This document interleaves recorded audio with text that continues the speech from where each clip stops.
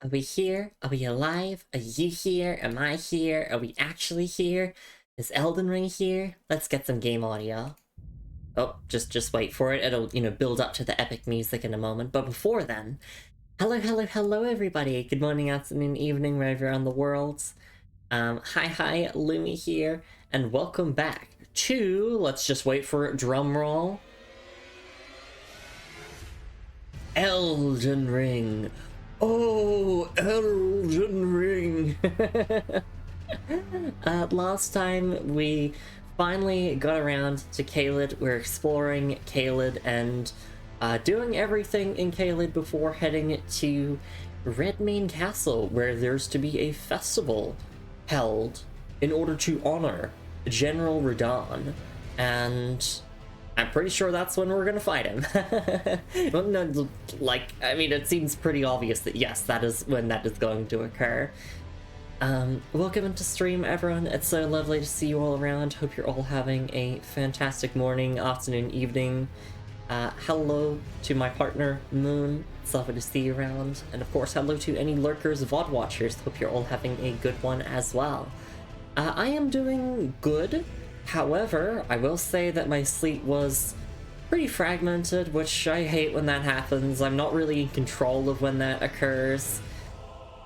So, right now, I'm still, gradually waking up. I'm sort of in that groggy feeling right now where it's like, yeah, I'm technically awake, but I'm not fully alert yet, so if I'm a little extra slow when it comes to processing information, whether that's item descriptions or whether that's chat messages, then there's your explanation why. But typically, I need about an hour or so stream time before my brain starts, kicking into full gear. A festival, says Moon? Like the song Magic Art Festival from Pokken Tournament?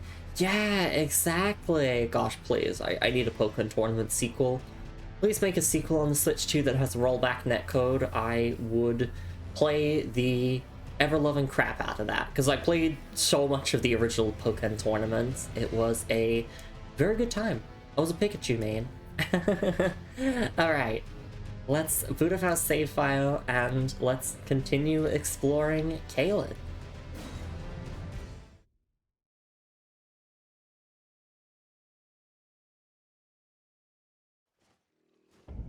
Here we are. So I do have my little checklist of things to do here in Caelid, and aside from the festival at Redmane Castle, there's only really two other quest lines to do here, and we're probably gonna run across those naturally. But if we don't, then obviously I'll make sure to look up where to actually go for those, and we can get those done. Because otherwise, yeah, today's stream is just gonna be focused on exploring. The Guidance of Grace has taken us over here, and then...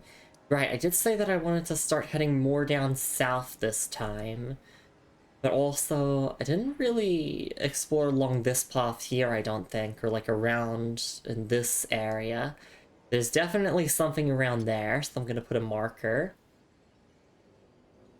And just a reminder, in case you're new to this stream series, we are doing an all bosses run of Elden Ring. This is also a 100% run of Elden Ring on a first time playthrough, so yes, I am referring to maps and guides and whatnot because there are a lot of things that are permanently missable in Elden Ring, including fucking up NPC questlines, which you don't actually need to do all of the NPC questlines for the 100%.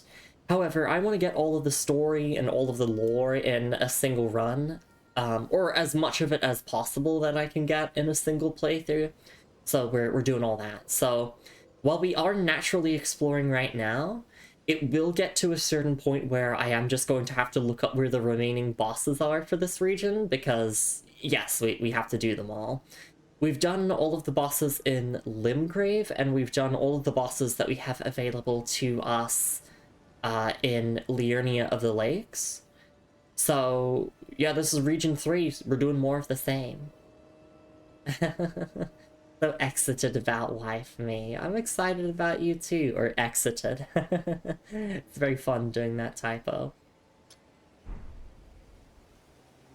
Alright, so yeah, I want to check out the swamp down here, which I can see that there is an imp statue there, and there's also the fucked up crow things. Praise the sorcery! Madness required ahead. Yeah, so I could actually just throw lightning spears. And maybe... Nope, that's not hitting. That is a shame. That is quite a shame. Well, we're gonna have to hop down. We'll just have to find a way to safely do that. But yeah, I want to explore this swamp area. Or like this central area, because we've just been primarily sticking to the roads.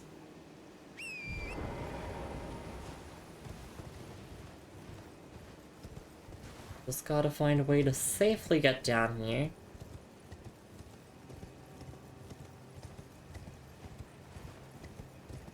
Of course, I want to gather a bunch of stuff along the way since, you know, there's a lot of unique crafting materials in this region. That is one angry dog there. They have red eyes.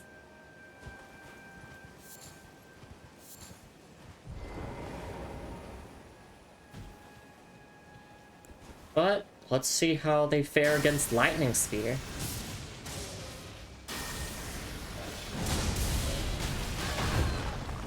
Pretty well against it, actually. Oh god, I jumped into that.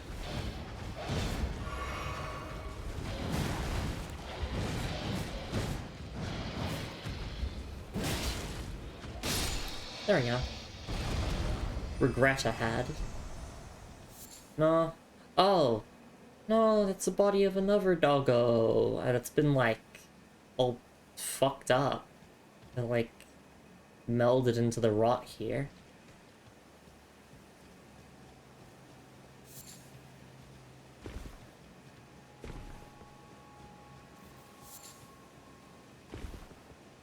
Oh, it's a skull.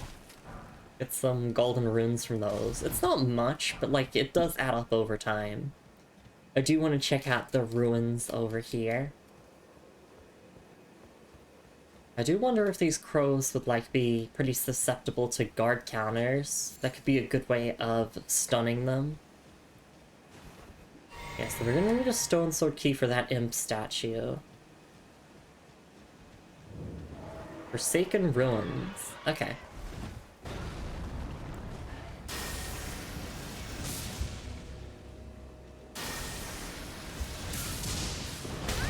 Ow.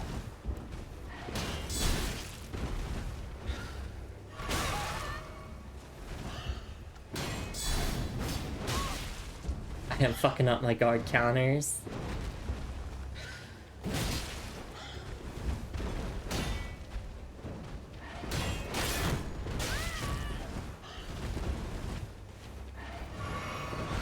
Alternatively, just good old jump attacks? No, those good old jump attacks aren't staggering that much. Oh, there we go. The post. Oh, what? Oh, what? Okay. I did hear the guard break sound. Oh, there we go. That's the first death of stream. Yeah, these things are pretty annoying to fight. For certain.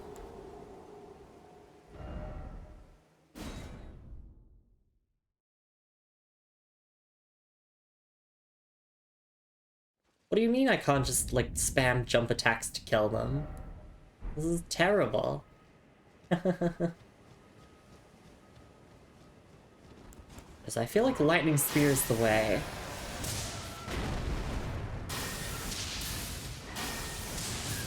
At least to get, like, a head start on that health bar.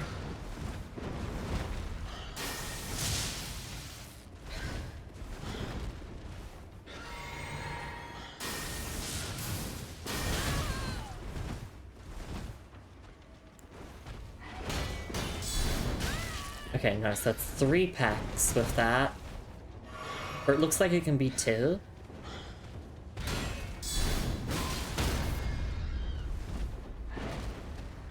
Oh, wait. Oh, it's faking me out. Is that what that is?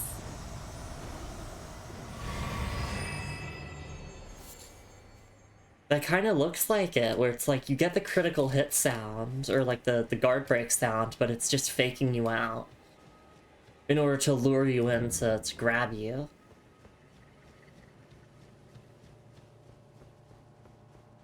If that is intentional, which since it's happened twice in a row, I think it is, that is very cool.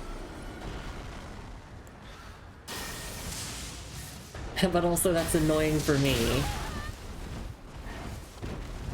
Does that mean I can't get a real riposte against you?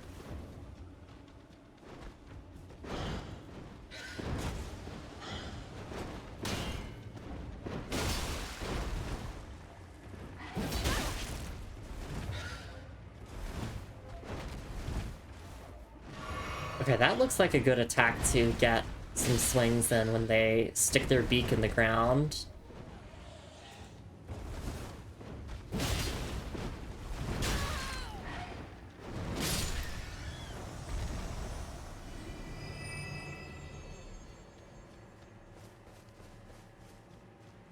Alright, let's take a look around the Forsaken Ruins. Armament ahead, therefore praise the sleep. Armament ahead. Okay. Thank you, players, for letting me know what my Stone Sword key would be donated towards. I appreciate it. I always appreciate more armaments, even if I'm not going to use them. I see, it's a trap.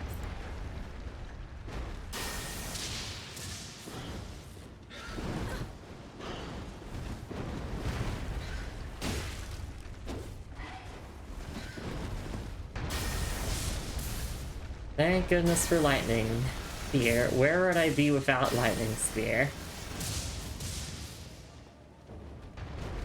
Alright. Just try a... Oh, nope. Just try and get guard broken. Yeah, that's what I meant to say, obviously. Your attack timings are just, like, very abnormal, which is, you know, kind of the point.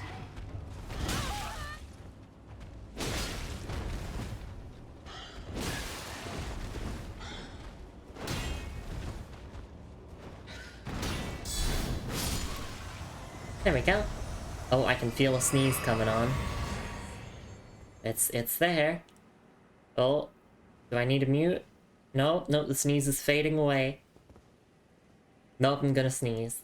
You know what? Screw it, I'm not muting for it. If I sneeze, then I sneeze. Light, oh light.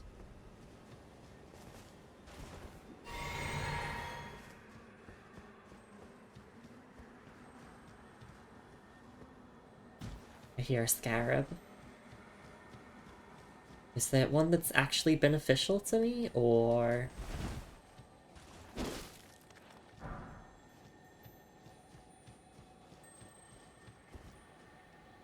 Oh, I think it's up here on...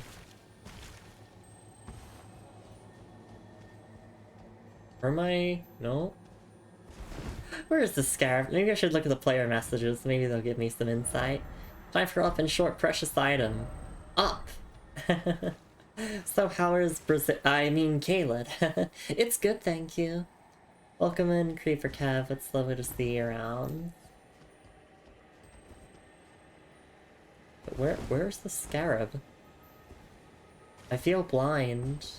Oh, there it is! Oh! I was trying to, like, go on the tree trunks themselves. I am so silly. There we go. Slumber Smithing Stone. Thank you for that, and thank you, player messages, for pointing that out. I would have been looking for quite a while had those messages not been there. But honestly, because I have, like, you know, been thoroughly prepared for Caelid, it honestly hasn't been as bad as, like, some people make it out to be. Kind of feels like a Blighttown situation with Dark Souls, where it's like... People hype up Blighttown as, like, the hardest area of all time, but if you're just prepared for Blighttown, you know, by getting, like, you know, poison moss and, you know, a good shield and all that, then it's really not as bad as people make it out to be. But also, considering the fact that you can just wander into Caelid at the start of the game, and also there is a forced teleport to the Celia Crystal Tunnel, Yeah, I can see people having traumatic experiences with this place.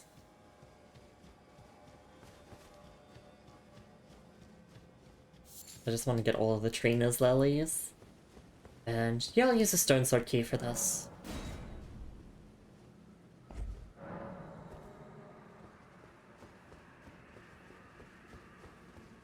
Oh, it's pretty dark here. I'm just bumping into the walls.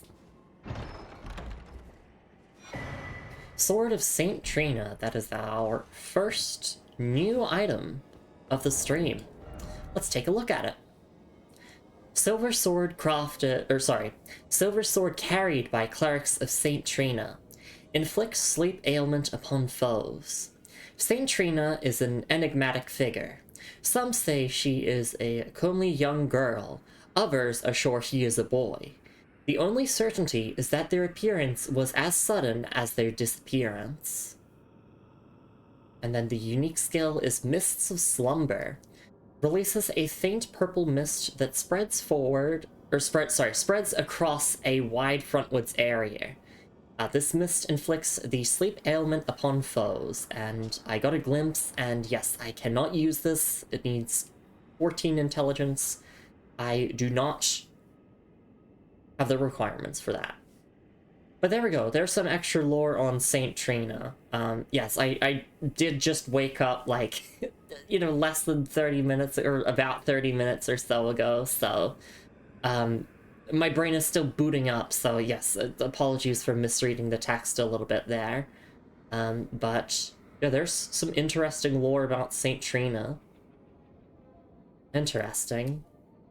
And Saint Trina's disappeared. Okay. Is Saint Trina gender fluid? That's the real question here. Alright.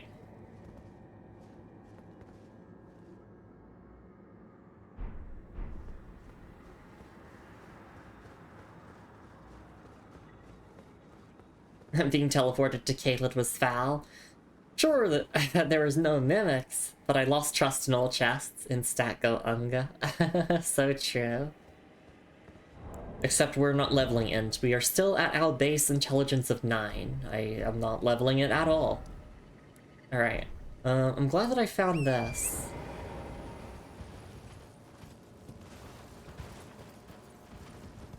Seven arcane, by the way. Yes, and I'm not leveling arcane either.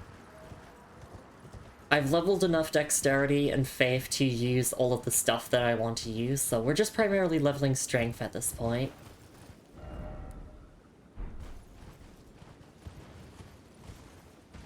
Yes, I want to check out, like, this central area of Caelid. And we're gonna get swooped upon. Oh, Arterial Leaf? Yes, please. I do actually want those. Please don't hit me. I just want to grab materials. Thank you.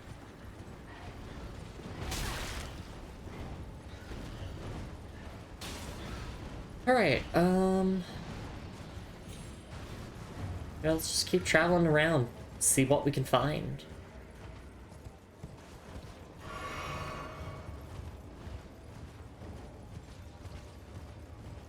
Where are we now? Oh, I'm still in combat, I see. Yeah, let me pull out the longsword and do some bloody slash gaming.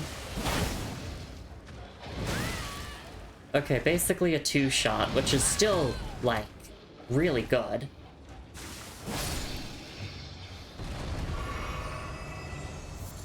Oh, I see the different animals fight each other. Oh wait, no, those are red mane soldiers.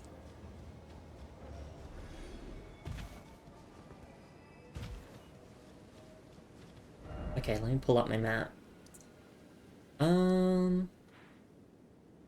We've just been through there.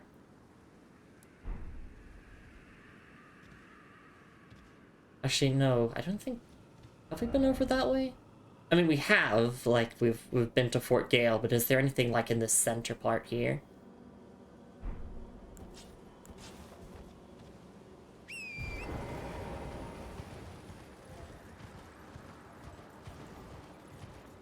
hello, Red Mean Knight.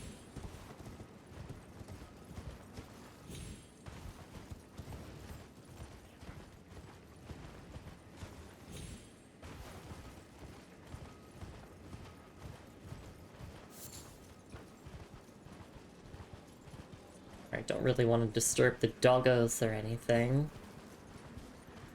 Okay, yeah, we've been over here, so let's just head to marker 1 now, which is like more so down south, which is where the Guidance of Grace was taking us anyway. Fort Gale was such a weird location. Some guy came out and asked me to hand over that thing, your Dark Soul? Yeah, I don't really get it either. What's a Dark Soul? Gwyn? Never heard of him. Come on, wake up, Tarnished! We need to restore the Elden Ring.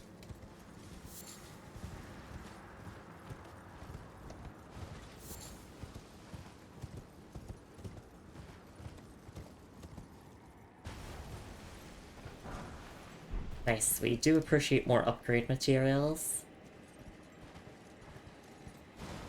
Alright.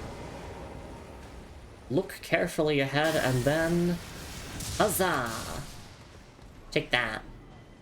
Oh, out of FP. That's fine. Okay, how far can I throw these pots? Not very. That's your answer.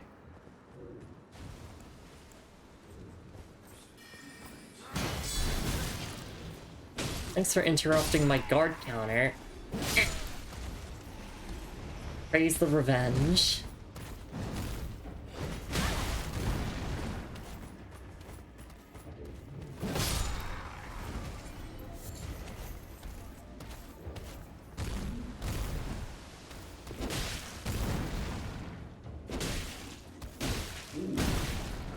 Wish I could just, like, lock onto the lower body of the pumpkin heads as opposed to the upper body, because it just leads to a lot of instances of hitting their armored head.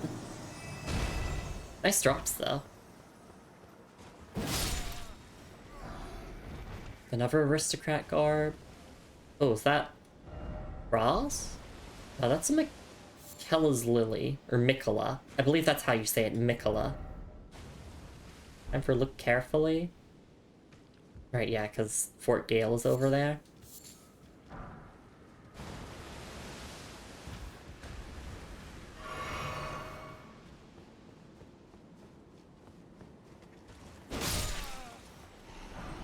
Oh, actually, I like the heavy sprint attack when one-handing. I do prefer horizontal swipes most of the time when it comes to weapon movesets. I also love the two-handed heavy sprint attack. Do a little twirl. It's good.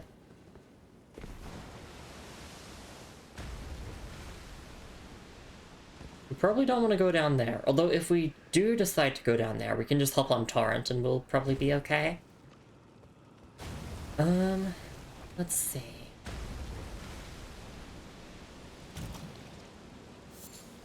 We go Aeonian Butterfly. We have obtained those before. Oh right, this is Scarlet Rot. But yeah, if we just sit on Torrent, then we will be A-okay. And the old Codger here can guide us to a new location. Oh, I lost sight of them. Wait, where'd the Codger go? Oh, there you are. Hello, Felix. It's lovely to see you around. I'll check your message in a little bit. But thank you so much for stopping by.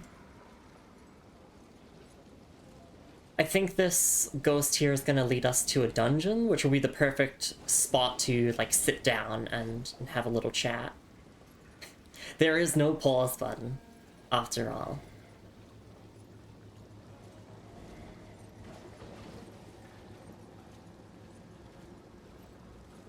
Just gonna wait for them to walk along here.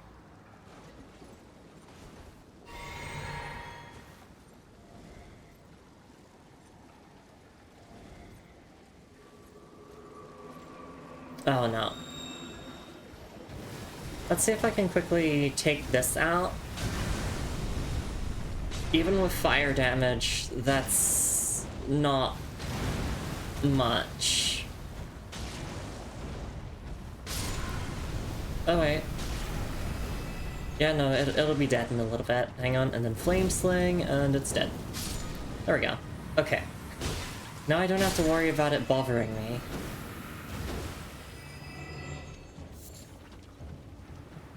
Oh, I see, and this is the dungeon. Oh goodness. Hang on, I need to get out of here, please.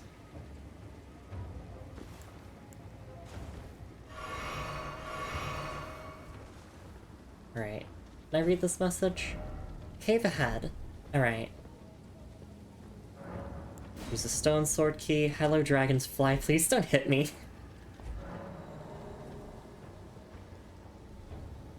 Okay. Let me just throw a lightning spear at it. There we go. Oh. Oh, that was just a blood stain. Jail Cave. Okay. Or Gale Cave. Jail. I need to touch the grace and sit down before the scarlet rot kills me. There we go. Alright, yes, let me look at chat now. Thank you so much for your patience. Felix says, hi, I followed you on Twitch because you were recommended by their streamers. You may like Option. I've been watching for a few streams now. What Souls game would you recommend for someone new to the genre, seeing as I've never played one before? And what game would you personally recommend yourself?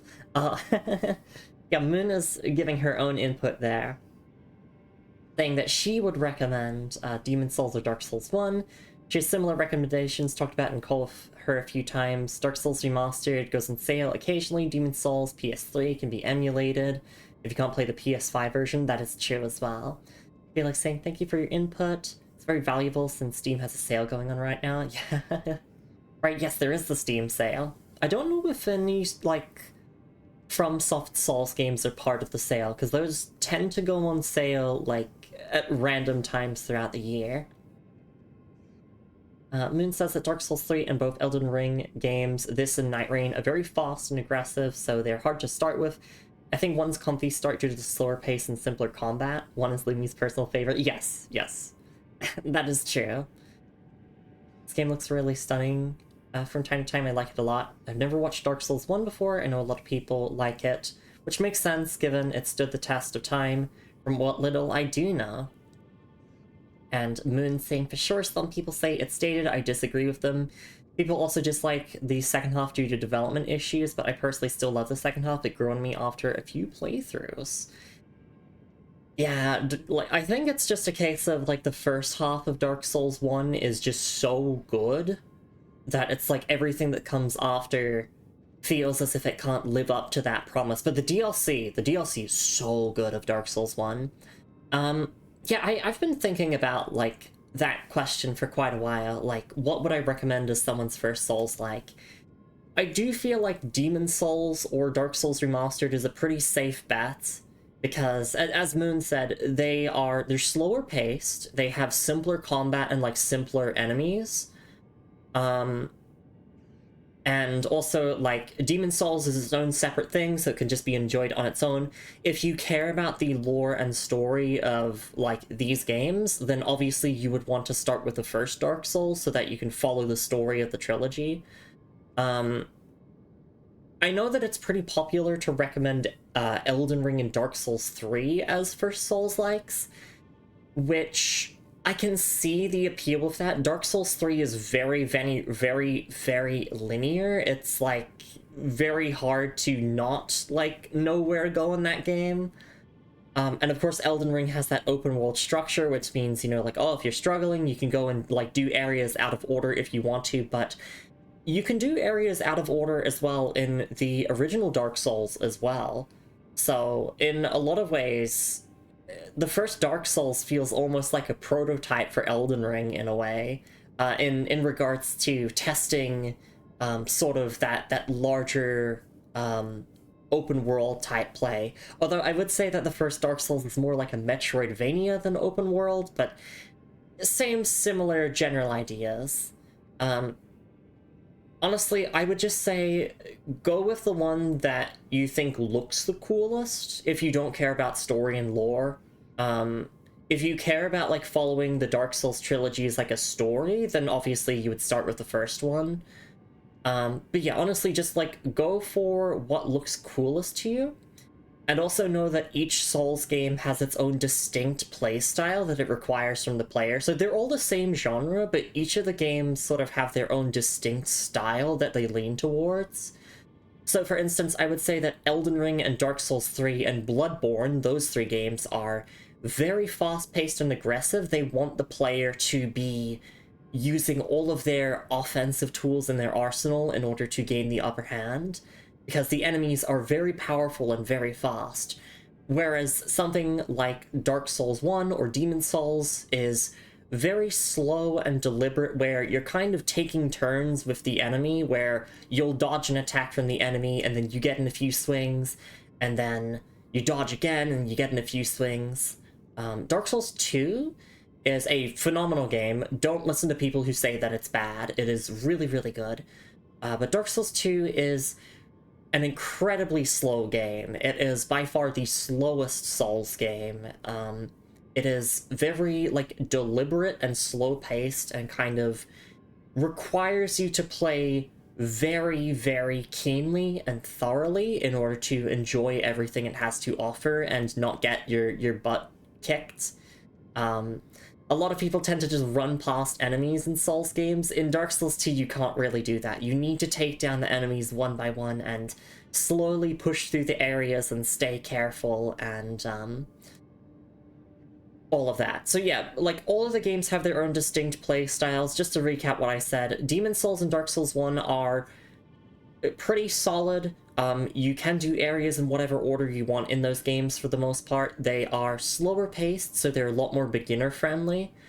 Dark Souls 2 is even slower paced, so if you want something that is like even slower than that and has more of an open world structure, I would say. Like, in a lot of ways, a lot of people consider Dark Souls 2 to be kind of like a proof of concept for an open world Souls game, because in Dark Souls 2, you're basically let off the hook as soon as you finish the tutorial. You can do Dark Souls 2 in essentially whatever order you want from the beginning, whereas in Demon Souls and Dark Souls 1, you know, there are some linear parts where it's like, you have to do this before this.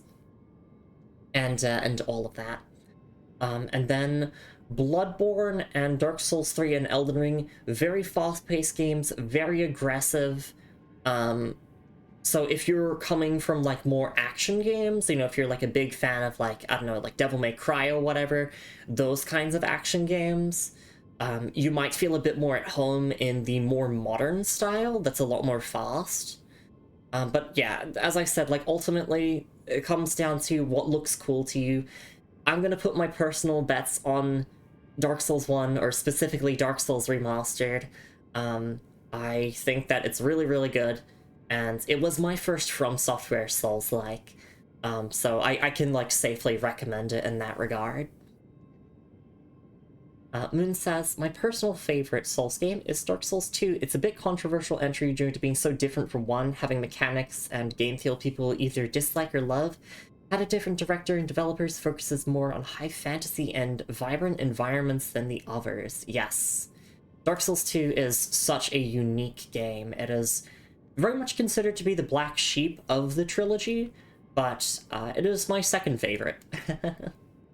Thank you for your input. Dark Souls 1 and 2, after listening to the both of you, sound incredibly appealing. I'll make sure to keep a watchful eye over their sales. Hope you do enjoy. These are games that can be very difficult to approach as a first-time newcomer, so never feel afraid to look stuff up online about the games. Never, you know, feel afraid to use guides and whatnot, because these games were designed to be talked about as a community. You recommend 3 if you end up loving them. Wraps up the story of the trilogy with satisfying payoff. Yes, and there's a lot of, like, fan service and references to Dark Souls 1 and 2 and Dark Souls 3, so it's very, very nice. Obviously, I'm loving Elden Ring, but if this was my first Souls, like, I feel like I'd be struggling, like, a lot. But yeah, that's pretty much just the input there. And obviously Dark Souls 1 is very accessible. You know, you got the original version on the Xbox 360 and PS3. You have the remastered version, which is like on basically everything. Just go for whatever version of it that you can get access to. I have it on both PC and Nintendo Switch, and I've done multiple playthroughs of it on both those platforms. It's been absolutely lovely. And yes, it is my favorite Souls-like, I would say. It's just, I don't know, there's something about the original Dark Souls that's just so charming to me, and I love it so much. Right, I didn't even talk about Sekiro. I've not played Sekiro, and a lot of people don't really consider it to be a Souls-like. It's more of like an action game from what I've heard, but I have not played that yet. So I can't weigh in on that. And of course, there are a bunch of other non-FromSoft Souls-likes that will probably be on sale right now at the Steam sale. Recently, I finished playing Another Crab's Treasure, which was really, really enjoyable. I know a lot of people recommend Lies of P. I don't know how hard that game is, but Another Crab's Treasure was, like, generally pretty easy, I would say, and it does have accessibility options as well if you want to make the game easier. There's also Code Vein. I have played Code Vein. That's a very anime Souls-like. It's like anime vampires. It is like designed around multiplayer and co-op, so it's a bit easier in that regard. But gosh, do I not like the writing of that game very much. It's a fun game, but it's it's also not the best in terms of the writing aspect. Alright, I think that's enough yapping for me. We should probably explore Jail Cave. That is so confusing to me, because we have Fort Gale, and then we have Gale Cave, or Jail Cave. For a moment I thought that I had misread Fort Gale, but no, they just have slightly different names. Alright, let's do this dungeon. Be wary of trap. Treasure chest ahead. Is it an actual mimic? No, it is not a mimic, but it is booby-trapped. Be wary of trap. Oh, it's not. It's just a rune arc.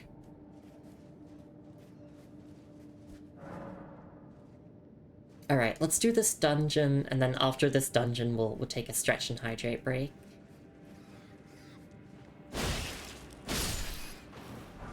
But yeah, thank you so much for asking about that. If I ever get around to playing like a bunch of other Souls-likes, which I will at some point, I'd love to make like a YouTube video discussing like my personal recommendations for a first Souls-like. Because I think that could be fun. All Souls games are on sale. Also, you're welcome. Thank you very much for taking the time to do so. Of course! I think Elden Ring is an absolutely fantastic game. I'm absolutely loving it. And this game actually does have one of the best tutorials that I've seen in a Souls game. But I'm not sure, like, how it would be for a newcomer. I don't know, because, well, obviously, it wasn't my first Souls-like, so I'm not sure. You don't have the right, oh, you don't have the right. All the more you don't have the right, you don't have the right. Yeah, I can't open that. Damn.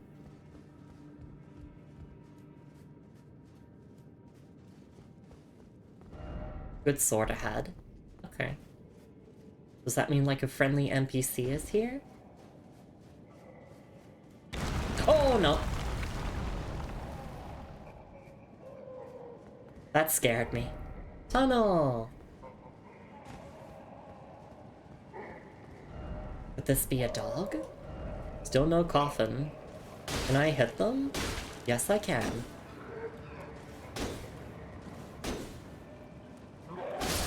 I could just hit them through here.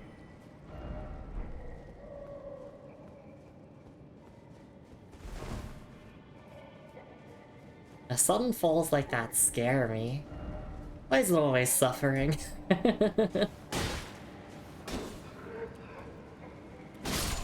Oh, and of course, if you, like, ever need, like, any tips or recommendations for, like, how to play a Souls game, You know, there's me and many other people online who would be willing to help, because, as I said, these games are meant to be discussed online. As you can see, I'm playing online here in Elden Ring, and people can leave messages behind like this in order to help out other players. And that's been a feature in the Souls games since... was it Demon Souls? At the very least, I know that it was in the first Dark Souls.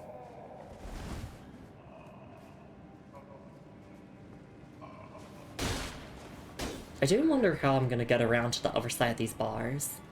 Demon Souls had player messages. All those messages were just from the game developers. I didn't know those were left by other players. Yeah, so... as I said, Souls games are kind of meant to be, like, played and discussed as the community, so that's why the games themselves actually have these features to facilitate, you know, giving advice to each other, or, you know, making jokes. And I've found that it's been really helpful. A lot of the player messages have actually pointed out things to me. And occasionally you can see the silhouettes of other players just walking around the game. It's very, very cool. You can play offline if you want to, of course.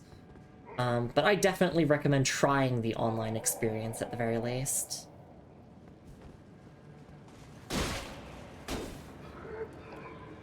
But obviously, if online requires you to, you know, have a subscription to, like, Xbox Live or PlayStation or whatever, then, and you don't want to pay for that, then that's totally fine as well. Behold Sinner. Some of them are, but the death messages are pretty rare, usually at the beginning of the game, during a very unique area, or in DLC expansions, yes. There's typically, yeah, developer messages to serve as like a tutorial that tell you what to do. And then from there on out, you're on your own. Well, you know, and other players. Be wary of down, and then be wary of right. So yeah, all of these messages that I'm reading are actually from other people. And I can leave my own messages in the world if I want to as well to give advice.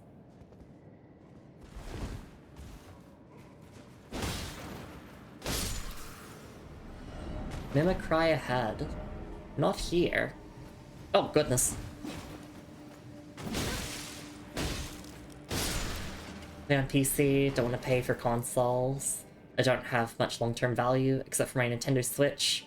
He's been through a lot the past 7 years I've had them. Okay, yeah, that makes sense.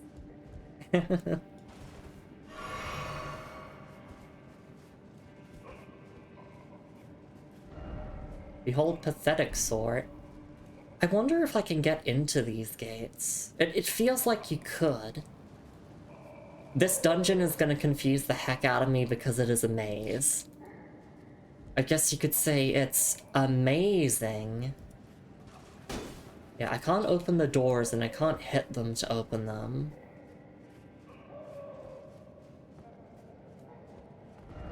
Praise the so lonely.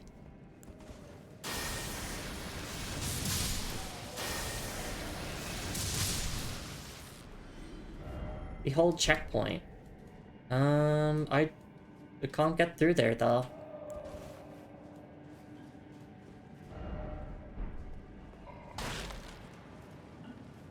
Or maybe I have to, like, let them open the doors? I feel like someone would leave a message if they could do that, just, like, telling you that.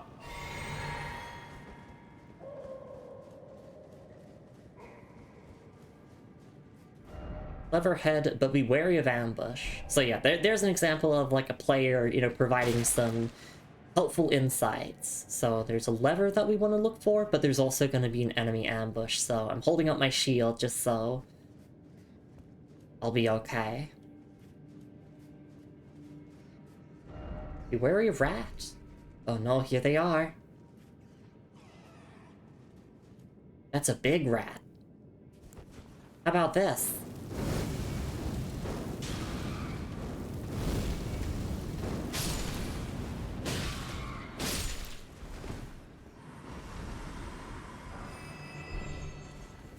There we go, turtleneck meat, a bunch of goodies.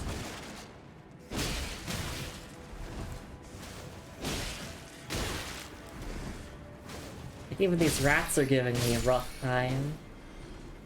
Okay, I got them all.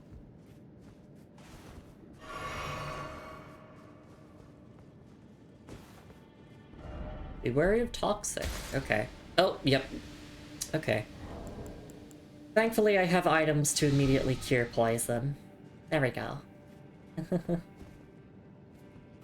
Oh, where are we now?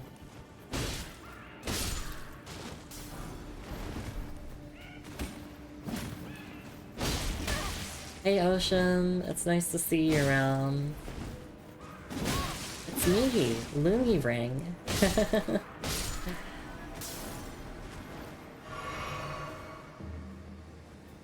We ran into something. Someone being toxic.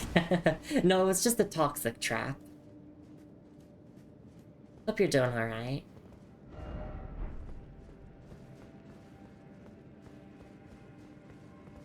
Oh, is this a mimic?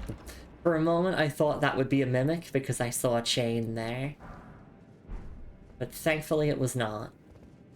Was that a hidden wall? No.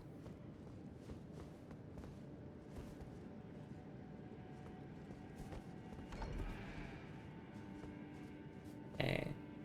Oh, I see, that's a shortcut, right, because that's where we started the dungeon, and now if we head up this way, to where this supposed lever is, we'll be able to open all the doors. Overhead, and then time for riot. Okay. Just want to see, is there anything else to find here?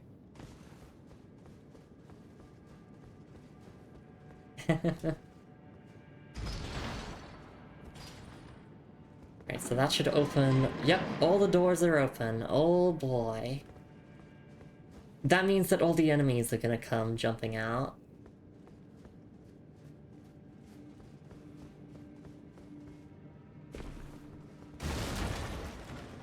I guess I could just jump down here. Or go out the door.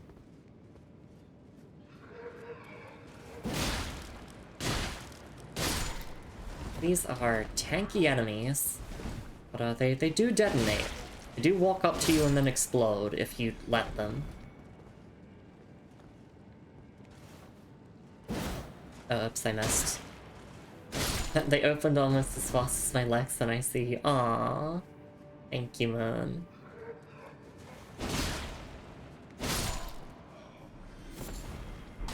Got an old fang, pillory shield. The stocks!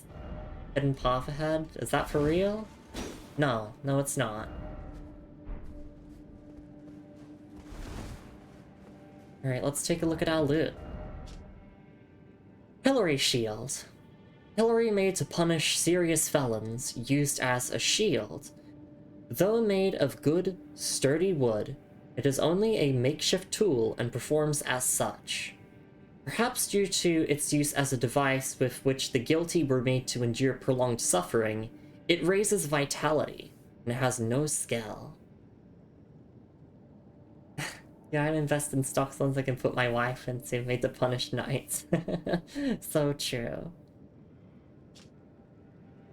There we go.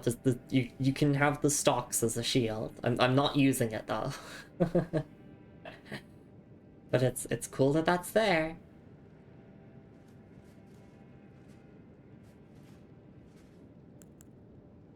But also interesting that it raises vitality. You're not using it because you prefer it uses you. Alright, you got me. You got me.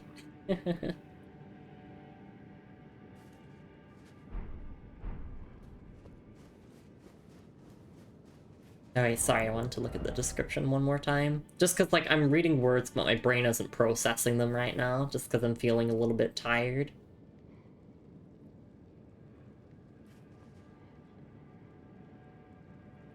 Alright, okay, yep, there we go.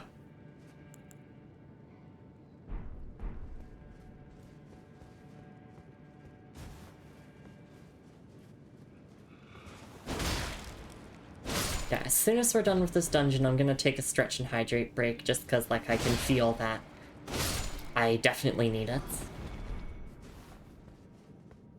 Incredible Elden Ring loot. Alright. Just want to make sure that I check everything. Ross.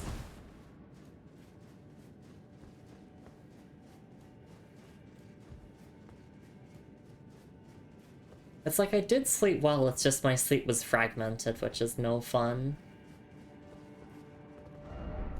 Buffering ahead. I don't actually remember either, like, which ones I've been into already. So this is gonna make navigating hell. I have the memory of a goldfish right now. Where you're down. Oh, right. Is that gonna kill me? No. Oh, I see. This is where we started the area. Right. Okay, okay. I might have to just lock in and devote all of my energy to navigation. Just for a little bit. Just so I'm not wandering these tunnels for like the next 10 hours. Alright, so this is where we started. We fell down here. We've been that way. And we've been this way. Okay, so yeah. We just have to go straight ahead. Okay, and then we did get everything up there, right? I'm just going over everything again, making sure that I remember my surroundings this time.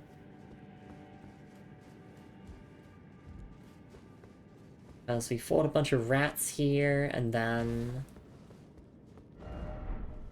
there was a liar head message.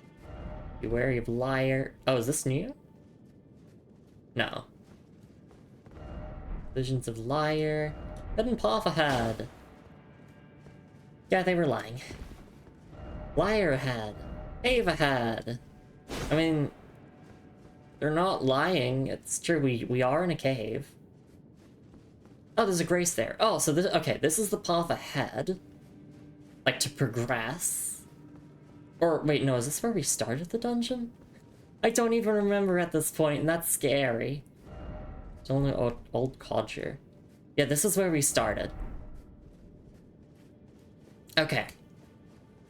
I think I have a better grasp of my surroundings now.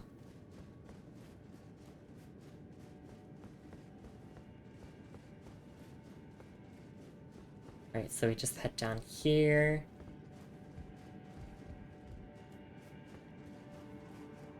And we can go this way. What's this one say again? Victory head? Okay. Why is it always rat? Alright, we go through here. We head straight down the path. And we don't go that way now. Instead, we can go this way? Oh no, this is where we got the Stalk's shield. Yeah, see, this is why I don't like being groggy at the start of streams, because then it's like I feel as if I'm just spending way more time than I'd like to navigating. And just trying to remember where I've been.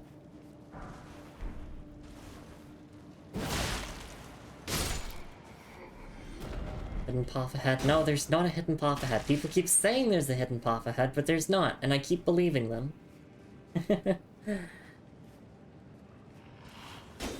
Oh. I see. They explode. And I don't like that.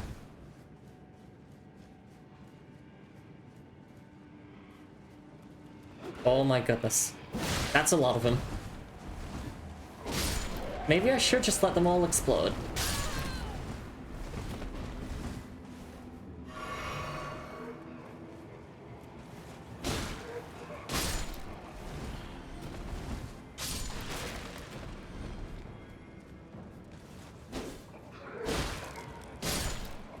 Let's just clean up all of these enemies so that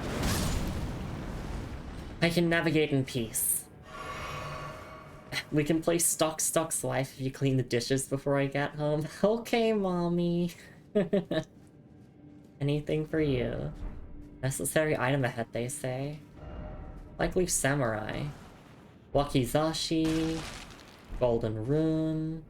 Hidden path it's not a hidden path. And a stone sword key. Alright, let's look at the wakizashi, which is a dagger. Short sword with a tempering pattern on the blade. A weapon unique to the warriors of the Land of Reeds. Afflicts targets with blood loss. These swords are considered auxiliary weapons. Yet, one man is known to wield this weapon in his left hand while using a full-size katana in his right. A demonic swordsman known only as Okina. And the skill is Quick Step. Skill prized by the crafty and fleet of foot. Perform a quick step maneuver that allows for circling around lock-on targets. We do have the stats to use it. Yeah, it's just a dagger katana, essentially.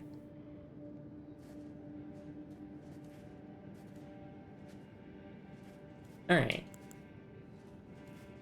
That's the first time we've heard of this Okina character. We'll have to keep that in mind if we, like, actually get to meet them later or not, maybe. Who knows? We'll have to see.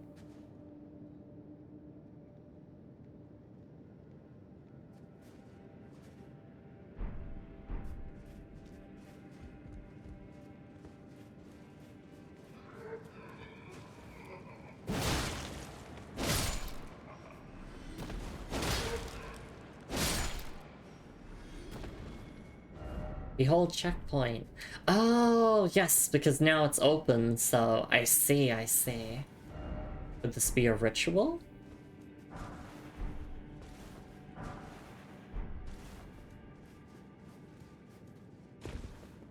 And then... Oh, I see. It continues deeper down. Oh, I don't want to do that yet. I don't want to do any drop downs until I've explored this section. Like, until I've explored it thoroughly, I mean. Don't give up, skeleton? Oh my gosh, it's the classic message! Yeah, don't give up, skeleton! That actually makes me really happy seeing that message. It's like an old friend. Okay, yeah, so we got that. I despise having to explore tunnels like this. It just messes with me so much. Why is it always pathetic sort? You know, don't give up, skeleton. I already saw that. Already rated it up.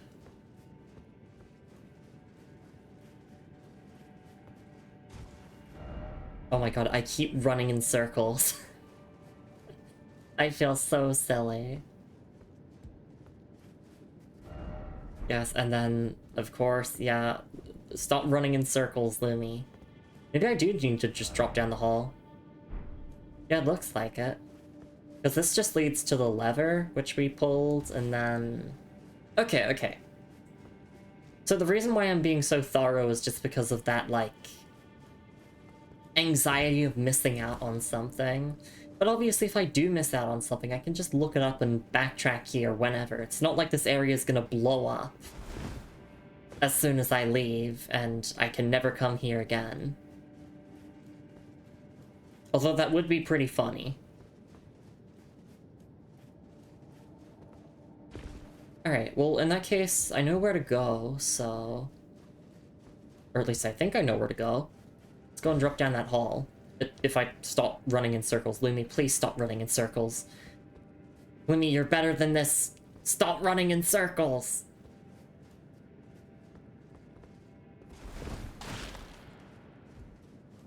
Let me go here.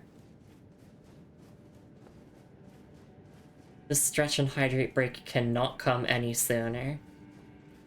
Because I'm gonna need it after struggling to navigate like this.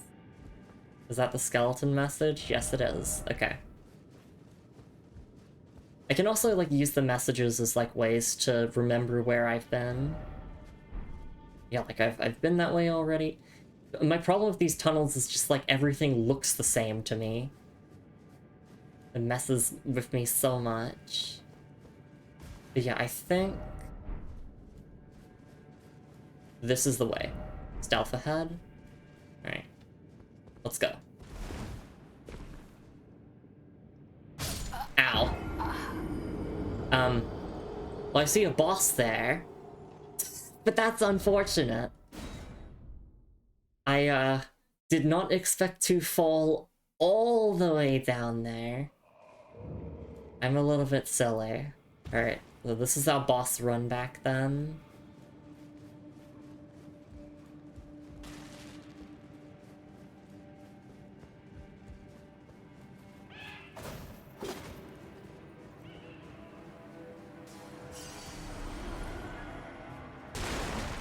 Alright, let me turn on lamp. There we go. Okay, I can actually see the drops now.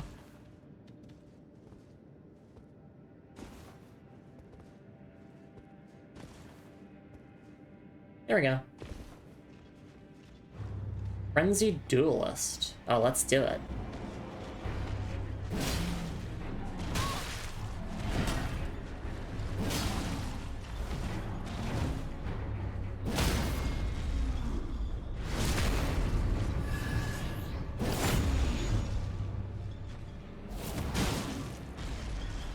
And charge heavy, and you're done.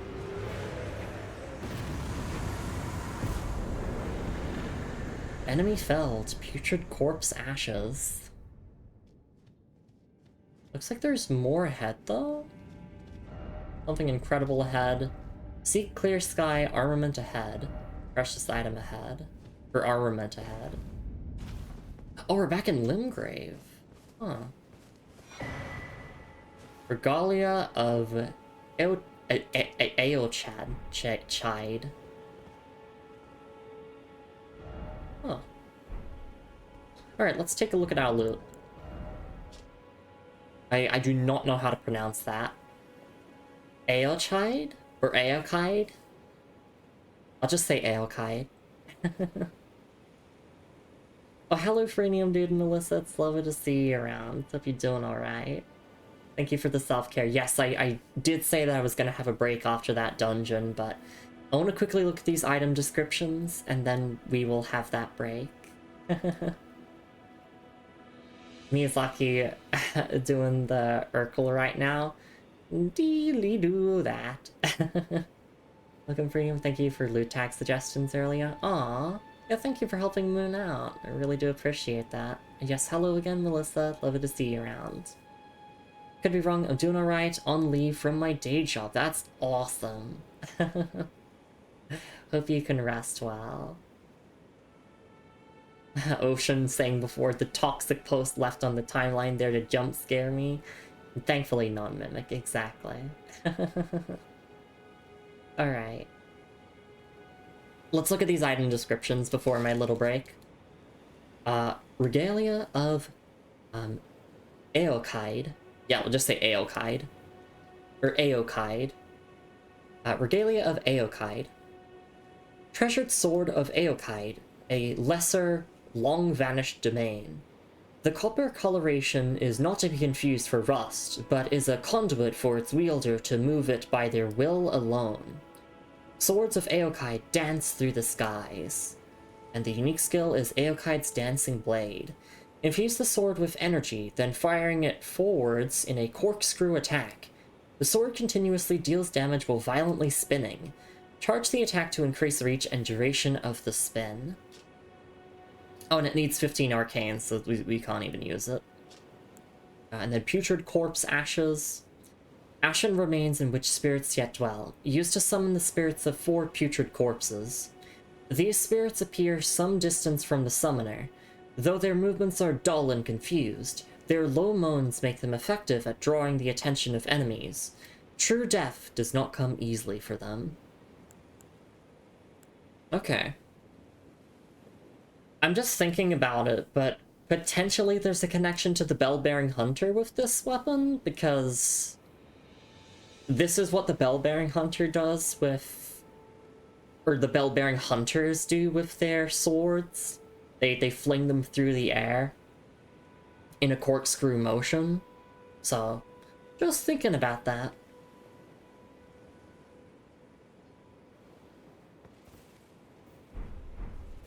Alright, let's head back. Let's go to the Grace. I don't know if we can level up or not, but we're gonna have a break. I very much deserve it. Just to get my energy levels going again, I would say.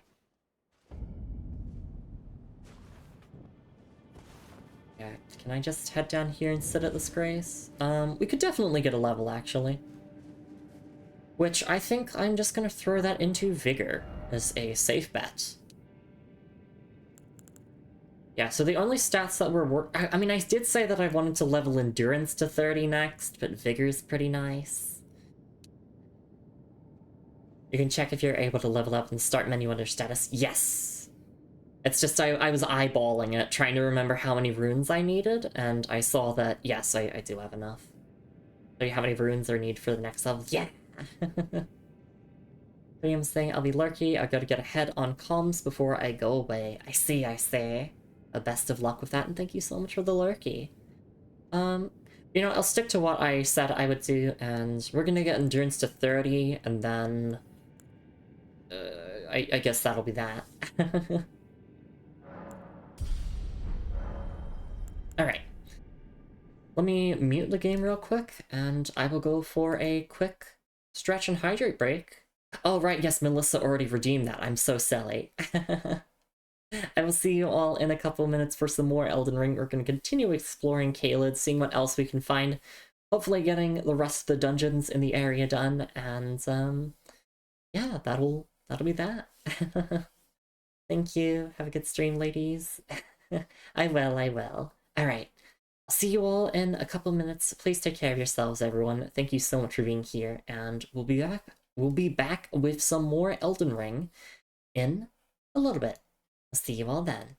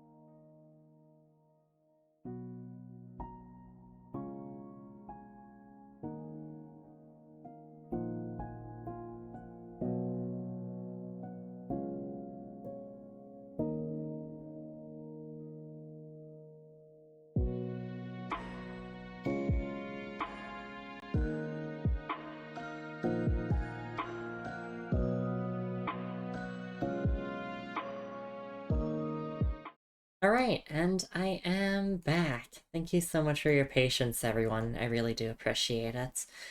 Okay, I feel a little bit more awake and alert now. I absolutely needed that stretch and hydrate break. And hey, Julie, it's lovely to see you around. Hope you're doing alright. Alright, so we just finished the jail cave, not to be confused with Gale, and we're just gonna continue exploring Caelid now. Just out of curiosity's sake, though, just because we were making a big fuss about it, let's see what the pillory shield looks like when it's actually equipped and used. That... Oh, I see, so yeah, it does boost vitality there. So basically our resistance to Death Blight, which is very nice.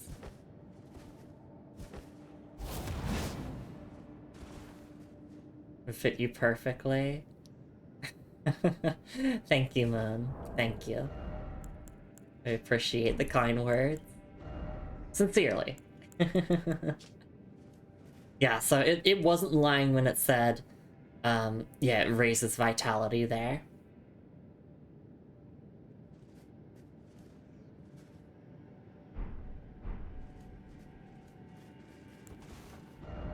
Alright, let's head out of the cave and back into Caelid. Or Cavelid, even. I'd say that was worth a stone sword key. I mean, we have to do all bosses. Because I said that I wanted to do all bosses. Right, where do we go next? Just more down south, I guess? There's some ruins here. There's also a map. There's a map we can get there, so I'll mark that as like a secondary objective.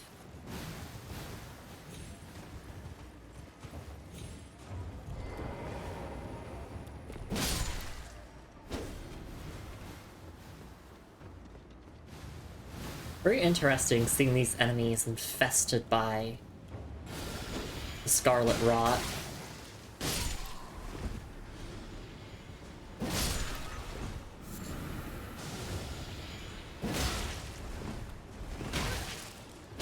Right, because those are like the tree guardians, right? Actually, no, they seem to be a different species entirely. No precious item. Sadly not.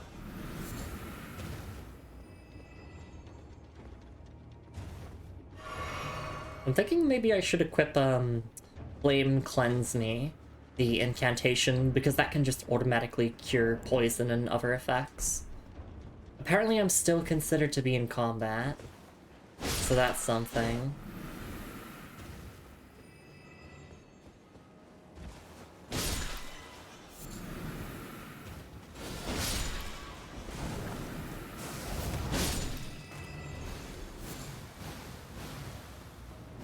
Giant Hunt is a pretty fun skill. I like it. Alright, now that we're out of combat, I was just thinking that we should make some of these, and we can make some of these. Oh, and also make some more fire pots. We always gotta have fire pots. How am I meant to survive without my fire pots? I honestly haven't used rainbow stones in quite a while, so I'm thinking I should just swap that out with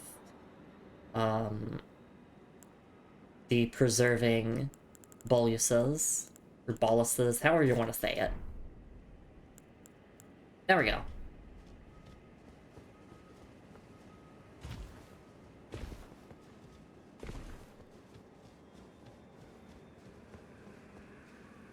Oh, these creepy insects. I remember we ran into these like super early into the playthrough when we got teleported to Caelid. And we could barely do damage to them.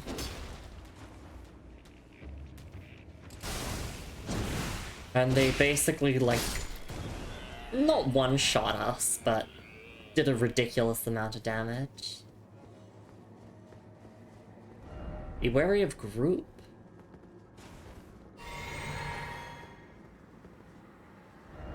Be wary of prawn. Get them off my screen, I will. I'll kill every last one of them for you. Try Fortnite. Oh, yeah. Oh, that's a lot of them. Yeah, if you don't like creepy, grotesque bugs, then do not look at the screen for a while. And you'll know when it's safe when I breathe a sigh of relief.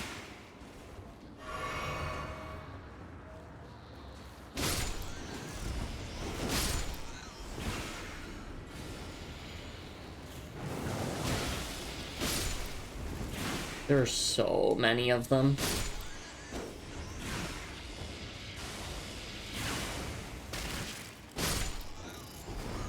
I'm so focused on killing them that I'm not really, like, looking at them close up, which is good.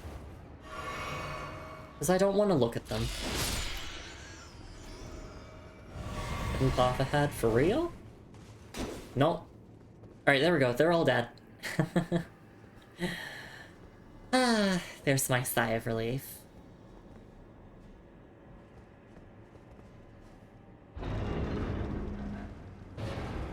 No trap ahead. Here again. Liar head. I'm just rolling away just in case it was trapped. Meteoric ore blade. Ooh. Katana forged from meteoric ore to dispatch life forms born of falling stars. Deals magic damage. The blade is weighty, known to deliver slashes of such ferocity that the impact is said to resemble the crash of a falling meteor. And the skill is gravitas. Skill originating from the Alabaster Lords, who had skin of stone. Thrust the armament into the ground to create a gravity well. In addition to dealing damage, this attack pulls enemies in. Unfortunately, it does require intelligence, and we do not have that intelligence, so we are not using this. But it is very cool, and I like the lore of that there. I'm just looking at the description again, just so I can memorize it, essentially.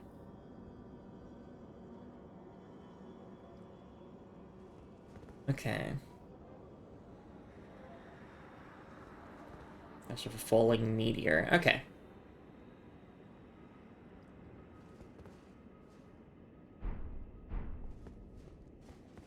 It says I have insect phobia. If bugs look cartoony, not realistic, they don't bother me. Elden Ring bugs are either too realistic or have too many legs. Funny thing is, centipedes don't really bother me in real life. They do in games if they have enough legs. If a tiny moth flies at me, I will duck and cover my face. Well, I gotta do my part then. Kill every last one of them.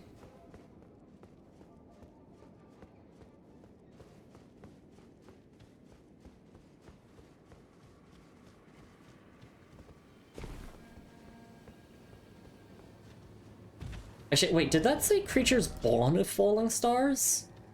Yeah, I'm just thinking about that. Like, huh. Okay.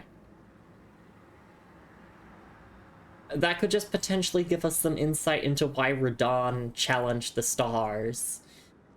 Potentially because he didn't want to deal with more, like, star-born creatures. Who knows?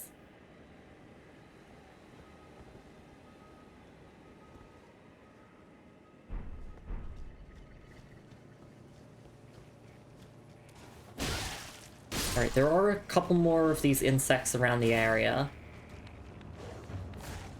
But don't worry, my lady, for I will dispatch them in but a moment.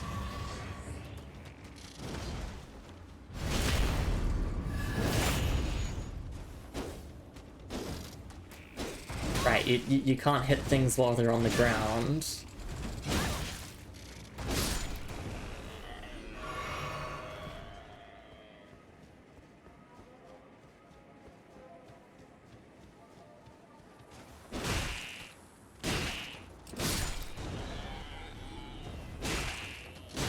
We're still fighting a bunch of the insects, but I think these three, or now this single one, is the last one we need to defeat.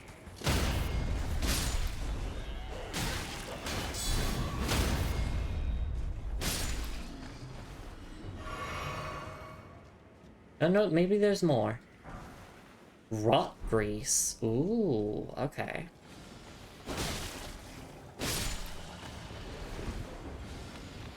I don't see any more of the shrimps around. Or the prawns.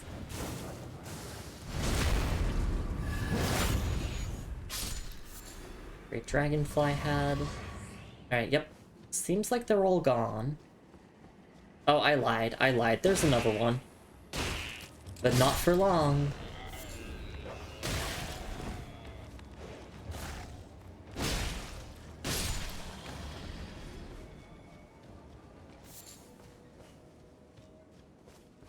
Okay, what's the name of this place? Caelid Waypoint Ruins. Okay.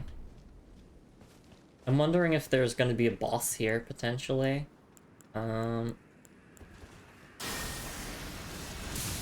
Goodbye, bugs. The AoE damage is pretty nice on the charge version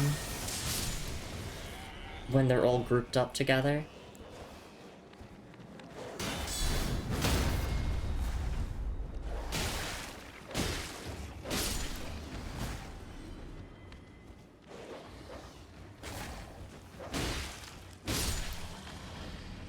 There we go.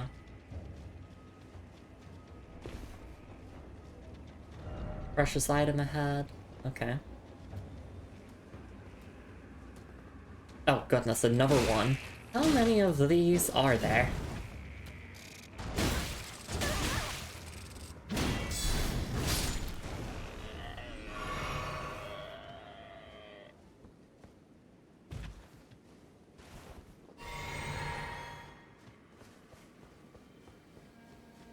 I feel as if the meteoric ore blade was like the main thing to get from these ruins, but obviously it's just, I don't know, I have a hunch that there's a bit more than meets the eye to this place. Like there might be a boss here, for instance. Anything up here? Doesn't... Oh, actually, potentially if I don't fall...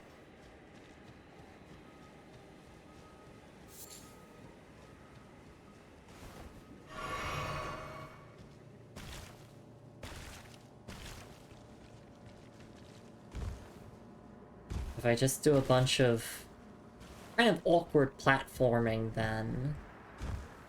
Oh, no, I'm fine. No,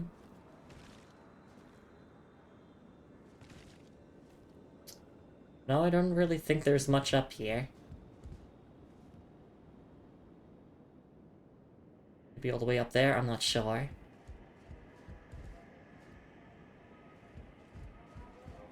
Let's just, like, keep looking at the waypoint ruins. I want to see if there's anything else here.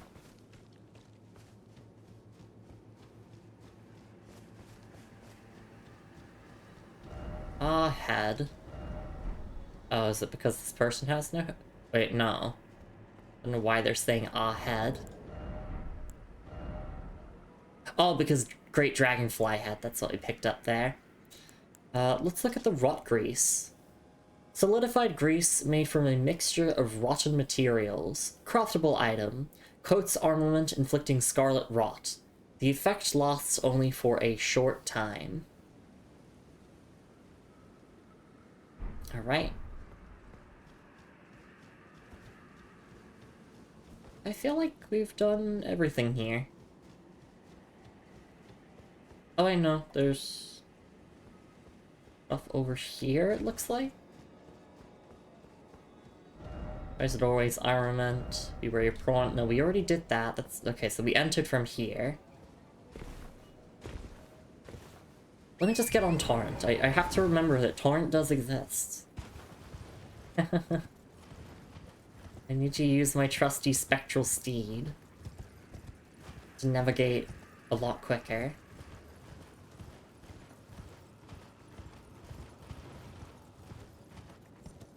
It does seem as if that I've found everything major in these ruins. And if not, then I can always backtrack. Alright, well, let's move on from there then and just keep heading down the road. Or maybe back to the swamp area? Because we did kind of go down there, we followed the ghost, and then we did the dungeon. I wonder if there's anything else around these parts.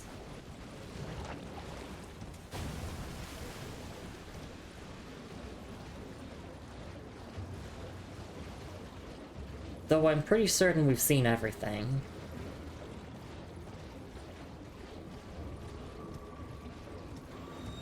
Yeah, because we went over here, and then... Yeah, okay, we've seen everything. What does this one say? Look carefully, required ahead. Yes, because you might miss out on that dungeon.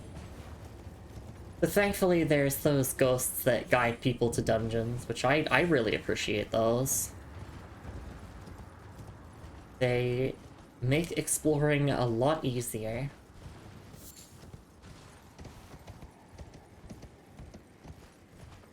And it's not like the game does that for every single dungeon, it's just like a couple of them they point you towards. I see Grace. Oh, Grace. I long for your blessing.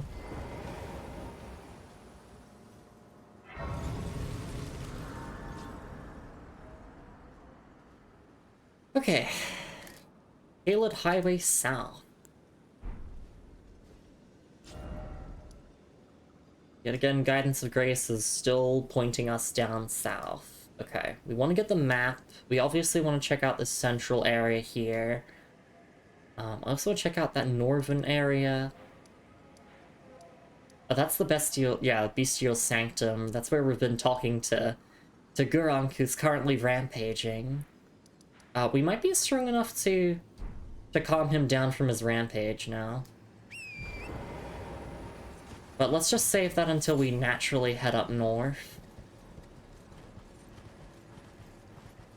I see a church there. We can go there. Oh, shit! That's a dragon. Decaying Exikes.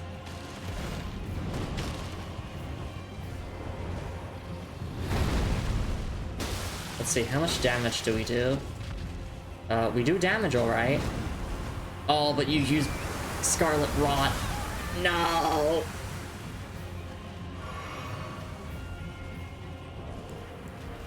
No, use this.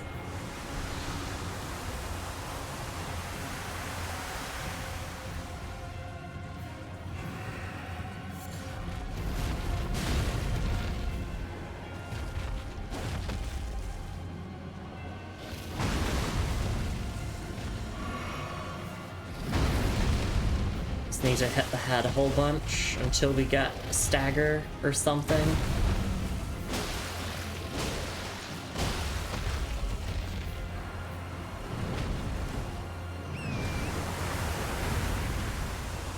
I feel like you only have a split second or two to hop on Torrent to get out of the way.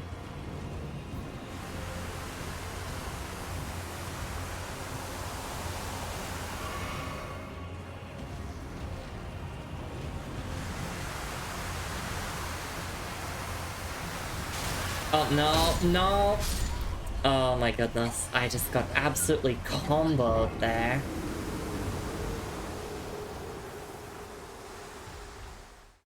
Alright, let's equip Flame Cleanse Me. Now's the time to do that. So we just have to go here and press Memorize Spell, and we just want to look for Flame Cleanse Me, and also something to replace. I don't need Black Flame Blade. Sadly, it's pretty bad, so... Flame Cleanse Me. There we go.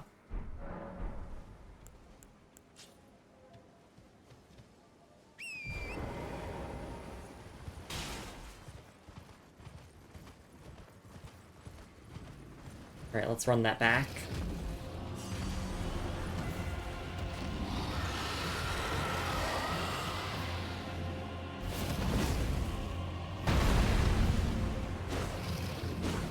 Oh no, I'm whiffing.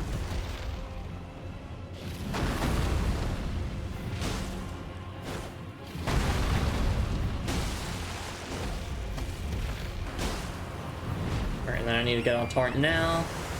Oh, wait, you can... Right, you can move while calling Torrent. I forgot about that. You don't have to sit still and call Torrent.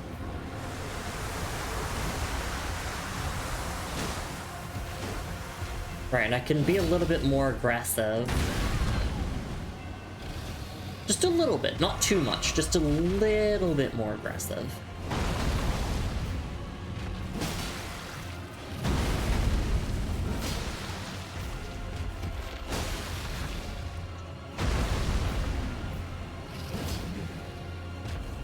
Me when I miss my jump attacks.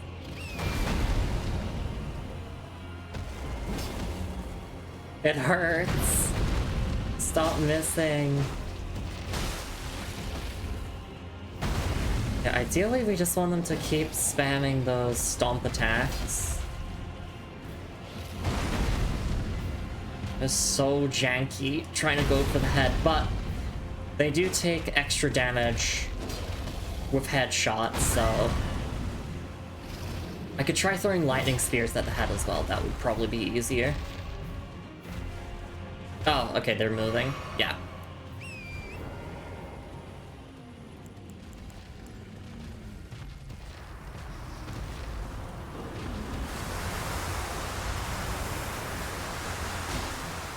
There we go. I got my talisman, or my sacred seal.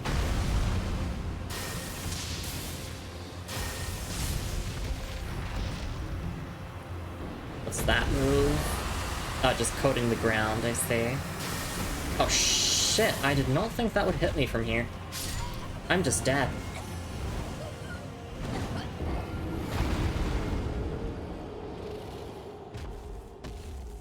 I thought I was far enough away, but no, I gotta get, like, out of the entire area when that happens. I think I can take this boss. I think I can beat it now. Obviously, like, you don't have to. It is an optional boss.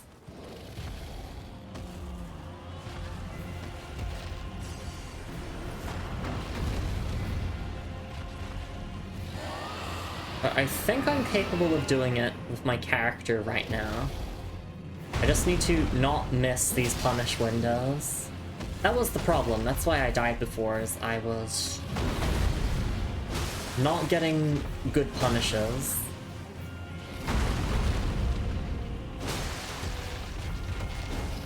But if I just focus on landing one hit at a time, as opposed to trying to just mash attack, then everything will be okay. I say as I miss. No, I'm just dead. Wait, no. Flame cleanse me, flame cleanse me! No, I'm just dead.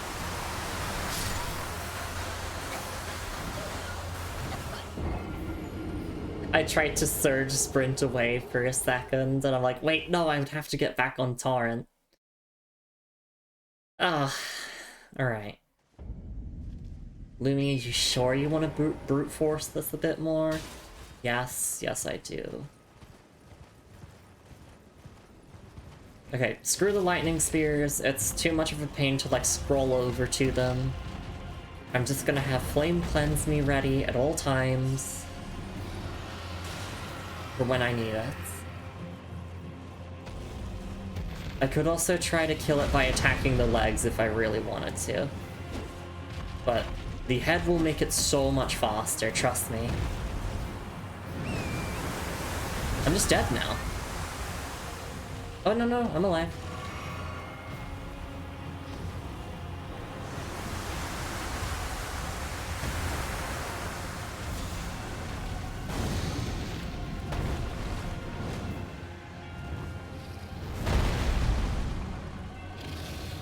Where's your head? Seems I was not locked onto the head before.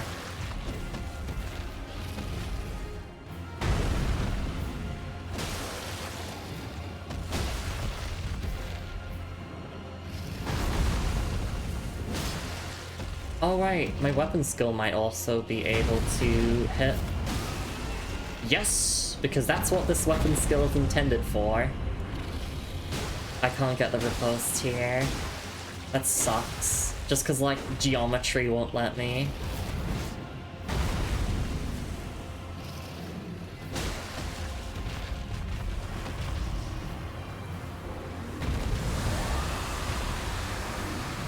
Just roll away, roll away. I'm dead, yeah.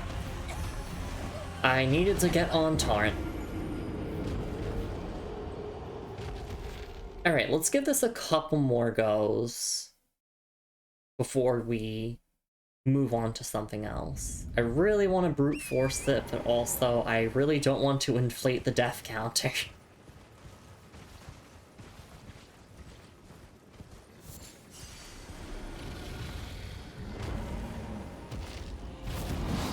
We could also equip some stuff that helps with Scarlet Rot, like resistance to it.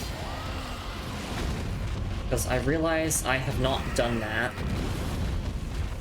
And I should have some talismans that help with that.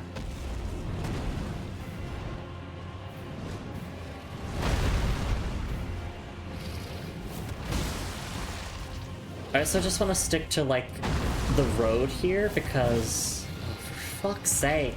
Because the geometry is so annoying. I'm just dead now, aren't I?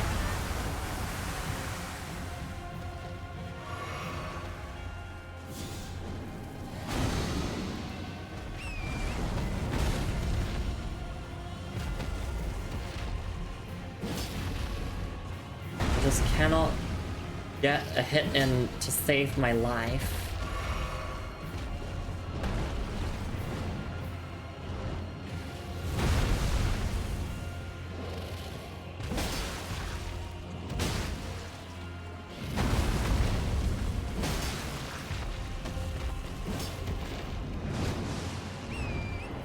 I'm just gonna move.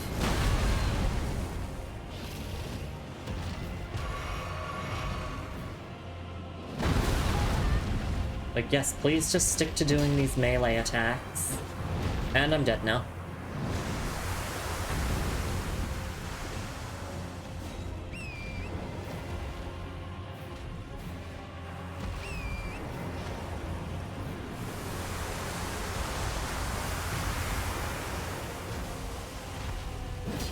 Oh my god, I hate the geometry so much.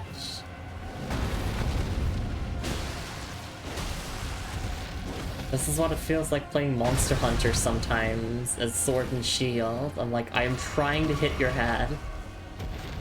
And you are just not making this easy whatsoever.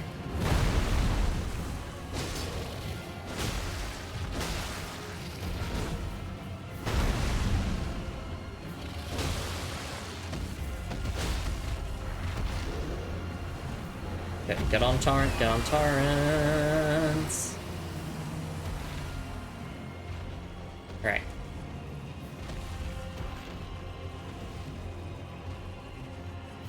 If we can just get a riposte, that would be so huge.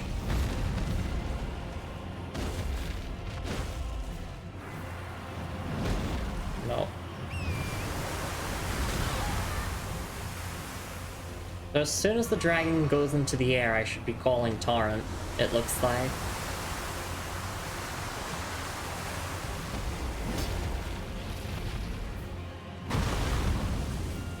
He's just... okay. Oh wait, I'm inflicted with Scarlet Rot. I am gonna die unless I cure this. Which I don't think I have the time to. I have to drink this, and then I have to swap to this, and then I have to use this. Oh no, I did it. Somehow.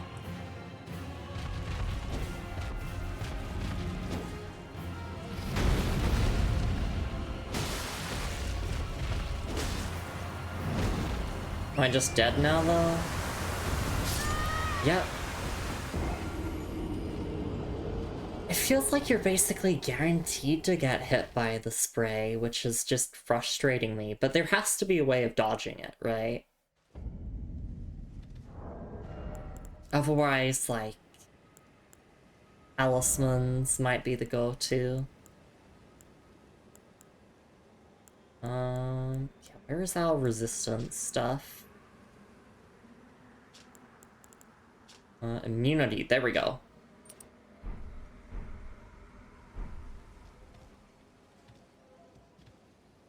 Also, have I actually been adding those deaths? Yes, I have. Okay. I've just been, like, so focused. Hopefully my muscle memory of pressing the death counter has been kicking in.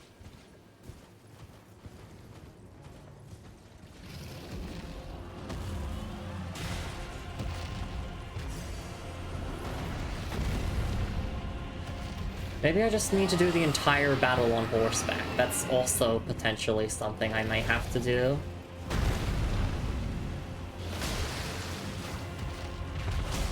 Which I don't really want to.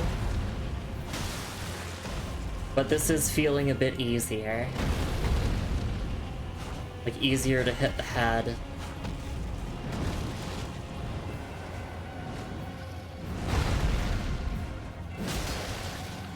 But I'm a stubborn bitch, and so I will keep trying.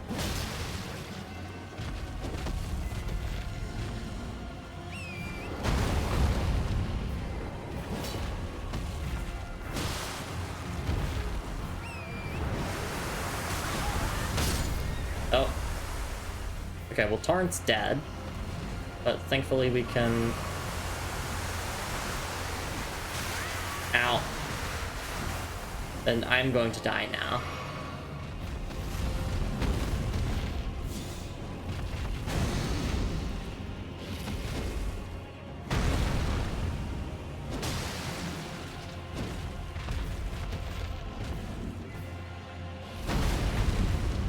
This might be my least favorite of the dragon fights so far, just because, like... it feels just very janky. Fighting in this terrain.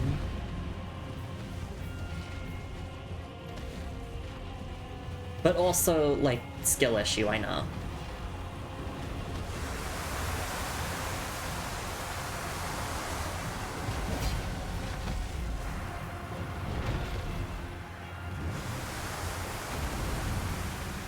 Oh, actually, regular sprinting helps there.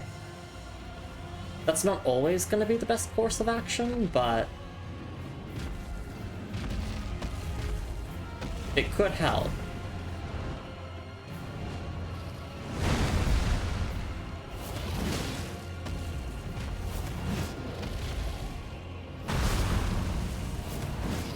Oh my gosh, please hit. My heart breaks every single time I miss an attack, because it's like... that means I'm getting ever closer to losing.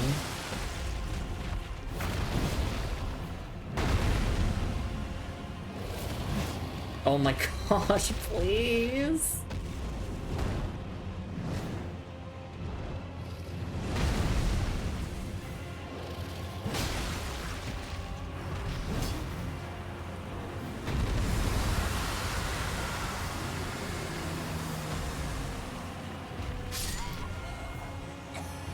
Okay, yeah, this is definitely frustrating me a little bit.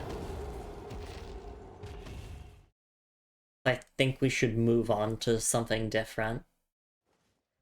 I do want to give it one more go. Just one more go, and then I will stop being so stubborn.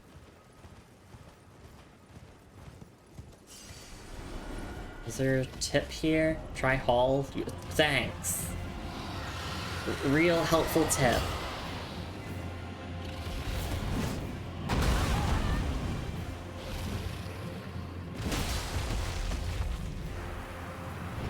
Or I'm dead now. Okay, no, I'll do the entire fight on horseback. I know I said that I would make that my last attempt, but let's do the entire fight on horseback. Because it's becoming apparent that it's just not possible to, like, react fast enough and get away fast enough by mounting and dismounting.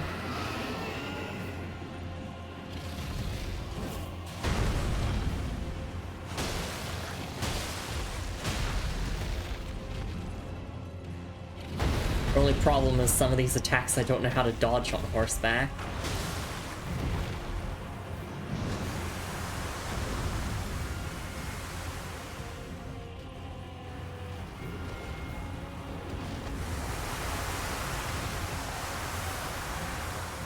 And also, like, getting my punishes feels weird.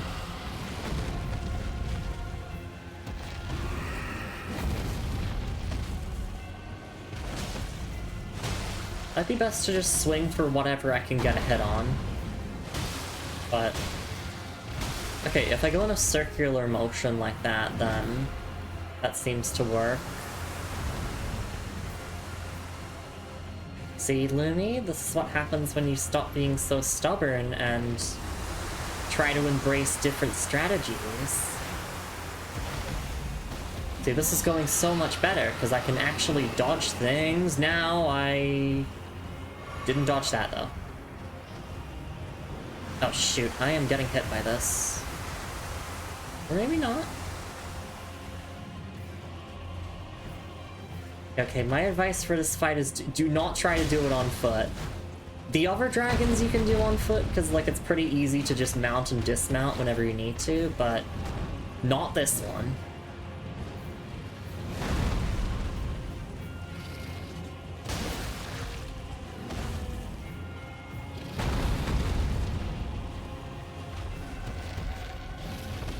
Also, I mean, it's about time that I force myself to get good at horseback combat.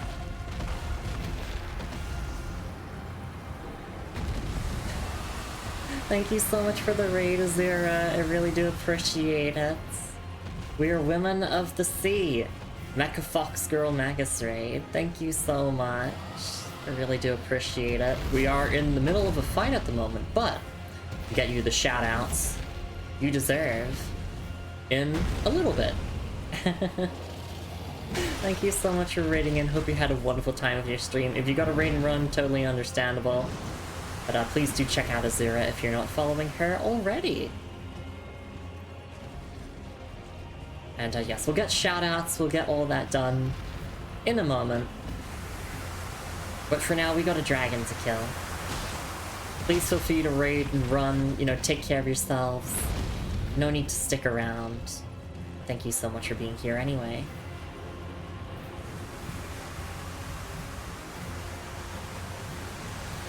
You get shots here wherever you want it and not. It's true, Amaryllis.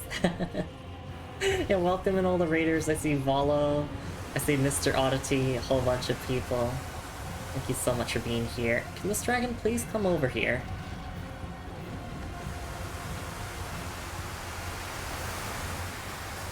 Yeah, this fight is just, like, more so tedious than anything else. Because I feel like I'm just waiting. I guess I can go over to you, but the geometry makes things really icky here. It's a bit weird.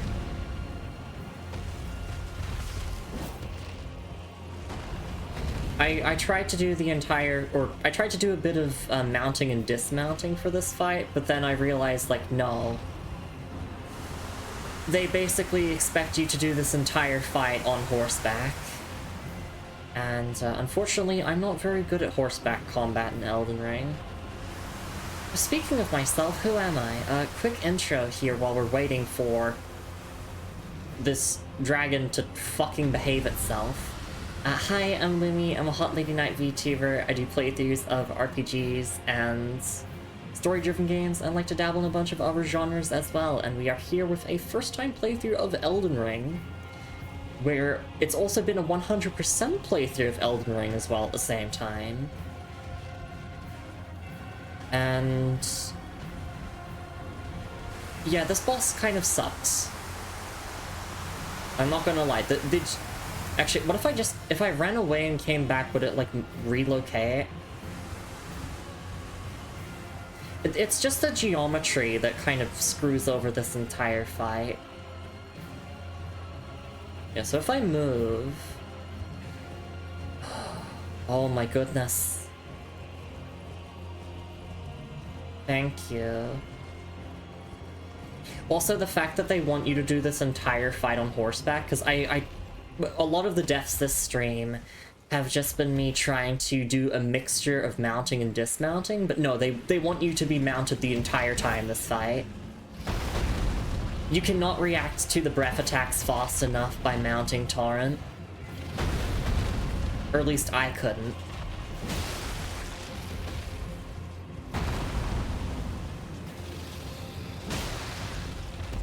Yeah, thank you so much for being here, Zero. I think you were doing Xenogears? I saw your message saying Xenogears fun.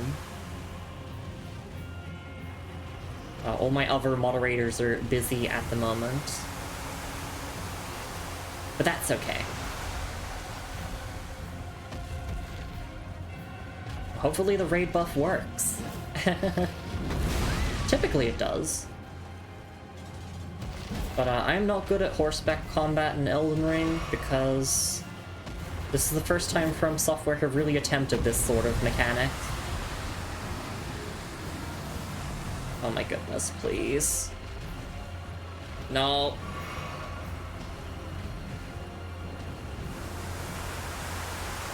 Hey Moon, can you do shoutouts for Azura Stella?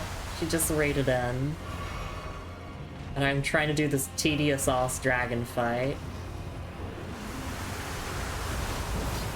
I just need to get off my horse real quick to cure the Scarlet Rot.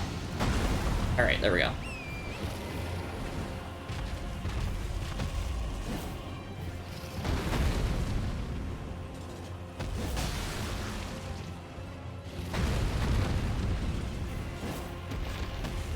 Thank you, Moon. Ow. We're probably gonna have a break after this fight, just because, like, this fight is tiring.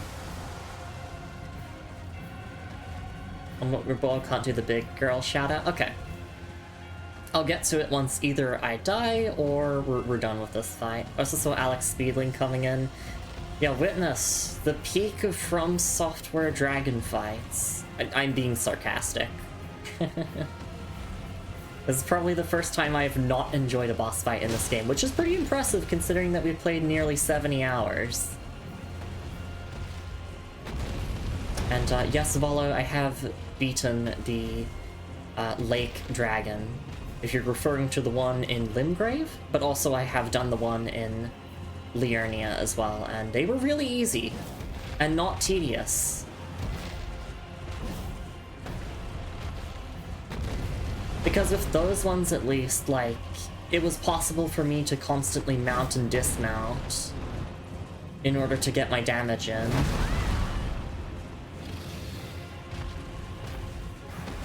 Oh my god, I don't think I like horseback combat. Is that a skill issue? Potentially. We're still fine.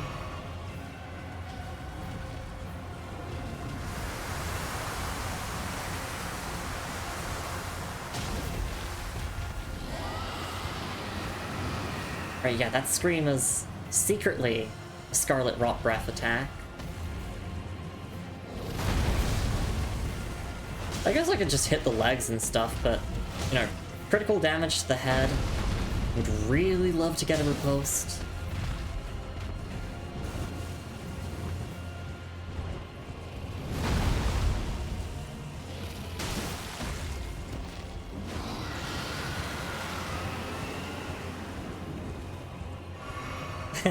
I'm invincible, no! I got shouted out. Alright, I'm getting a little bit better at timing my attacks at least, to get the head.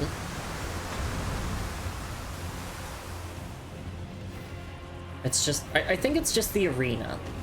I think this fight is fine, it's just the arena. The geometry kind of fucks everything up here.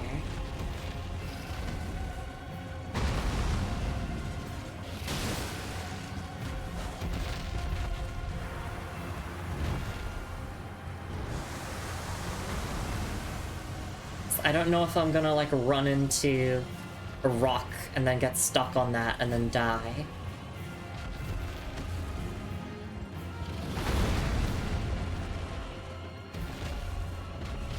Hey Melsire, lovely to see you around. Hope you're doing alright. Caelid's honestly been fine so far. It's just this fight has been pretty bad. And as I just said, it's primarily just because of the arena. I think conceptually this is fine, it's just the geometry kind of fucks everything up.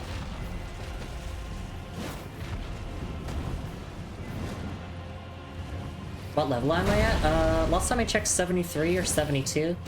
It's like a plus 13 weapon.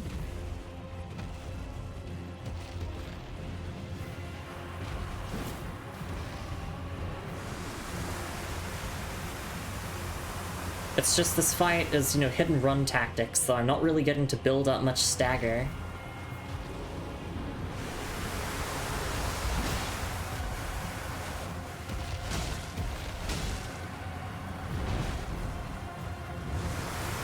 I hope everyone's doing alright. I'm so sorry that Azura and Raiders had to come into this fight. This is definitely my least favorite dragon fight in the game so far. Probably in all of FromSoft, although, like, what's it called? Ancient Dragon in Dark Souls 3? That fight is just really stupid.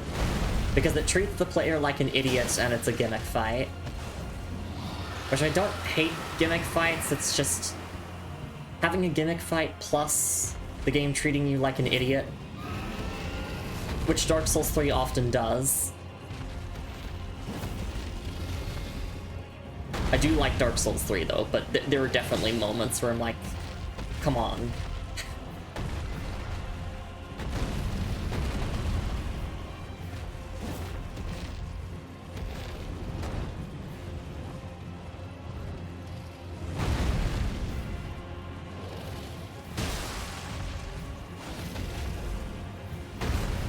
Alright, well, thankfully the dragon is nearly down.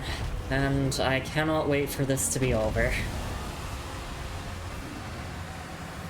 Yeah, the question is, can I be bothered to do this one on subsequent playthroughs? We'll see.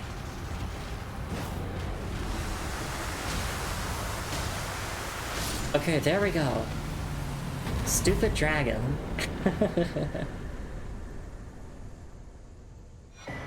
I got a dragon heart for it. A new draconic power is available at the Cathedral of Dragon Communion, which we do know is in Caelid. Alright, let's go to the Grace now. I gotta sit down.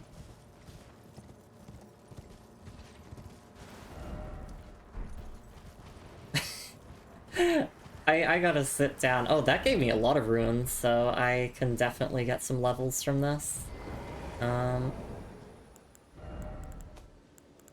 I'm just gonna use a bunch of consumable runes and see if we can get like 2 or 3 levels just all at once. Alright. Let's sit down here. Alright. Thank you so much again, Azura, Stella, for raiding in. I really, really do appreciate it. If you're not following her already, I'm gonna do the big girl shout out here, which we've been waiting to do. There we go. Oh, oops. Wait, what? Oh, hang on. Shout out... Let's see. Azura Stella. That should work. There we go. Yes, there's the big girl shout out. If you're not following Azura Stella already, please go check her out. She is a lovely Fox Girl Magus VTuber who specializes in playing hidden gems on Twitch and also doing pixel art and game dev stuff. Thank you so much for trusting your community with me. I really, really do appreciate it, and I hope you had a wonderful time with Xenogears. Thank you for bringing everyone along here. And just to reintroduce myself now that I'm not doing an abysmal dragon fight. Hi, I'm Lumi. I'm a Hot Lady Night VTuber. I do playthroughs of RPGs and story-driven games, but I like to dabble in a lot of other genres as well. And we are here with a first-time playthrough of Elden Ring. No, it's not my first Souls-like. And yes, we are doing all bosses, because I always like to do all bosses when I play Souls games. And that is just one of them that we finished there, and I'm glad that it's over. Thank you so much for trusting your community with me once more, and yes, if you do need to raid and run or raid and lurk, then that is totally fine, that's totally understandable. Please take care of yourselves after your big long stream. Alright, let me scroll through chat here. I need to see all of the messages that I missed. Welcome in Dark Witch Claire again, and Volo again, and Mr. Oddity again. And Alex Speedling. Volo saying, X6 is such a pain when I'm collecting dragons. Amarilla saying, I did this fight once and never again. And Jilly saying that Lumi is a cavalry unit. It's true, I became a cavalry unit. Just like in Fire Emblem. You do be good at mounting, says Moon. Oh, thank you. Ola says, Akiel, that fucker, he was glitching out for me constantly my first run ever. Moon says, I like the fluid feel of ground combat, probably not a skill issue. And then, yeah, Moon did do a shout out for Amaryllis because she deserves it. Computer nerd in GoldenEye. Mr. Odyssey saying, I made a character and called her Adrian. A very nice name. And Azir saying all good. Osiris says, why build up stagger when you could build up swagger? That is true, that is true. We have been building up a lot of swagger throughout this playthrough. We've been styling on the bosses and everything. Despite the deaths you see there next to my VTuber avatar, I honestly haven't been struggling too much with Elden Ring. Like, that's the one fight I would say that gave me the most trouble. Just because I was trying to stubbornly do a mix of, like, ground combat and then, you know, getting on my horse whenever I noticed they were going to do a breath attack. But it seems like just staying on Torrent the whole time makes it very consistent and safe, albeit a little bit slow. Moon says, I was never good at RuneScape. But as a teenager, I played hundreds of hours at the library. My woodcutting, slayer, and combat stats were in the 70s. Hell yeah. Phil says that fight was cool for the first time. I can see it getting old. Amaryllis likes the idea of it. She'll feels hold down spacebar, run through the fight till the end. Pretty much. Yeah, Moon went from awkward teenage boy to fat hot muscle mommy, exactly. I'm happy to get the Dragon Heart, but yeah, we're not using Dragon Communion incantations. I'm just happy to collect them, I guess. Volo says, I only do it if I'm getting all the dragon stuff. About Ezekiel, though, unmounted is viable. You just have to keep an eye out for the downward breath attack. I see, I say. Because I definitely have a preference for ground combat in Elden Ring. All you need is madness, so you can give people a little smooch. That just kills. I have so many war flashbacks. I like saying that Xeeks is the one boss that makes me miss pre-Murph Flame of the Redmanes, I see. Oh, Amazon hiatus, I see, I see. Mr. Oddity saying I'm making OCs. Did someone say muscle mommy? Yeah, that was Moon, my partner, referring to herself. Alright. Now that I'm caught up on chat, now that we're all caught up on everything, we're just gonna put our next 2 levels into Endurance, because I want to get that to 30. Don't shout me out, I'm hiding. But now you're just gonna make Moon shout you out again. There's no escape, you know? And I'm gonna consume a bunch of my runes in order to get my next level here. Let's see, status... Yep, we can get our next level. In case you're wondering what our build is, it is... Before I said I wanted to be like a quality paladin, but I did a bit of research, I did a bit of number crunching off stream, and I realized that no, I'm just a strength build, but I leveled a bit of dex and faith so that I can use some dex weapons and some incantations on the side. So basically we're getting endurance to 30, and then we're going to level strength a bunch, and then we're going to go back to leveling vigor again. Probably in that order. Or we can go back to leveling vigor, I don't know. Akiel would keep climbing the mountains, constantly get down here. Yeah, the jank of dragon fights. Alright, another hour has passed of stream. I'd like to take hourly breaks, so I'm gonna have a stretch and hydrate break now. It feels like I got nothing done during this last hour of stream, other than just fight that goddamn dragon. So when we get back, we're going to continue exploring Caelid, making more progress, etc., etc., and hopefully we won't have to fight that fuck-ass dragon again. Surely there's not more of them like that dragon, right? Surely. No spoilers on that, by the way. Vigor is the dump stat, as the name to my head. So true. Alright, yes, I'm gonna go for that break, and I will see you all in a couple minutes. Please take care of yourselves, everyone. Thank you again for raiding in Azura, and I will see you all after the break. Catch you all then.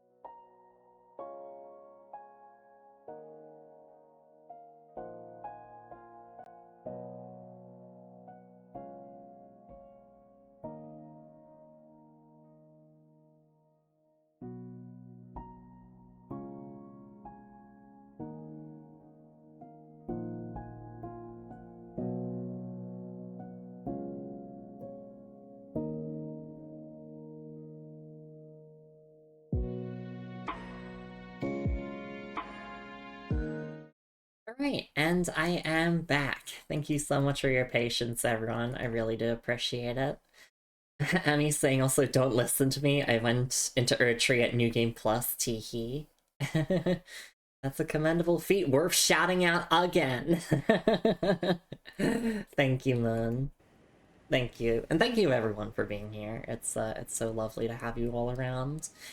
Okay, so before we got caught up in that clusterfuck, I saw that there was a church over there and I wanted to visit that, and I think that might actually be the Church of Dragon Communion. That would make the most sense to me. I also need to quickly change around my talismans. Assassin's Crimson Dagger again, thank you. I like being a tease. I think I was level 122 because I didn't want to deal with 150 PvP. That makes sense. Alright. And then I got my talismans good. Or, not talismans, incantations are all sorted. Good to go. Especially to my wife who wants to bring to the stocky walkies. Oh my goodness, Moon. There's a time and a place for teasing me, but on stream, that's cruel. Okay, oh. Let there be victory. Why is it always weak, foe? That's what I want to say. Even though I think I died the most to that boss out of every single boss in the game thus far. So that's saying a lot. First off, well done. Thank you. Well done. Oh, I appreciate these other people because they do make me feel better about myself. Your bloody finger invading 120 does go up to 150, but it's the upper limit? I see. Okay, is this the Church of Dragon Communion? Be wary of Scarlet Rot? Yep, okay.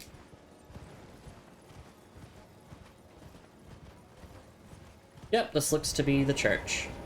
Oh! Hi there, Vanished Knight. Great to see you around. Alright, let's aura farm. Fuck you. I have to let out my pent-up anger somehow.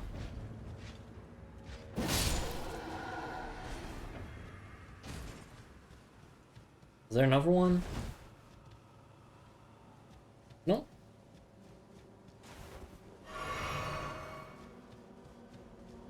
Alright. Let's get the grace. So there's a church that's essentially like identical to this one in Limgrave that we found. Oh, that's gonna respawn the Banished Knight. So I guess I wanted to farm that specific set, then it would be good to do it here, actually. Seek armor. Yeah, let me quickly just kill them again, so they don't interrupt me while I'm trying to, like, look at Dragon Communion stuff.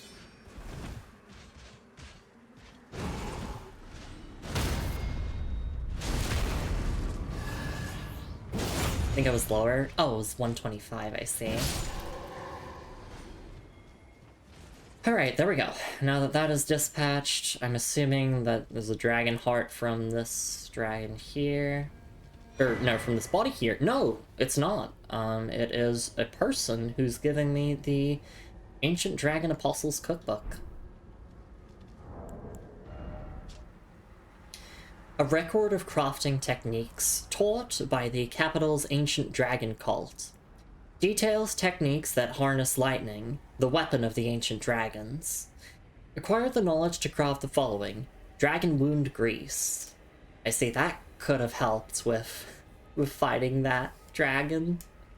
But it's nice to have that.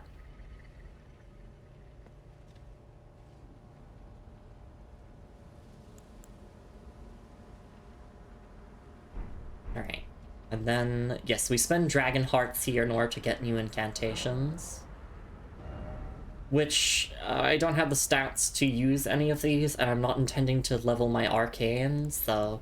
I just want to look at the item descriptions, which I don't remember which ones I've read before or not, so maybe we should just sit down and read every single one of them. Oh, I see, so you get more for each dragon that you kill. Oh, okay, no, this makes it a lot easier. Because it's like, you know, I defeated Smarag, or I think I did? So... Yes, I did. So I have this unlocked now. Okay. Yeah, let's just read all of these descriptions. It's been a couple of months since we last looked at them anyway. So starting with Dragonfire. I'm just gonna go rapid fire through all of these. One of the incantations of Dragon Communion transforms caster into a dragon to spew flaming breath. Charging extends duration. Incantations of those who have hunted dragons and feasted upon their hearts. Theirs is a pure and overwhelming power. Agheel's Flame. Superior incantation of Dragon Communion. Channels the power of the flying dragon Agheel. Transforms the caster into a dragon to spew flaming breath from above. Charging extends duration. This incantation can be used while jumping. The dead gazed at the skies over the lakes of Limgrave, praying that the dragon's flames would burn them to ash. And then Glintstone Breath. One of the incantations of Dragon Communion transforms the caster into a dragon to spew magic breath. Charging extends duration. Those extraordinary individuals who perpetuate Dragon Communion are called the Dragon-Hearted. And Smarag's Glintstone Breath. Superior incantation of Dragon Communion channels the power of Smarag, the Glintstone Dragon. Transforms Coster into a dragon to spew magic breath from above. Charging extends duration, and this incantation can be cast while jumping. Smaragd was a devourer of sorcerers, and over time, his body became corrupted by their glintstones. And then Rotten Breath. One of the incantations of Dragon Communion transforms Coster into a dragon to spew scarlet rot breath. Charging and extends duration. And yeah, it's the exact same here at the bottom. Those extraordinary individuals who perpetuate Dragon Communion are called the Dragon-Hearted. And then we just beat X-Sykes, however you want to say it. So we have X-Sykes Decay. Superior incantation of Dragon Communion. Channels the power of X-Sykes the Decaying. Transforms Coster into a dragon to spew scarlet rot breath from above. Charging extends duration. This incantation can be cast while jumping. X-Sykes, Dragon Communion Revenger, did not forget his hatred, even as he succumbed to the scarlet rot. Interesting. The Dragon Communion Revenger. So I guess, yeah, a dragon who went out and hunted those who participated in Dragon Communion. Perhaps that's my interpretation, at least. Or how I'm reading into that initially. And then we have 3 more to go. Dragon Ice. One of the incantations of Dragon Communion transforms Coster into a dragon to spew icy breath. Charging extends duration. Those extraordinary individuals who perpetuate Dragon Communion are called the Dragon-Hearted. And then Dragon Claw. One of the incantations of Dragon Communion transforms Coster into a dragon to tear through foes with dragon claws. Allows 1 follow-up attack. Incantation of those who have hunted dragons and feasted upon their hearts. Theirs is a pure and overwhelming power. And Dragon Maw, which is our last one. One of the incantations of Dragon Communion transforms Coster into a dragon to bite enemies before them. Incantation of those who have hunted dragons and feasted upon their hearts. Theirs is a pure and overwhelming power. Alright, I'm happy that I looked at all of those again, because yes, you do unlock more as you hunt all the different dragons, and you get a little bit of backstory on how those dragons ended up infused with those various different elements. People used to spam that rot breath all the time, I say. I've never been a Souls PvPer. I do play in online mode, so I have, like, experienced invasions and whatnot, but I don't care about PvP.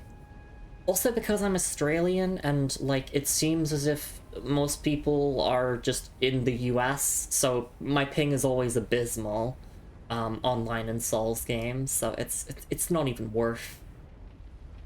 There's one communion spell worth using, it'd probably be Chomp, and the rot one purely for cheese. Yeah. Except I don't have the stats for it. I have to level Arcane, but I don't intend to level Arcane.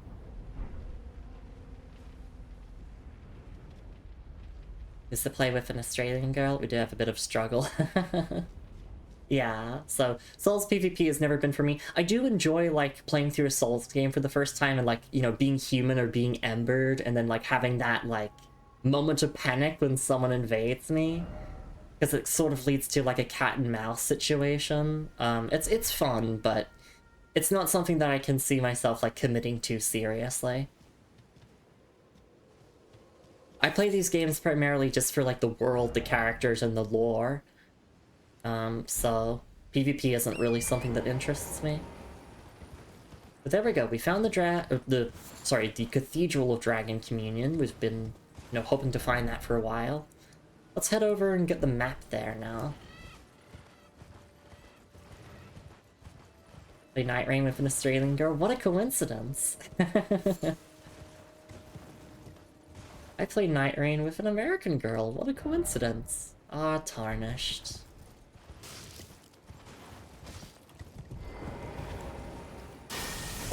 Oh, no. There we go. Great Dragonfly Head. We do need more of those just for preserving Boluses. What does this one say? House. Yeah, it is a house. You can just sit down there. People who take Saul's PvP seriously are goofy because it's always broken and silly. So I've heard.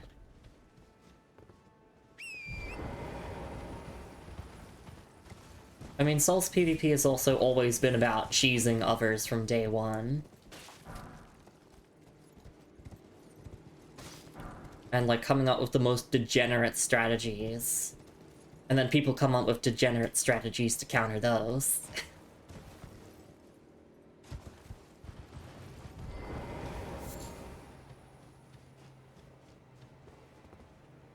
What does this one say? Look carefully ahead. Yeah, so that seems to be a castle over there. There's a camp there. There's a scarab down there. You play Night Rain with an American girl? Dang, I'm a little jealous. So silly, man. Alright, so it looks like we can drop down here. Fort ahead, and then Champion O Champion. Which I'm assuming is referring to Redmane Castle and Radahn. Oh no, come on, Torrent. This is why I don't like horseback combat. We're of dog time for ranged battle. That is an idea.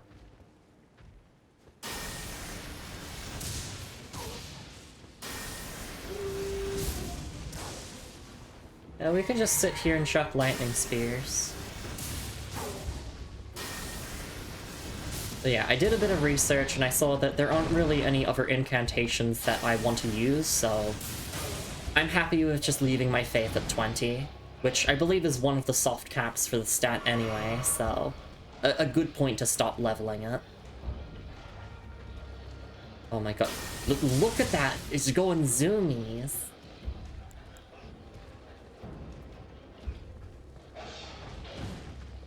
Okay, I'm gonna throw fire pots. I don't need more than 30 faith on most incantation builds, I say.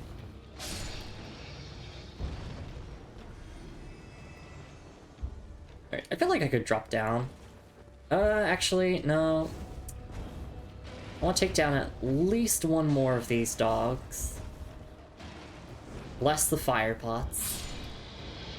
Oh, how I love my fire pots. Right. I was gonna craft more, but yeah, I'm just gonna drop down now.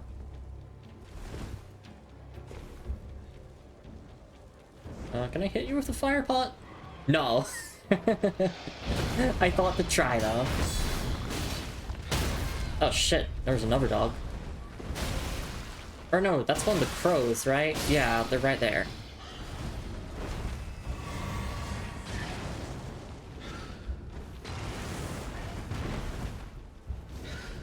It is dog.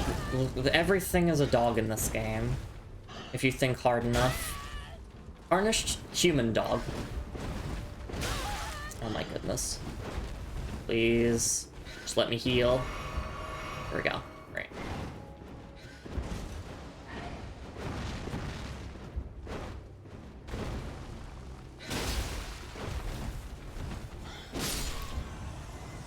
There we go. Okay.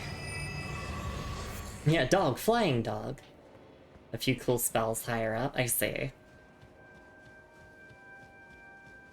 It's like, if I can use Electrify Armament and, like, other, you know, like, basic buff spells for my weapon, and Lightning Spear, that's all that matters for me.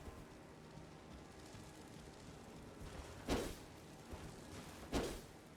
my god, I do want to hit this. I just want great dragonfly heads. Is that too much to ask? Lumi, why don't you equip a bow? No! No, I won't. Oh wait, no, I can just... Yeah, I can just lightning spear. I'm pretty silly. Needed 37 ends for the no fun allowed incantation teehee. Why equip bow when throwing knives? That is true. But also, have you considered fire pots? Fire pot good. Fire pot makes me happy.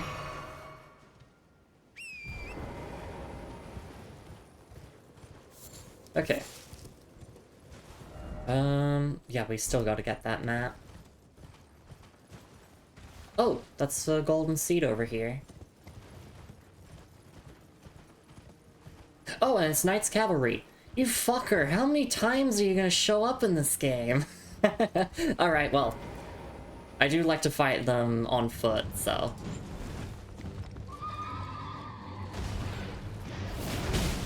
And thankfully, Giant Hunt as a skill should just delete this fight, I think. Assuming I don't whiff. You can also... I think you can parry the flail ones? Because yeah, if you parry them, they fall off the horse immediately, which is pretty great. Or maybe I should equip Stamp. Just for that poise boost, because... Gosh, does it feel like I need it.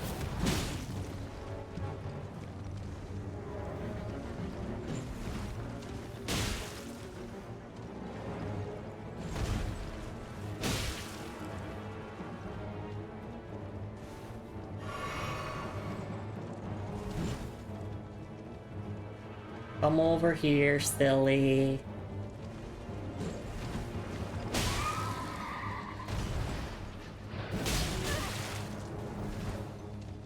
I think they just die before I even knock them off the horse. We'll see, though.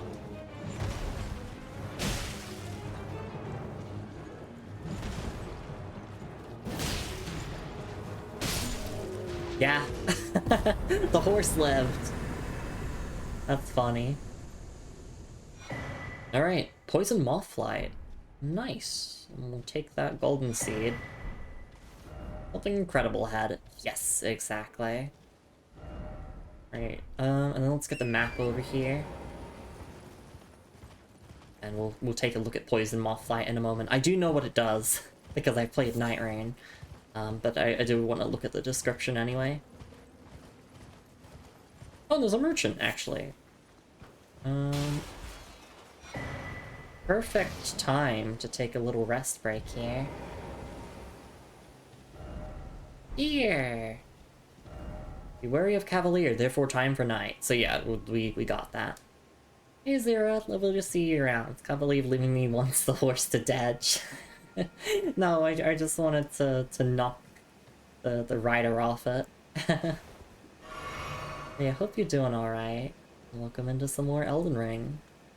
Alright, do we want to read item descriptions and then talk to the merchant, or vice versa? Let's just do this now. Map Caelid. Map of Caelid and environs. Caelid, known as the locale of the lost battle between General Radahn and Melania, Blade of Miquella, is a vast land consummately marred by scarlet rot. I keep having to remind myself how to say Miquella. I believe that is how you say it, Miquella.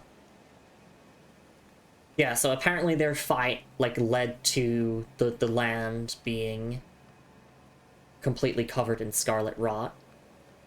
And that's why Radahn is still here. Don't know where Melania is. Maybe she's here in Caelid as well, who knows. But yeah, nice item description just to recap us on stuff that we already knew.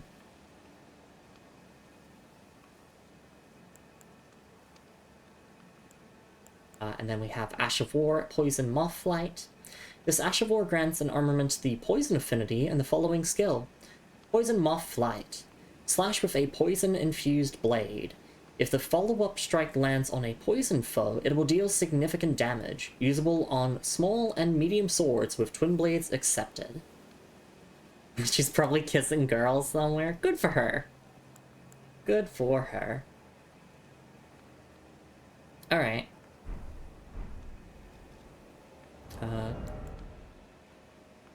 I like to put away my weapon when I'm talking to NPCs. I am not selling. Well, you're straight to the point. Whoa, is that a Templar helmet? It sure is. Great helm. Sturdy great helm made from iron. Though it is uncomfortably heavy and obstructs the vision of the wearer, It provides considerable damage negation. That's very nice. We got the champion gear here. There's also a note. There's a cracked pot. We will get that. Thank you so much for stopping by, Mr. Oddity. Really do appreciate it. Rest well. Thank you so much for being here. Alright. Sorry, I just got really excited when I saw the Great Helm. Looks very nice. Alright, yeah, let's get the cracked pot. We're gonna get the stone sword key. Let's look at the Nomadic Warriors cookbook. We are collecting all of these just because. It makes my completionist brain happy. A record of crafting techniques left by roaming nomad warriors. Contains knowledge for surviving in the face of utter scarcity. Acquire the knowledge to craft the following: Rotbone Arrow Fletched, and Rotbone Bolt. And Flaming Bolt. Just looking at the item description here. Bolt with a fiercely burned tip. Deals powerful fire damage, used by survivors of Radahn's army to stave off the Scarlet Rot. And then let's look at all of this here. Champion Headband, which this is the set that Nefeli uses. Headband reserved for the Badlands Bravest. Proof that the wearer has slaughtered countless foes. Following the example of their chieftain Hoara Lo, the brave warriors of the Badlands shun excess adornment. Sorry, I do not know how to say that name. But I see, like, they all have the same, like, last name there, of, like, Lokes or Lo. Hoara.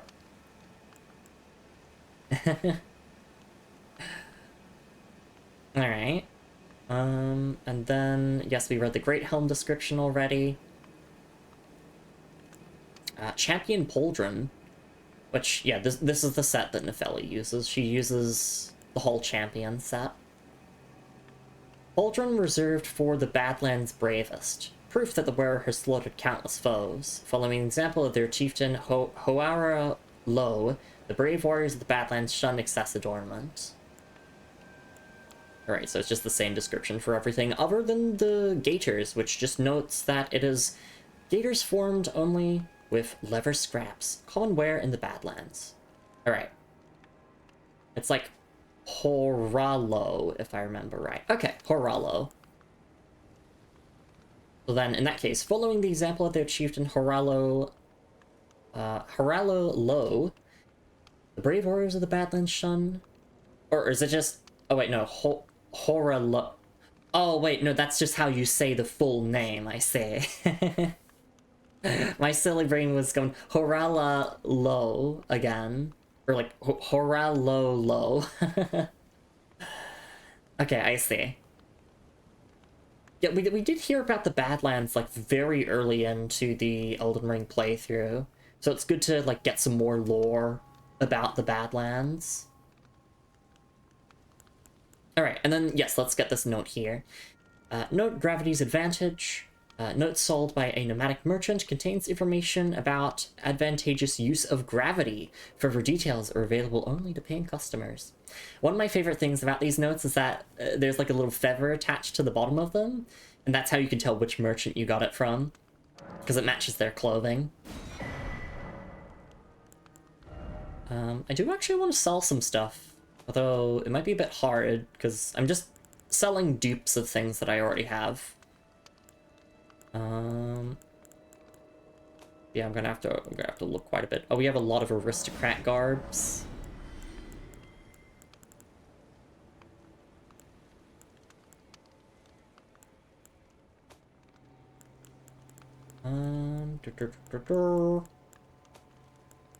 If I can remember anything else that I have dupes of, I'll sell those, but for the time being, I think that's pretty much everything that I wanted to look at. Or sell, I mean. I might sell this scimitar, though, because I don't see myself dual-wielding them. I'm not even going to use them. Alright. Maybe I do want to get the helmet here. Yeah, I mean, it's unique, so let's get it. Just for the fashion. Unfinished yet. Alright. Let's read the note. Note sold by a nomadic merchant imparting knowledge in brief. Gravitational power that pulls can bring flying foes low. Oh, I never knew that that was a thing. That's actually really cool. I think I can craft some gravity stones, or at least I have some in my inventory, so if I ever need to get, like, a flying bitch down, then I could absolutely go for that. But I feel like this applies more to, like, sorcerers who are using gravity magic than someone like myself. Alright, let's try on the helmet. I want to see. How does it look? Probably not going to look too good with our current armor set. But if I mix and match it with something else, I'm sure that I could find something good. Yeah. That's... like, it's... I do like the chainmail, because it does kind of help it, like, blend into the armor a little bit better. Because my problem of, like, using other helmets with this set is that you can see it, like, very much awkwardly cuts off there, and you can see where the helmet comes in. But of course, I mean, we do have the full set. We got the Lanedale Knight armor set, which we farmed that in Liurnia. Because there's a single... there's a single Lanedale Knight in Liurnia that you can kill. Time to learn to fly, so I have one more way to get my wife to call me a bitch. Oh my goodness, Moon, you were such a tease. Alright, let's equip the Knight's Greatsword again. There it is. Sorry, I was just looking for it.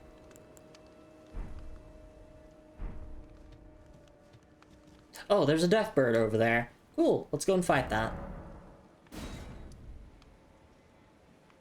And the elaboration is I'm into it, and I want her to do that more. I'm not gonna do it on my stream, though. Why is it always fire? Merchant, oh merchant.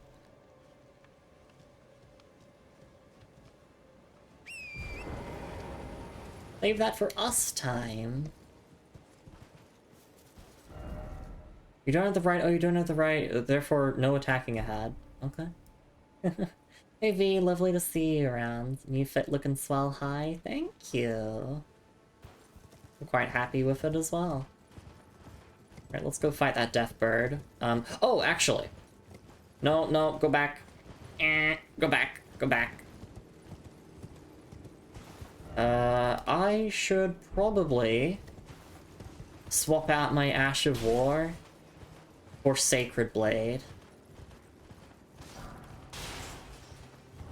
Although, doesn't my Uchigatana have that? I want to use my Greatsword, though. I need to rest at a grace anyway, to get my FP back.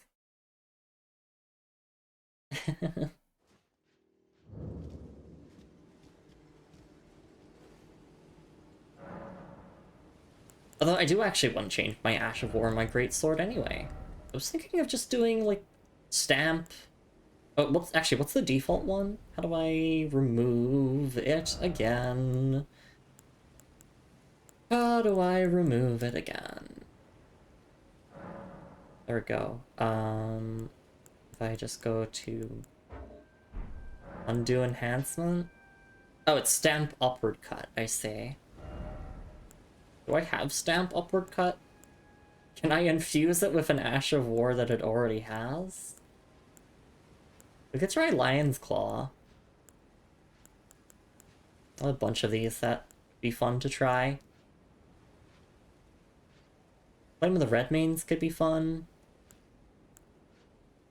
Oh, right, we could also just put Gravitas on it to deal with flying enemies. Here, repeating thrust is pretty good from what I remember. Stamp sweep, maybe?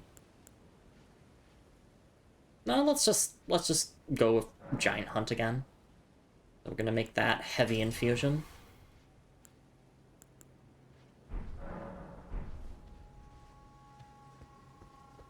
That skill's great. It gets my stamp of approval. Good one, Moon. Alright, also wanna pass time to Nightfall again, just so that we can fight that deaf bird. Smile reading, a most niche game, and that shout out I chose well. Exactly. Exactly. And V does stream from time to time. Not right now, obviously, but I've watched some of her Street Fighter 6 streams. They've been fun.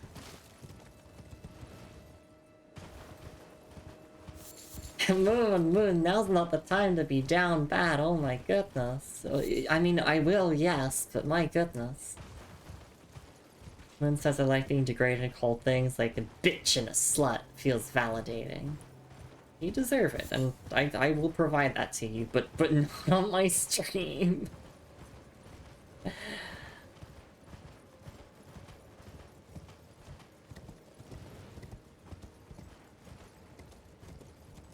Alright, Deaf Bird is over there. We must delete the Deaf Bird.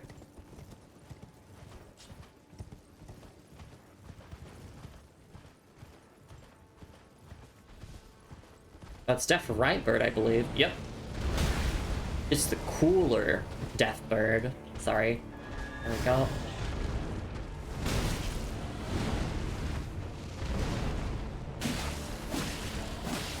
So it does have a weak point on the head.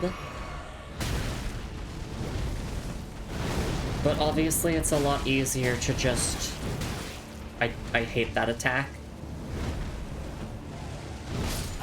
Ow. Well, we can run that back.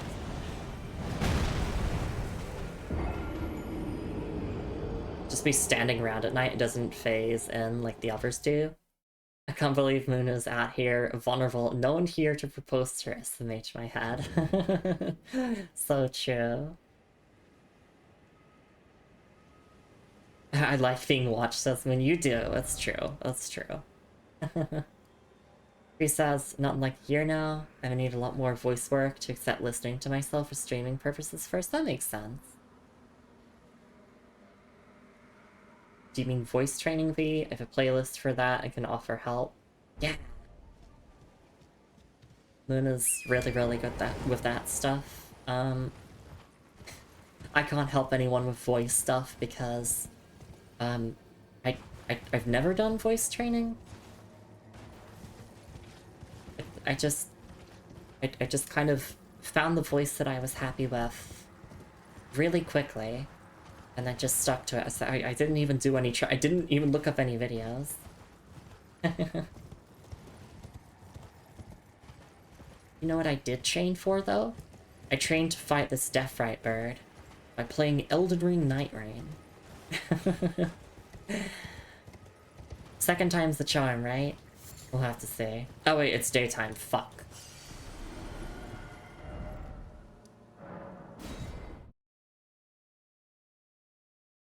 I can only go in the solid snake direction, not the way I want to go.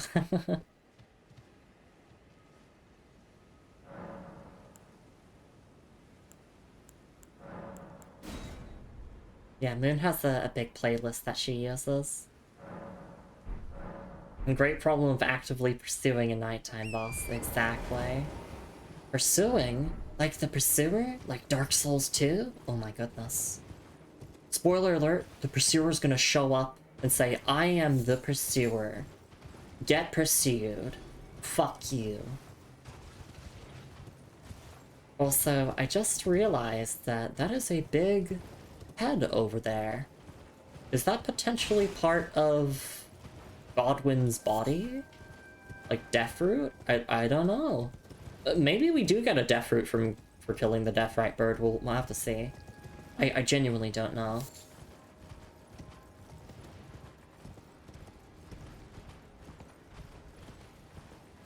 Alright, let's run this back. Yeah, honestly, this is one of my... Can I please talk?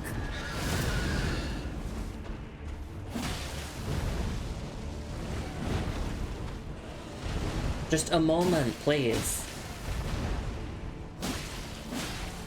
I was going to say that this is one of my worst Elden Ring Night Rain fights.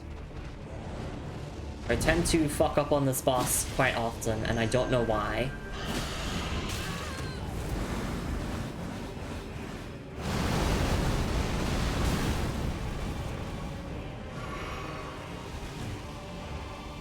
I think it's because of the AoEs. I don't like those. Oh.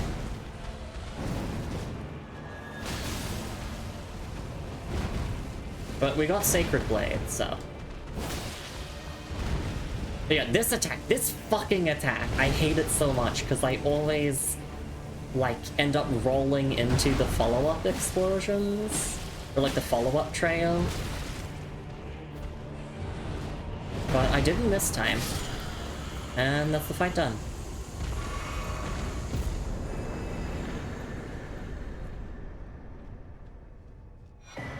Death's Poker. Oh, that's a great sword.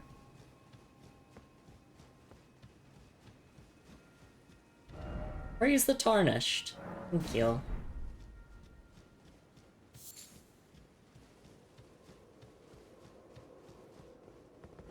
Ah, castle. Praise the gorgeous view. It's true. There's like a big field down there. Can we get down there somehow? Oh, no, don't fall, don't fall, don't fall. On the brink. Yeah, honestly. Yeah, I feel like that's instant death if I try to drop down there. Although someone did put a message there, so... maybe? I don't know. I'm scared of falling now. I'm just gonna play it safe. And fast travel back.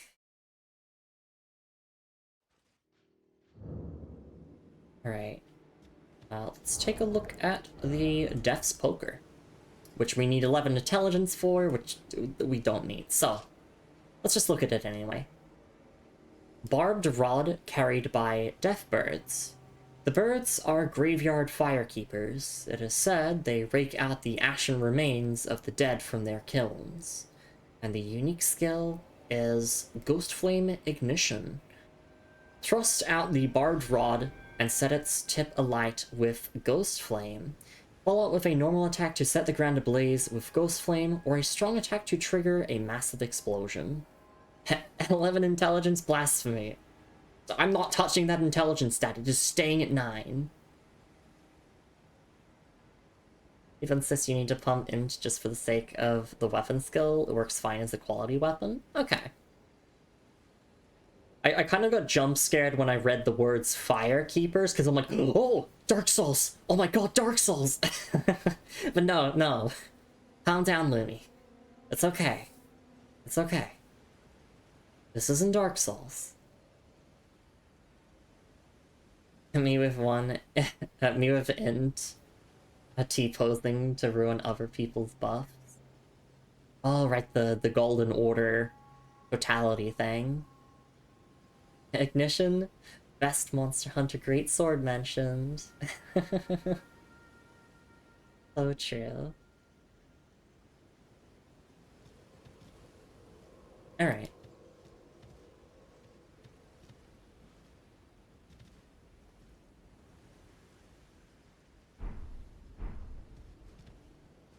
Let's just keep exploring. So, okay, that is very obviously Redmane Castle, without a doubt. Like, that seems story important, which means that we're not going there. We're doing everything else in Caelid first. Which we could... That's Celia there. Just looking on the map. Does look like there is a town or something around here. Which we do know about Celia, or Celia, the town of sorcery. And I do know that that is, like, going there is part of, I think, 2 NPC quest lines that we will be doing. Yeah, I guess we can set our sights there. We kind of end up doing, like, a big circle motion, right? So, you know, we started here, we head down here, we've been here, then we go here, and then we loop back around to the start, essentially. And then I obviously want to head up north and get some revenge on Gurunk. for killing me all of those times. Like, now that I'm strong enough, I should be able to not get two-shot by him.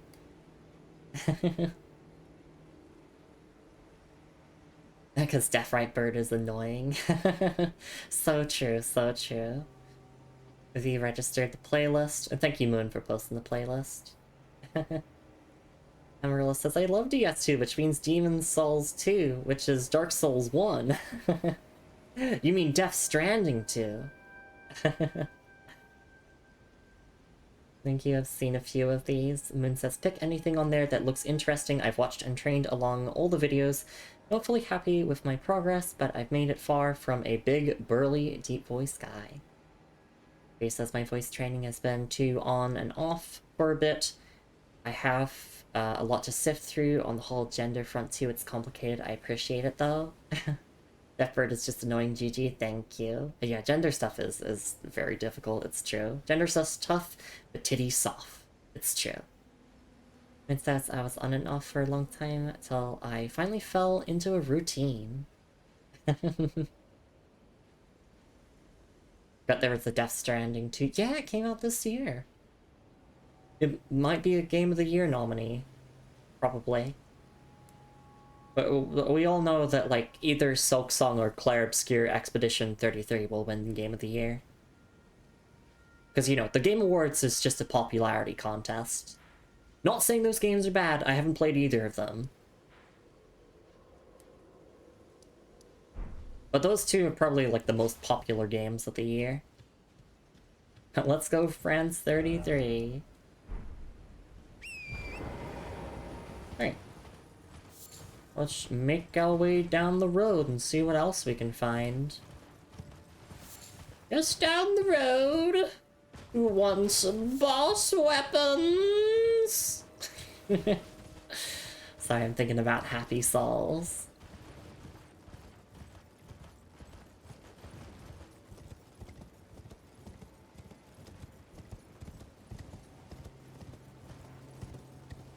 Wish people could be normal of Silksong. Oh, is that just like fandom stuff being icky? Because I can understand that if so. Oh, there's a giant there. I did spot them before, I just didn't call them out. I sure hope they don't throw magic pots at me. That would be terrible. Haha. Haha. Ha ha ha ha.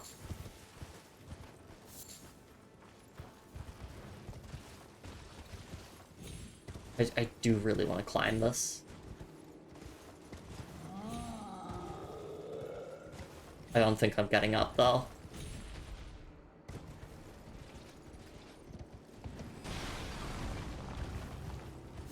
Yeah, I mean, I hear the magic pots, that's... It's you! You are the one who's caused me so much torment in the spin-off game.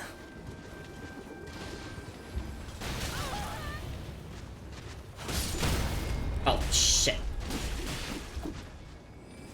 I think I'm just dead here. No, I'm alive. Actually, that's a troll.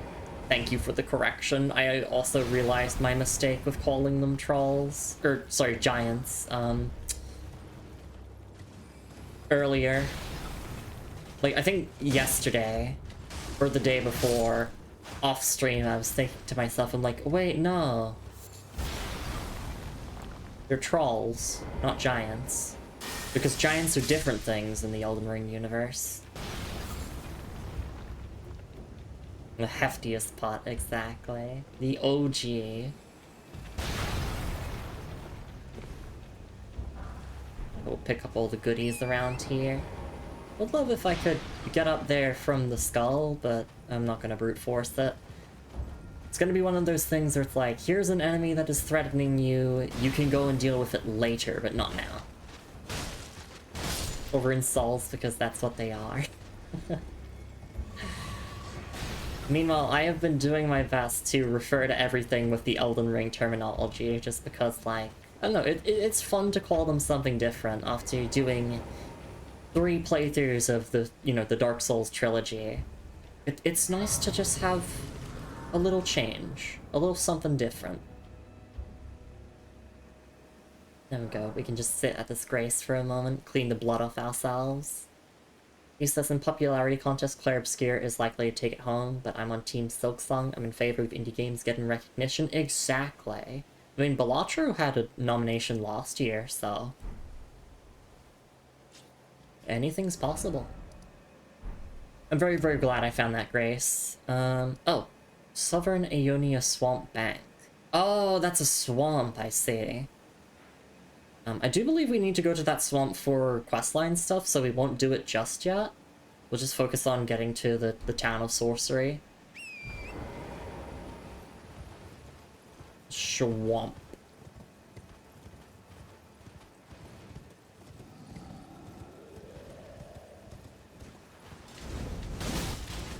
Person who calls them microplastics because of another crap's treasure.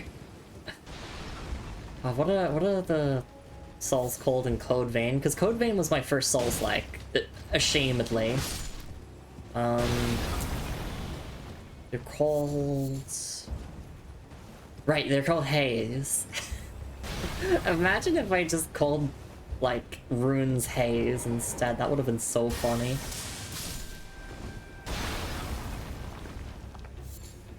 Which, like, yeah, I'm probably gonna play a Code Vein too when that comes out.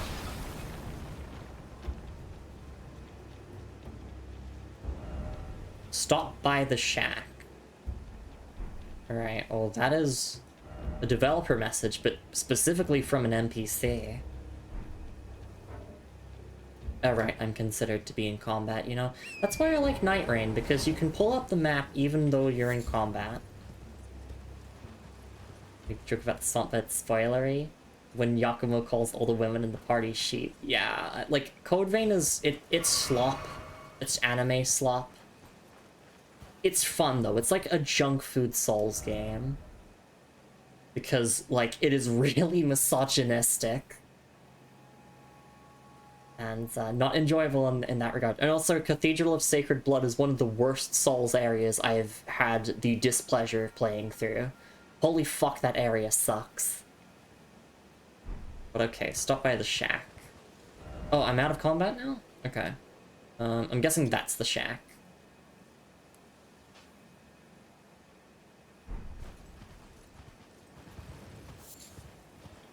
What the fuck? It's a dog! At the next race, we'll take a stretch and hydrate break.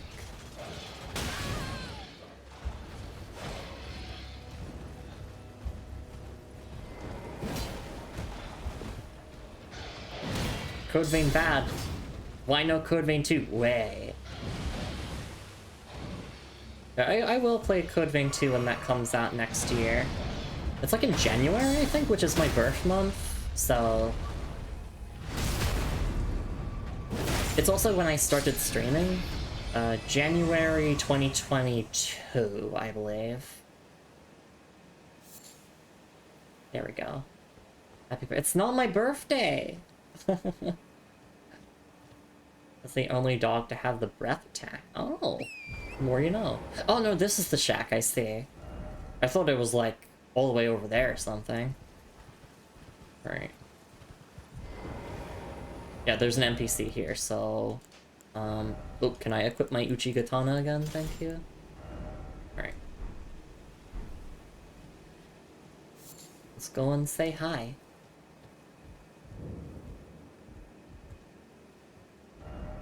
Time for critical hit? Bug ahead there for time for critical hit.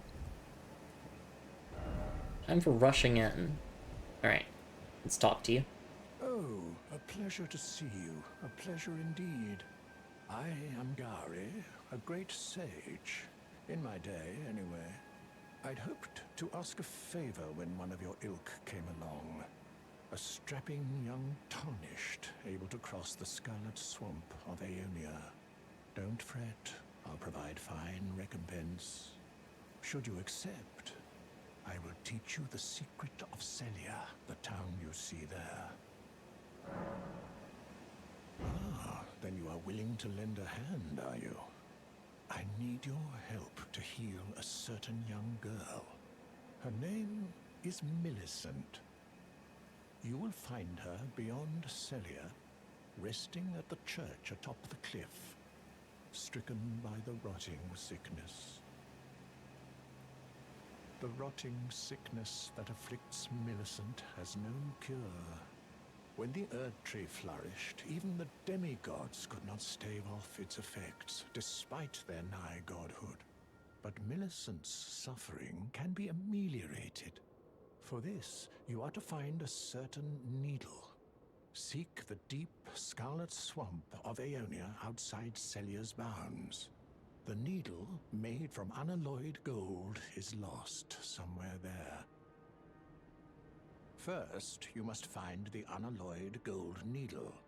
It's hidden somewhere in the deep, scarlet swamp of Aeonia. Then I will tell you, as promised, the secret of the town of Celia. First, you must find it's hidden somewhere in the deep sky. Then I will tell you, as the secret of the town of Celia. I appreciate knowing how to say Celia now, because I was saying Celia before. Yeah, Celia. Alright, so that's Gary, and he wants us to help out Millicent, who is afflicted by scarlet rot.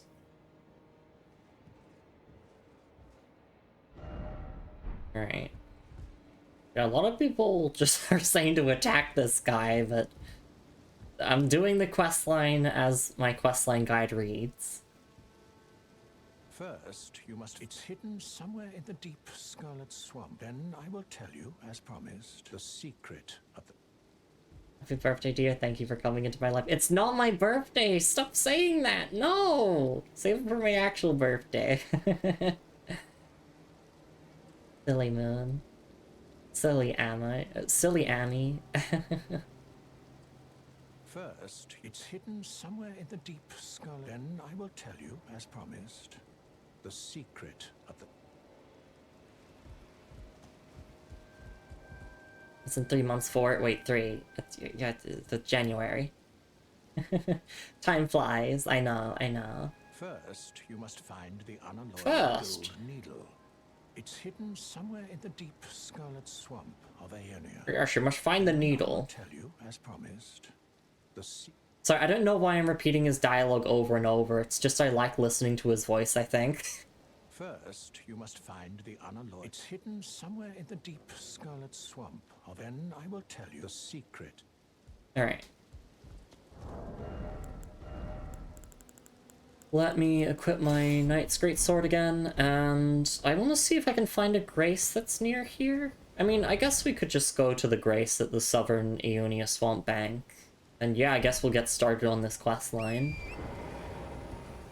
So Gary and Millicent stuff is like the only other questline things we have to do outside of main story stuff with Alexander and Blythe with the Radon Festival.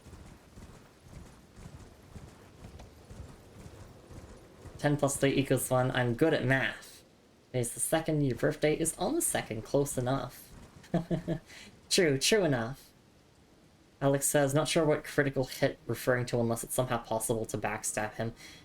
Can you say beating to a pulp? Because I think that's generally along those lines when people talk about like hitting or killing an NPC, they say like beating to a pulp or like critical hit ahead. I don't think they literally mean to critical hit them. I think they just mean like kill them. Which no, I'm not doing that. I'm not doing that. Unless my NPC questline guide tells me to do that, I'm not doing it.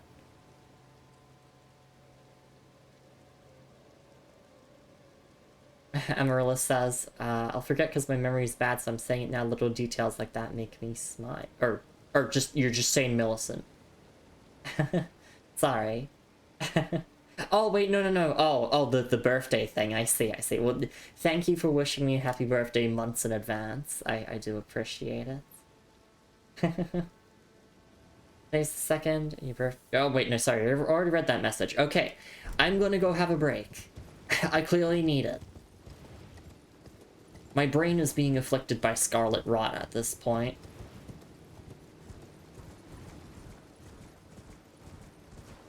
Just gotta go over to the Grace, and yeah, we'll do the swamp after a little break. Unless my questline guide says to go and meet Millicent first. Oh my god, please don't throw magic pots at me. Alright, alright. Yes, it is self-care time, stretch and hydrate break time. Thank you so much, everyone, for being here in stream. I really do appreciate it. Let me look at my notes here before I go on the break. Let's see. Okay, yes, I just have to go and do a thing in the center of the swamp. And then there's some optional things in the swamp. Okay, cool. Okay. Prince Smartly is that try beating to a fault message in front of every NPC. He sure does. Alright, I will see you all in a couple minutes. Please take care of yourselves, everyone, and make sure to grab yourselves a snack and a drink if you can / want to. And we'll be back to explore the Aeonia Swamp after the break. See you all then.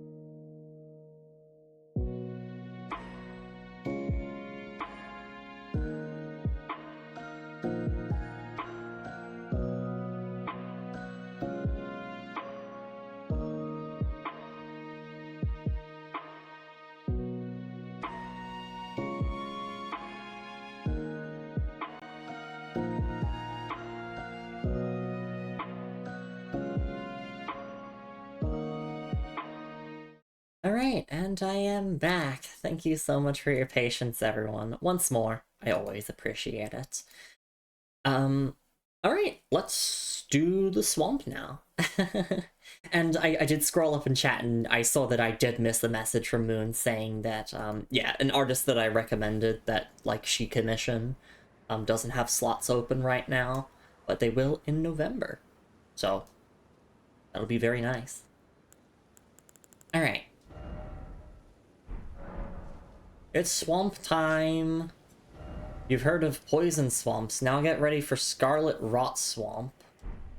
Which means that we should probably equip our immunity charm. Yeah, I think that's a good idea, I would say. And we have Flame Cleanse Me equipped. I mean, actually, I do want to equip another incantation that we picked up last time. Which... what do I want to replace here? Not really using Poison Mist all that often, so... yes, Flame Grant Me Strength, you know? Welcome back Power Within, essentially. But, you know, without the downsides. You're into what they draw, and I like that. I like you. Alright. Let's remove that marker there.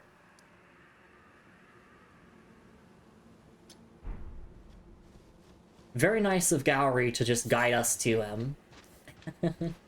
I like you. I like you too. Like a like from Zelda. I crush on you. Aww. I have a crush on you too. You're very sweet, Moon.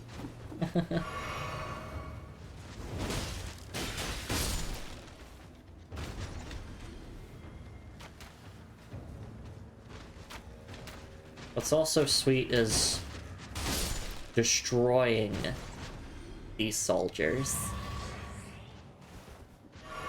Oh, one snuck up on me.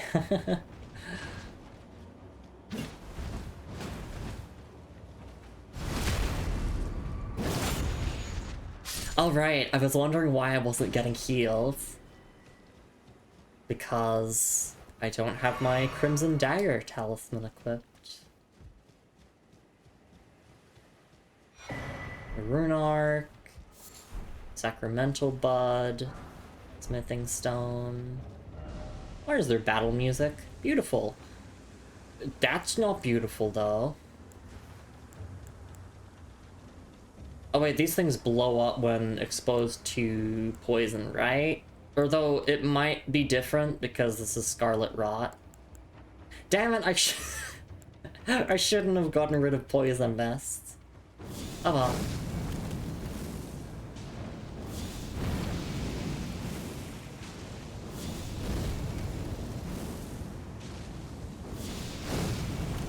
Black Flame gets the job done anyway. Because of health drain plus also fire damage. That's pretty much the general gist of Caelid. Just set everything on fire, you'll probably be fine.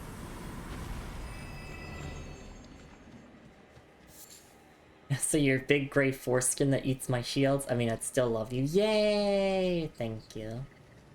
Alright. Alright. I can also just get on Torrent to avoid buildup of Scarlet Rot. Yeah, Swamp of Aeonia.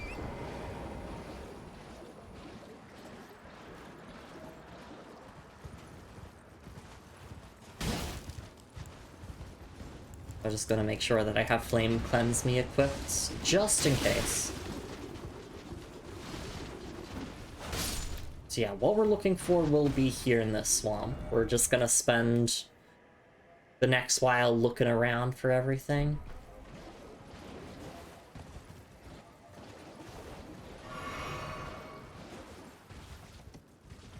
There might even be a dungeon around here, who knows? Night ahead? Oh. Oh, yeah! It's one of the Scarlet Rot Knights, or sorry, Clean Rot Knights. Oh fuck, here they are. This one's got golden eyes, which means they give more runes. See, I want to fight them, but I don't want to be inflicted with Scarlet Rot, so potentially I could just either horseback combat or lead them over to here? Let's just do horseback combat. An alternative title for this stream could also be Lumi finally stops being stubborn and actually tries to do horseback combat. Clean Rot Helm? Fuck yeah. Winged Helm of the Clean Rot Knights. celebrated for their undefeated campaign in the Shattering. The Cleanrot Knights vowed to fight alongside Melania, despite the inevitable, if gradual, putrefaction of their flesh. Their acceptance of their fate made these battles the fiercest of all. Right, because Melania, was born into Scarlet Rot, I think. So they accepted that by serving her, they too would eventually decay.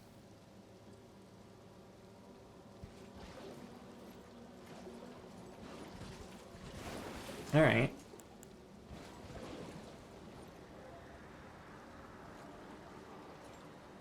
The undefeated campaign during the Shattering. Okay. I guess during the Shattering, Melania and the Cleanrot Knights were just aura farming and beating the shit out of everyone, and then came the fight with Radahn that led to Caelid being what it is today. Interesting. Yes, I do want to try this on, actually, because it does look pretty cool. I like the wings. I like the hair. It's cool. Pretty much. Alright, thank you. But thank you for confirming what I said. Or reaffirming it might be a better way of putting it.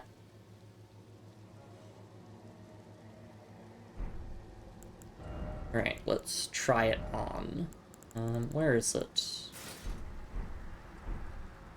I like this. Actually, and it matches pretty well with the Lanedale armor set. Maybe we found a helmet that we're just gonna use.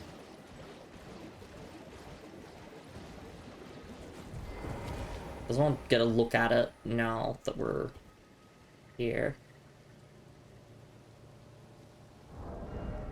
I find the design interesting. Like the front of it there. Looks almost like fingers gripping into the top of the helm. Is more reaffirming, actual reaffirming where that came from. Yay! I think I like this. I think that when I'm in the mood to wear a helmet, I will wear this one. Because it matches the set pretty well. You know, due to both being kind of golden colored. Maybe I should just farm for the full set, who knows? Like the wings on either side of the helmet. It was very fluid with the design. Yeah, looks great. I like this a lot. Although that being said, I do like staring at my character's pretty face. Cleanrot Knights, my beloved. Yeah, the Cleanrot Knight drip is very clean. Farming the Knights here is an experience. Damn, look at her. Yeah! I'm aura farming. Yeah, I don't think I'm gonna farm the Cleanrot Knights for the full armor set until we're done with Caelid, potentially. If I want it, but I'm not desperate to have the full set. I'm happy with just the helmet. Wearing this cool knight set, wearing a white deathbed dress. Oh yeah. Right, yeah, these Cleanrot Knights are quite scary. But I see, like, if I did want to farm them all, then there's a ton of them here.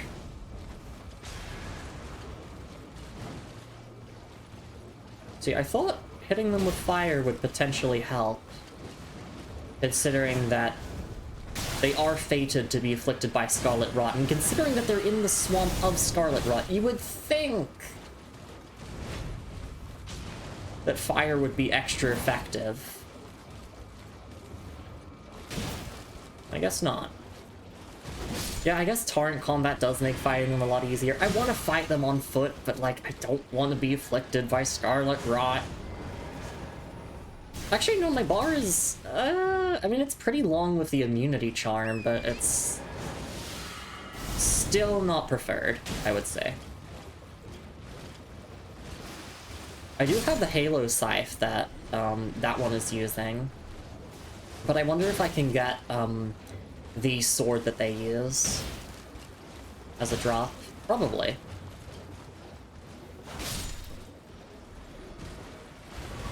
Oh, speak of the devil. The Cleanrot Knight Sword. Piercing sword of the Cleanrot Knights who fought alongside Melania, Blade of Mikola. Mainly used as a backup weapon in combination with a long-handled armament.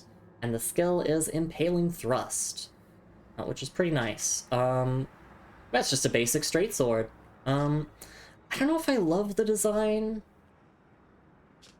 That's the main thing for me. I don't love the design, I would say. But it's really funny that I got the long sword. Or the straight sword. The Knight and a Princess, yeah, checks out. And then it says Knight and Princess, except the Princess is also a Knight, and the Knight is a Princess 1% of the time when she feels like being one. Exactly. That's me. I feel like throwing on the helmet. It's like, I don't know what mood I'm in. Like, am I in a helmet mood or no helmet mood? Oh, oops. Sorry, Swamp. Just wanted to throw that there.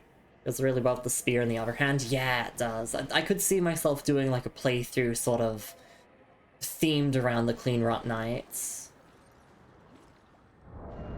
No helmet. It's a no helmet day. Look, I'm just grateful that, like, finally in a FromSoft game, I can not wear a helmet and not look like bacon or broccoli. Sacred Ring of Light. Oh, let's go. Also, insect warning. Don't worry. I'll deal with them. Oh, I'm out of FP. That's wonderful.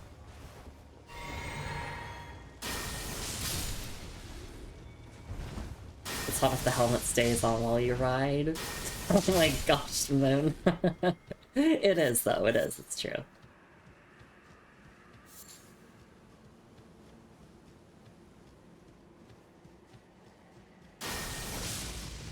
I might also mark this on the map as like a good point to farm great dragonfly heads. I'll put that like there.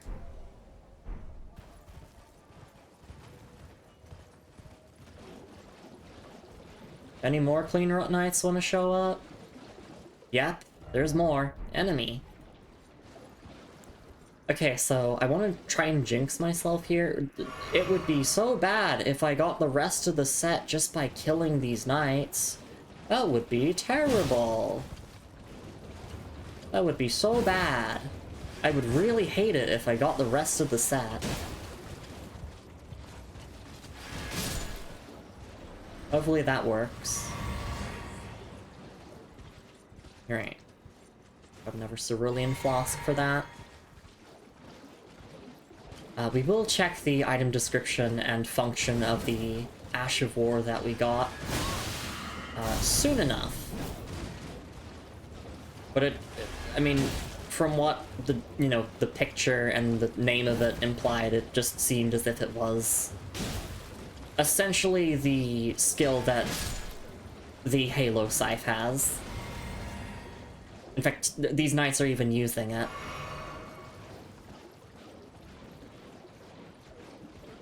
But yeah, like, I am playing a Holy Knight, but I haven't really decided, like, which deity I'm sort of themed around.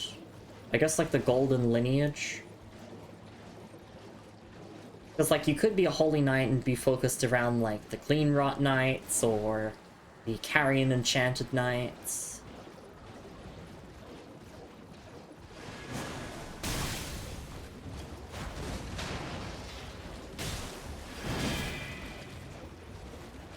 And surely, as a Holy Knight, I would never engage with, blasphemy, right?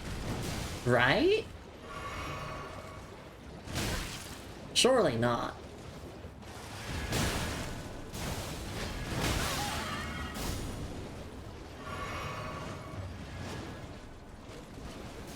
I say that as I have Flame of Frenzy, like, equipped in my incantations. Just ignore that, okay? Don't worry, it's for a good purpose, I swear. Crucible Knight 2. Oh yeah, no, Crucible Knight was the original theming that I was going for. But sadly, we don't get Crucible Knight stuff until much later. I mean, we do have the incantations, but I don't care for those. Let me, I'm writing down some ideas to help you avoid blasphemy. Okay, thank you. Something incredible required ahead. Okay. Is there a grace around here? It'd be nice if there was.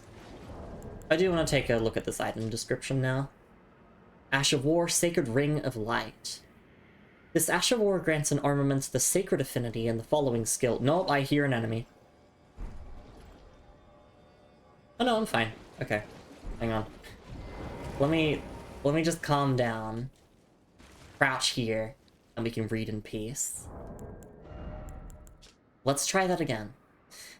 Ash of War, Sacred Ring of Light. This Ash of War grants an armament the Sacred Affinity and the following skill. Sacred Ring of Light. Skill used by the commanders of the Cleanrot Knights. Gather a Sacred Ring of Light in the armament, then fire it forwards. Can be fired in rapid succession. Usable on polearms with great spears accepted. Oh, I see, I see. So yes, it is tied to spears. Okay.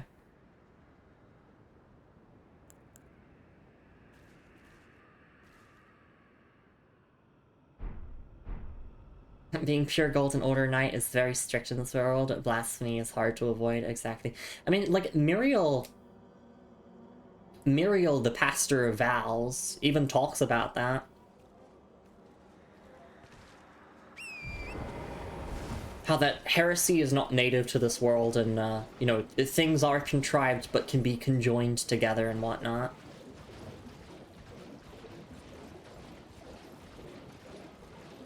Just like how the houses of Haria and the Golden Lineage, or Golden Lineage, the Erd Tree, Radagon and Renalad's marriage joined two houses together. Even though they had, like, very different ideals and even fought for a time.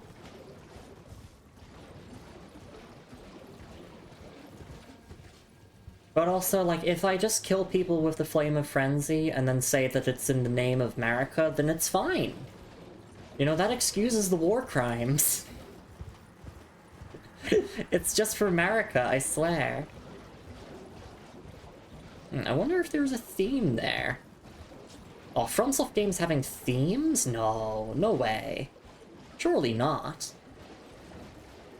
Like themes about not trusting authority and all that. It's a reach, I know. Yeah, no, these games don't have deep themes. What are you talking about? There's no story. Just hit the enemies. Okay, but in all seriousness, like, if I ever see a take online of someone saying FromSoft games don't have stories, I'm going to fucking scream. It's like, no, there is a clear story, you're just choosing to ignore it. Like, sit down and read those fucking item descriptions.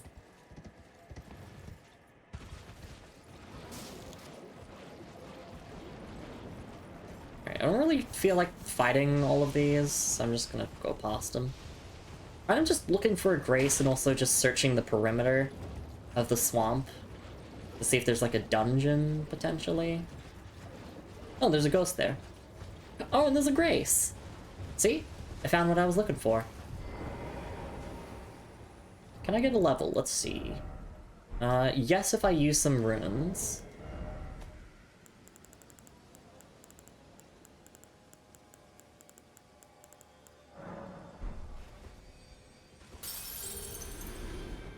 Right, need to check the exact number. Right, just a little bit more and then we're good.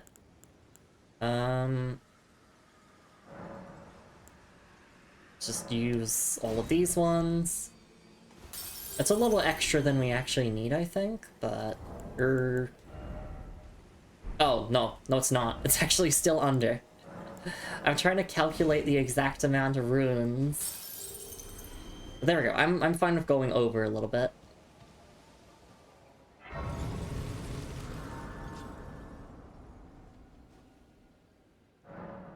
Alright, that point goes into endurance. Yeah, we're just going 30 vigor, 30 endurance, and then probably get strength to like 35 or 40, and then just keep pumping points into vigor again. My ultimate goal is to get to 60 vigor, which is kind of like the final soft cap of the stat. But we're not going to be hitting that like anytime soon. Unless like I devoted all of these levels to vigor. I think 30 vigor is like fine for the point we are at in the game, and it's like if I need more vigor, then I can always use a rune arc to activate Godric's Great Rune.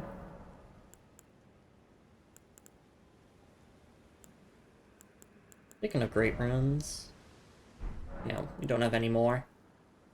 Because all Renala's Great Rune allows us to do is just use respecking.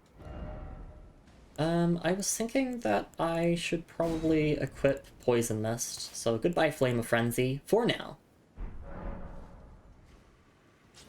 Telling someone on socials that is currently writing a huge thing on their theory and themes and discussions about the lore of Elden Ring and its DLC. I've been seeing the bits and pieces for years. I'm so excited for the next chapters to come out. Ooh. Yeah, once I'm done with the game, I'll have to look into that.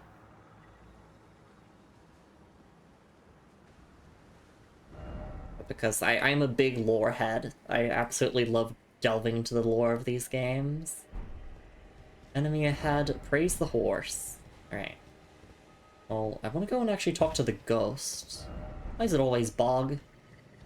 Grace ahead. Yep. I'm glad that I found the Grace. Which this one is called the Aeonian Swamp Shore. Okay. Can I talk to the ghost without getting inflicted by Scarlet Rot? Yes, I can.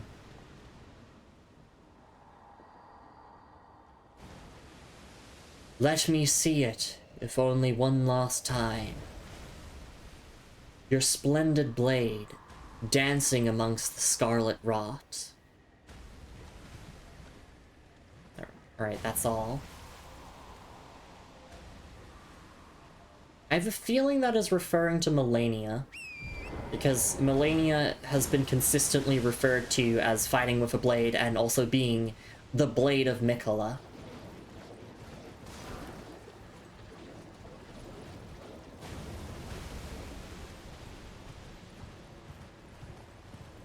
There's some ruins over here we can check out. I do wonder if there's like a dungeon around here. The cooking, like, going so far out sometimes. Obviously fan theories, but it makes sense. Yeah. Like, as long as, in my opinion, as long as you're using, like, in-game stuff as a basis for your theories, then I think that's fine.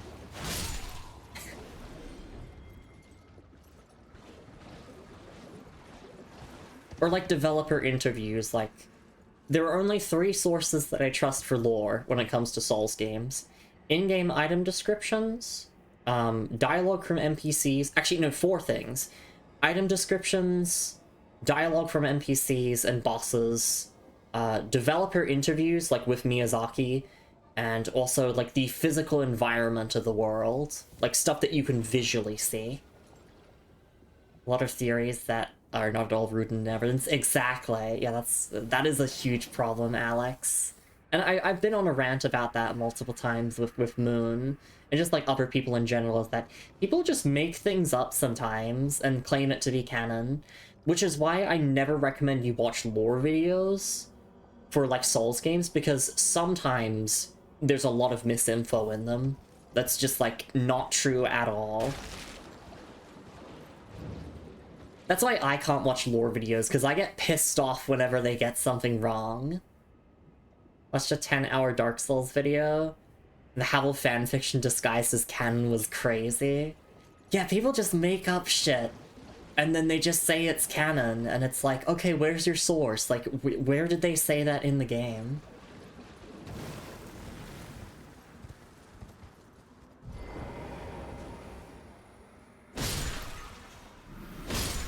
It's like, you can tell us if you're writing fanfiction. Meteorite stuff. Golden rune. A precious item ahead. Yes. Precious item, oh precious item. Most of their stuff is based on elements in the game can go farther than what you can safely imply from it? Okay.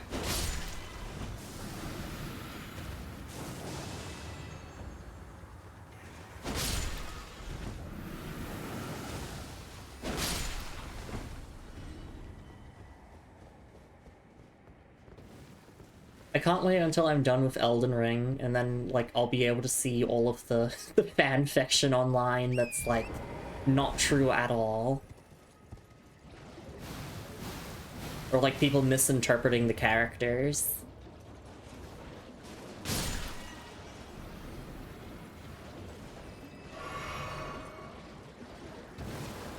Oh. Good. Hello there. Hello, Mario. Sorry. Random vocal stem.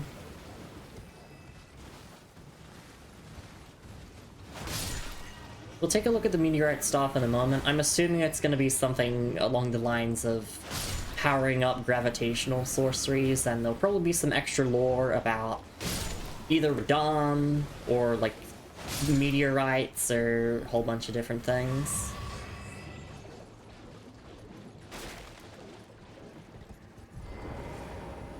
Yeah, but for now we're just exploring these ruins. And I've slowly fallen in love with this Great Swords moveset. I was wrong before when I said, like, it was based off of, like, Lucatiel's weapon or whatever. I believe it's based off of the Hollow Slayer sword from Dark Souls 3. Which I never used that, so... Traveler's hat, perfumer's traveling garb, traveler's gloves, traveler's schlops, and perfume bottle. Oh, I can be a perfumer now.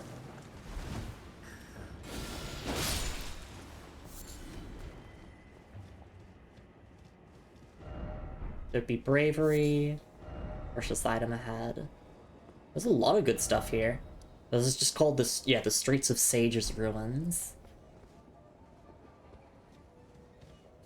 You want to look at the meteorite stuff scaling? It's of note. Well, since there are no enemies around here right now, we're relatively safe. I think we can take a look at some item descriptions. Armor head, yes, we got that. Now let's just sit in this corner and cry. I mean, read item descriptions, but we can read item descriptions and cry. Alright, I'm just gonna go in order from top to bottom from what we have. Perfume bottle. Glass bottles used by perfumers, used to seal various scent compounds. Essential vessel for crafting perfume items. The art of perfuming was once jealously guarded in the capital, but after the perfumers were drafted into service during the Shattering, the art became widely practiced throughout the lands between. And then Traveler Slops. Slops of a traveling perfumer of no renown. An associate of a healer, he is said to be in search of new aromatics and flower gardens, in hopes of treating misbegotten omen and all those seen as impure. Oh, so they're based, in other words. Okay. That's just the exact same description, other than this one is slightly different. A garb of a traveling perfumer of no renown. The thick front apron, the badge of a perfumer, has been replaced with a more simple one made of soft leather. Okay. And then Traveler's hat is the exact same. Right, so yeah, interesting that, yeah, they were drafted into the Shattering, damn. I do enjoy hearing more lore about the Shattering, because, like, we know that it happened, we know the outcome of it, but the details of the war itself still seem to elude us a little bit. Like, the exact precise details of, like, what happened when, you know, who was involved, other than the demigods, you know, so it's nice to know, like, this extra lore here, that the fucking perfumers were out there fighting for their lives. It's also one of the very few full-body armor sets you can find without having to buy or fight anything. Oh, the more you know. And of course, yeah, perfume bottle is absolutely essential if you want to, like, do perfuming stuff. Which is pretty nice.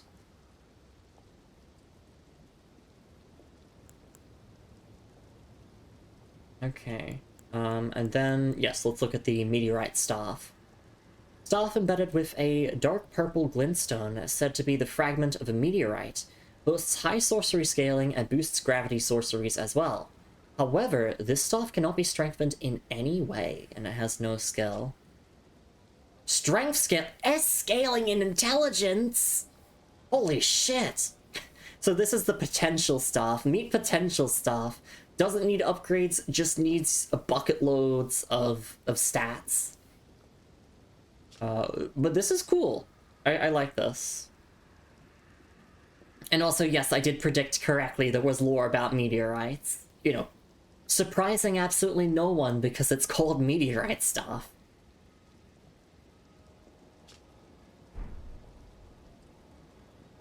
Baby's first Wunga Bunga stuff, exactly. Moon says, I like the bestiary because they're good at citing sources, making it clear when something is their opinion. Okay. Yeah, Moon has recommended the YouTuber The Bestiary to me before for Souls lore stuff. What if aliens broke the Elden Ring? That is a legitimate theory, though. Like, at this point, like, what if it was fucking aliens that launched meteors and destroyed the lands between? Emphasis of the game I'm shitposting, so I don't know. Exactly. Moon's allowed to shitpost with me.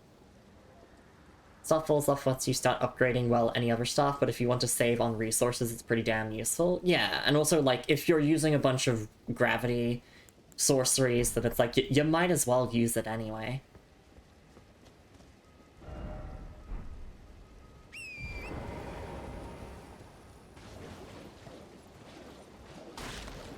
And that was a good lore reading break. Oh, I see, there's a basement there. Yep, so potentially that could be a mini-boss. Or it could be the needle that we're looking for. Remember, we came here in the first place to find a fucking needle. Or, sorry, an unalloyed gold needle.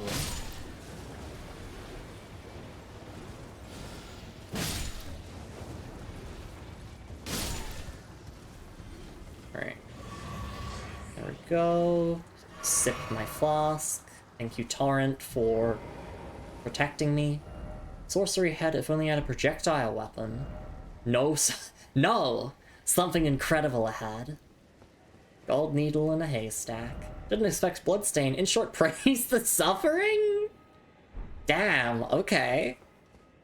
Someone likes seeing others suffer. Something incredible ahead. Think carefully ahead. Sorry, I wasn't sure if that was a hidden wall or not. Sorcery ahead. It's not booby-trapped? Good. Alright. Rock Sling! Oh yeah, baby! One of the glintstone sorceries that manipulates gravitational forces. Pulls a clump of rocks from the earth and sends them flying. This sorcery can be cast while in motion. A gravitational technique studied by the young Radon. His master was an alabaster lord with skin of stone. 18 intelligence.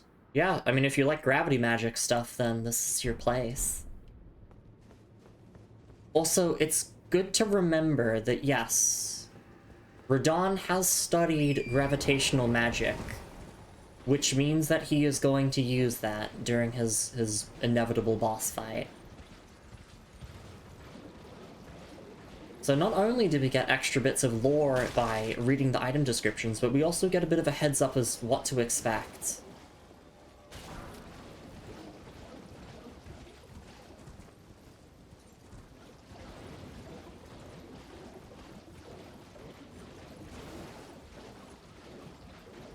Warrior Pack, and then Seek Seller. Yep, we already did that, but thank you for the message regardless. Hello there, friend. Goodbye there, friend. Be wary of enemy? Yeah! Who would have thought? So I want to run over these skulls here. I do appreciate the little runes that they give you. Like, yeah, they're not much for leveling up. But that's nice to have anyway. Just a bunch of small consumable runes if, like, I'm short a certain amount and need some.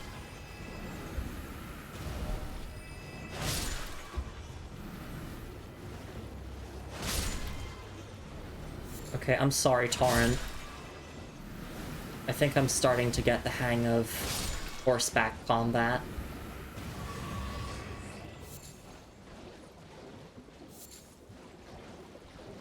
Oh, that's a big Crimson Scarab over there. Kind of hoping that this mist clears up soon, just so I can see things a little bit clearer.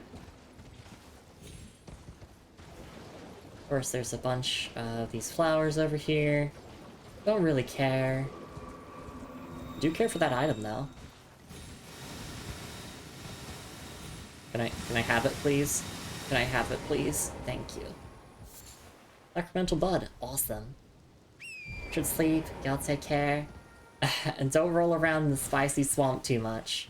I'll do my best, V. Thank you so much for being here. It's always a delight to have you around. And everyone else, of course. I mean, like, I would still be streaming on my own, you know, if no one was here, but it's great that people are here, you know?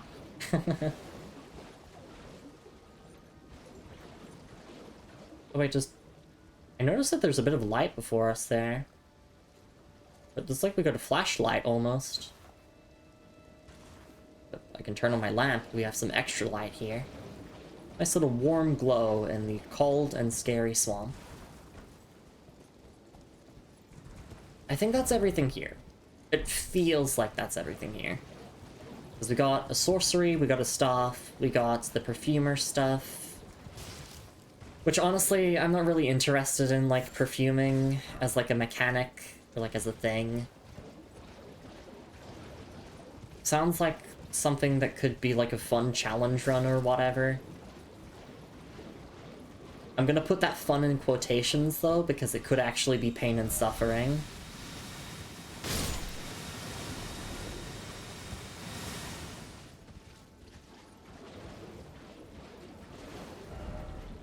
Alright. Yeah, I think we're done here. Using exclusively perfumes to fight would be pain. Thank you for the confirmation. Yeah, I'm not really gonna take a look at the perfuming stuff myself, but...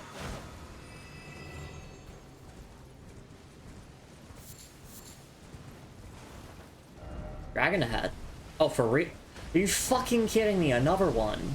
Ah, beautiful. Why is it always Scarlet Rot?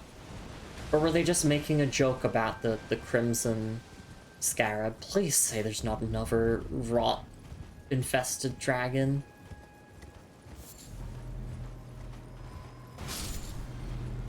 Like, it's the gravity worms. Oh. Something incredible head. Yeah, it's like the sorcerer's head. No head ahead. Or head ahead.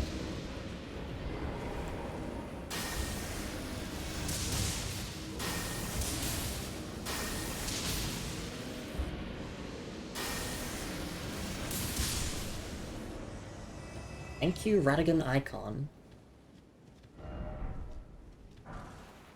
Oh, yeah, I do appreciate somber smithing stones.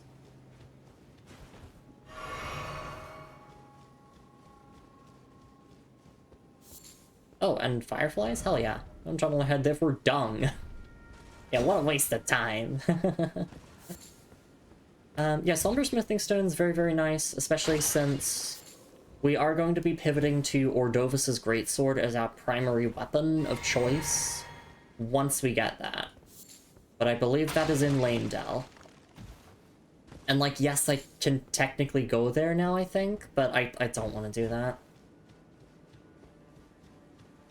Because, you know, firstly, fucking up NPC quest lines, potentially, and also just, like... Believe it or not, I'm not playing this game to suffer. Some people, like, who haven't played Souls games thinks they're meant to be, like, torture simulators or whatever, and it's like, no. I mean, they can be if you want them to. But, like, there's so many tools in the game that you can use to make things easier. For instance, I've been making extensive use of Torrent this stream, so I don't have to be afflicted with Scarlet Rot constantly.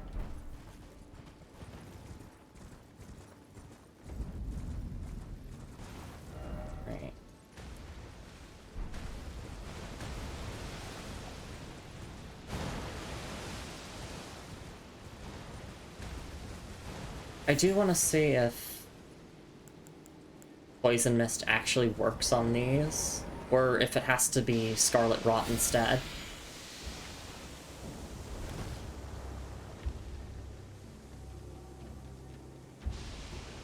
No, it still works. Okay. The more you know. Oh, right. Big explosion, I forgot. Oh, there's a scarab there. Immunity talisman is very, very nice. Just making my life a little bit easier.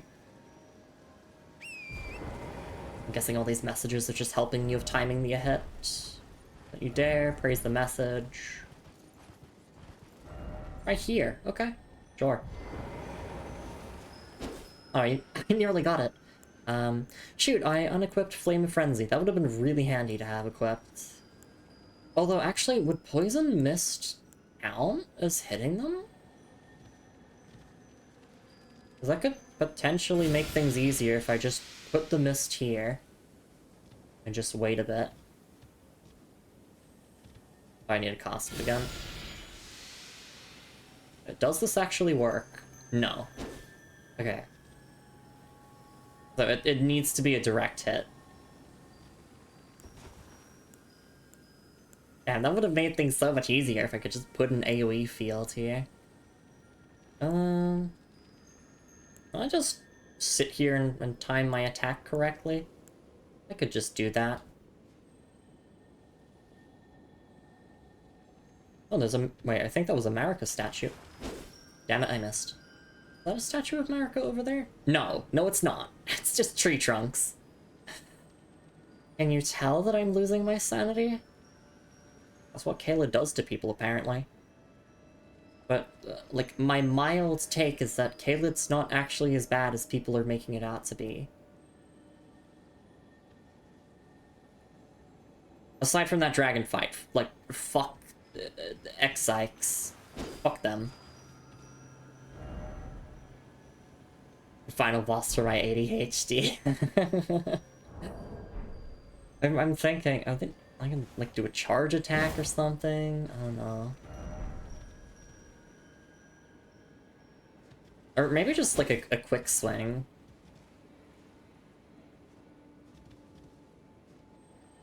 Because otherwise, like, I could just equip Flame of Frenzy. Yeah, okay, I'm going to equip Flame of Frenzy. Fuck this.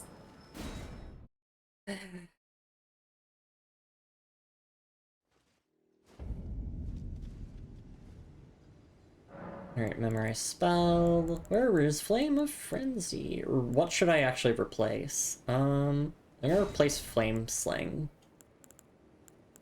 Where is Flame of Frenzy? It is here.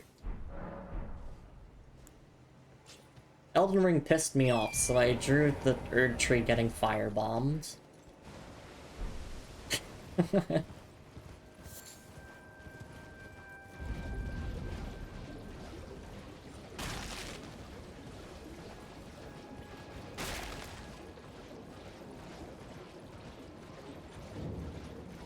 If anything that keeps hitbox active, like constant rep. Oh, yeah, sorry, I saw that message too late, but yes, Flame of Frenzy is basically a constant hitbox. I did try Poison Mist, and that doesn't count for hitting them. That being said, though, I will just quickly Poison Mist you to get you out of the way. Hitbox, I hate phones. Yeah, the hot box.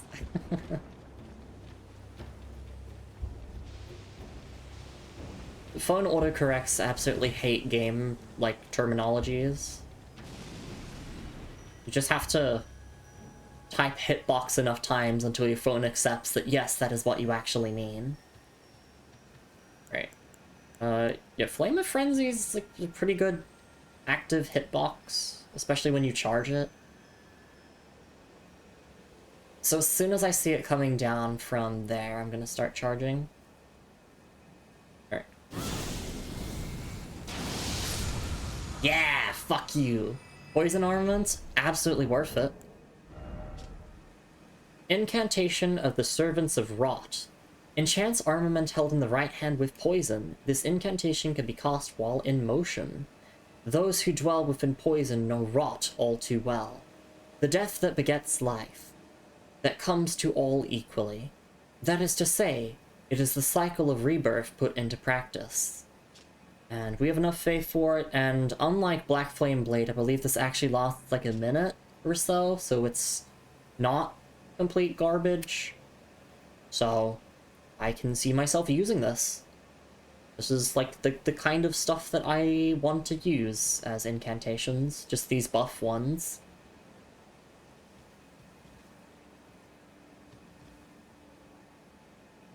Alright.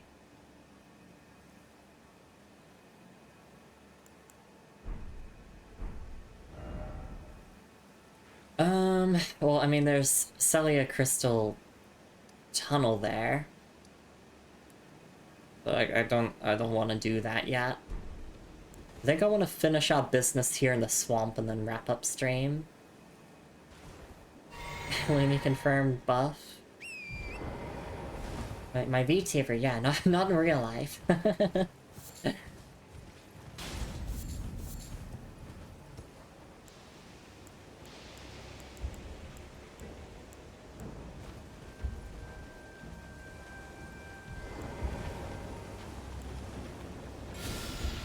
Go say goodbye.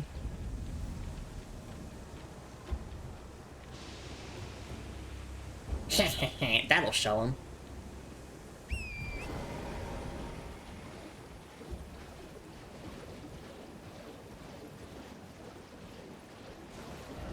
Alright, it seems like we have basically... Oh, there's another Grace. Oh, wait, that's like a Sorcerer's Rise, it looks like? Oh, shoot. Rotten Stray Ashes? That is a random pickup.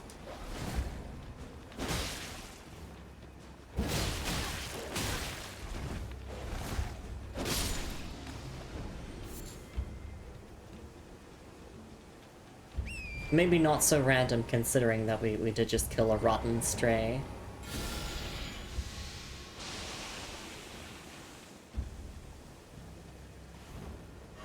I see, yeah, this is the town of Sorcery. We're just outside of it.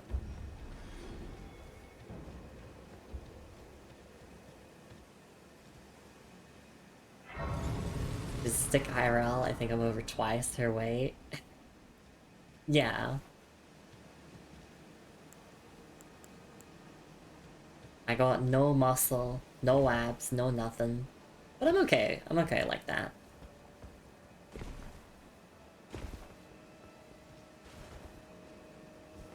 Alright, out of cerulean flasks. Let's see...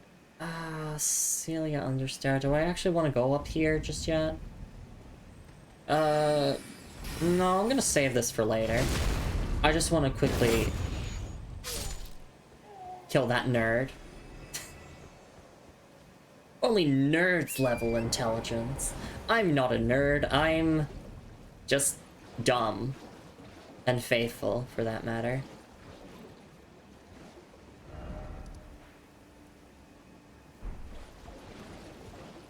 So I just want to keep traveling along the edges of the swamp. There's so much stuff here, which is awesome.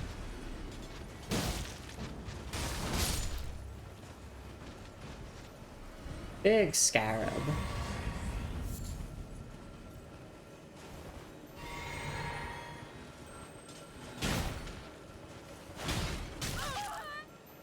Ow, it hit me.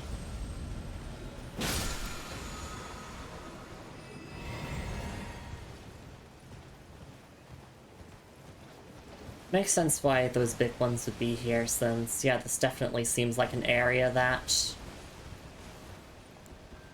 you would explore for quite a while. Because we have been exploring it for quite a while. My source is that I made it the fuck up. Sorry, another just random vocal stem that came to mind. Specifically, like, regarding Soul's lore.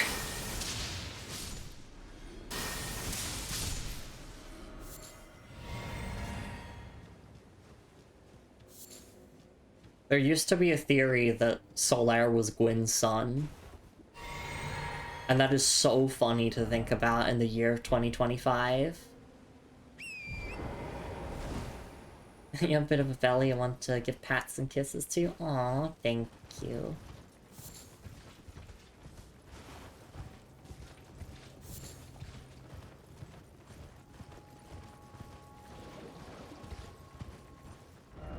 Right. Oh, okay, yeah, this is... Okay, so we've looped around now. We have successfully looped all the way around to the start of the swamp, and we haven't found the needle yet, which means we probably need to go into the center.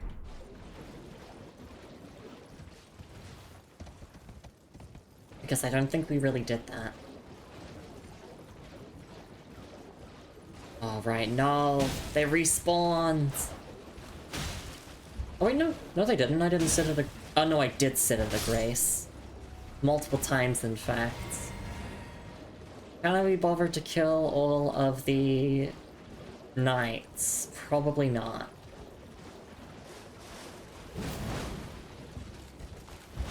And yet I'm doing it anyway. Hey, you know, maybe I'll get the rest of the armor set.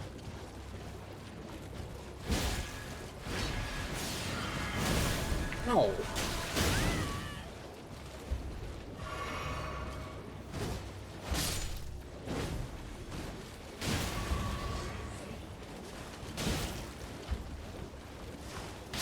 Horseback combat just be like R2, R2, R2, R2.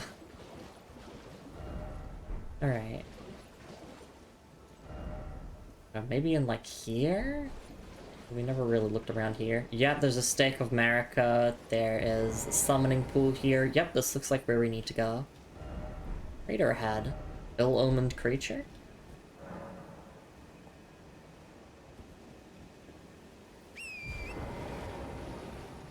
Oh, yep. That's our guy. By horseback battle. I think I've done enough horseback battle for one stream. I would like to quickly buff myself and try not horseback battle. Commander O'Neill. Oh no, the gang's here.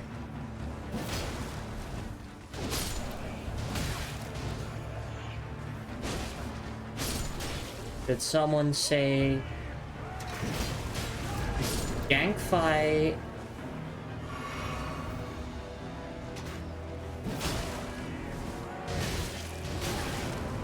Glory, brave knights. I think that's what he says.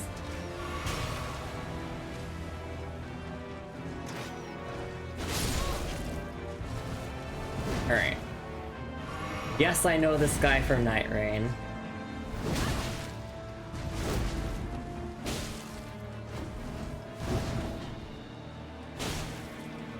I don't know if he can be parried, I've never tried. But maybe that means I should try.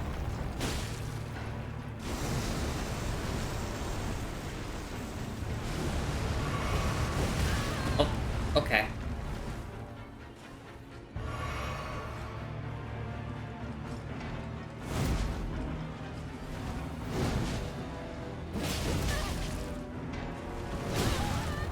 No. These attacks have a little bit of a delay to them. Just a little bit.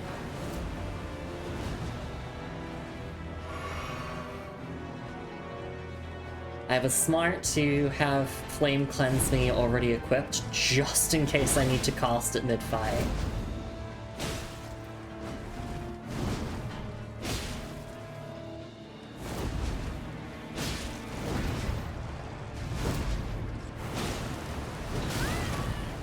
Yeah, I need to run away, I think, instead of trying to wall there.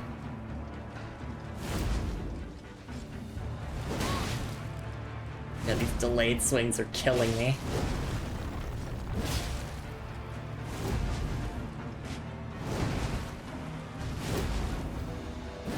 Just have to look at when he's actually committing to the swing. Alright. The music changed, which means it's probably phase 2. Yeah, this combo has enough, like, delays in between each hit that you can just sneak in a roll R1. No. Not doing that shit. No, fuck you. Can I please get a stance break? Yes, I can. Fuck you.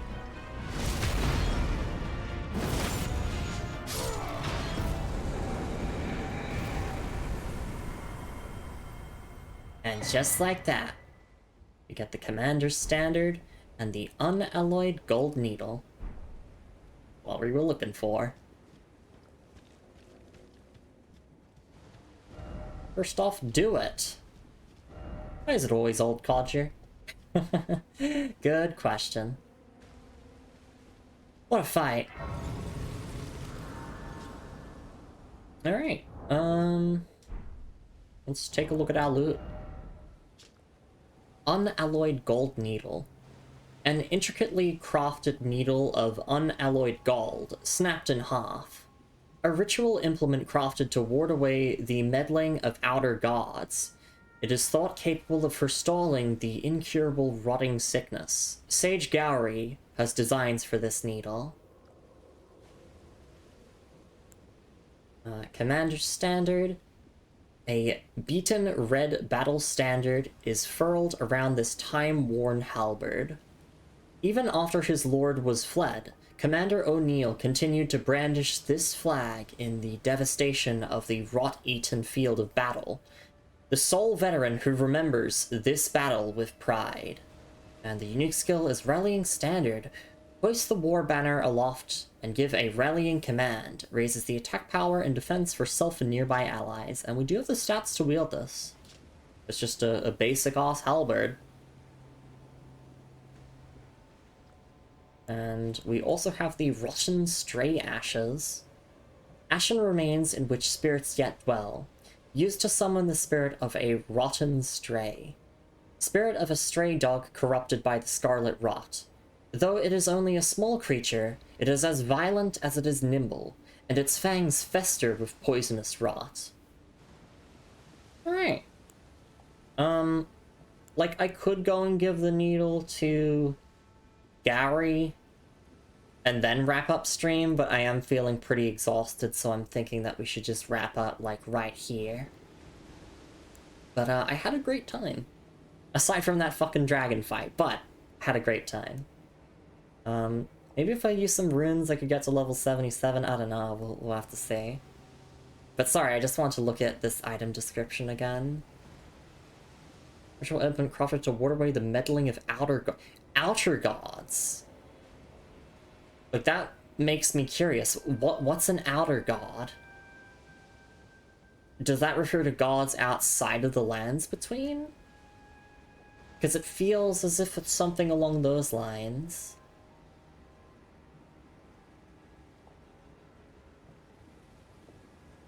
I'm just thinking about that. Forestalling the incurable rotting sickness. Alright.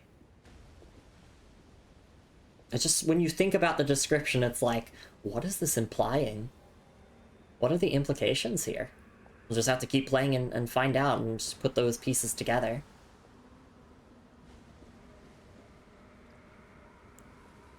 And then I wanted to look at this description again one more time. So, I'm assuming then that Commander O'Neill... obviously he is a clean rot knight, right? So his lord referring to Melania, most likely. Because that would explain why Melania is also not here. I think we would have heard about her in the area if she was still here.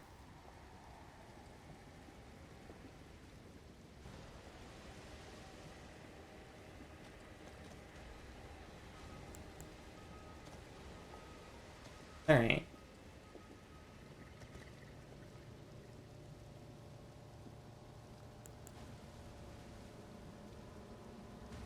And says, I barely more allure available to you, and I'm an alien's true for half joking, half serious, with how I forget what wording they used. Radon fought creatures of the stars or something? Are there being meteors? Yeah, the alien theory is like actually kind of it has some credence, or like has some credit. It's not exactly something that I'm going to like say is not possible. It feels very much possible actually.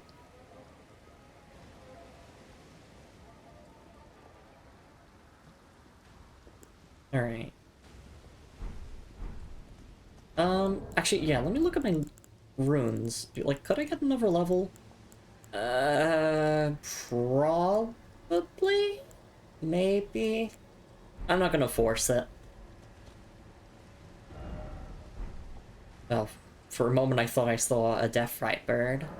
But no, I think I'm just losing my sanity. Alright, yeah, this is the heart of the Aeonia. So next time we're gonna go and give that needle back to Gary. We're gonna explore Celia, Town of Sorcery.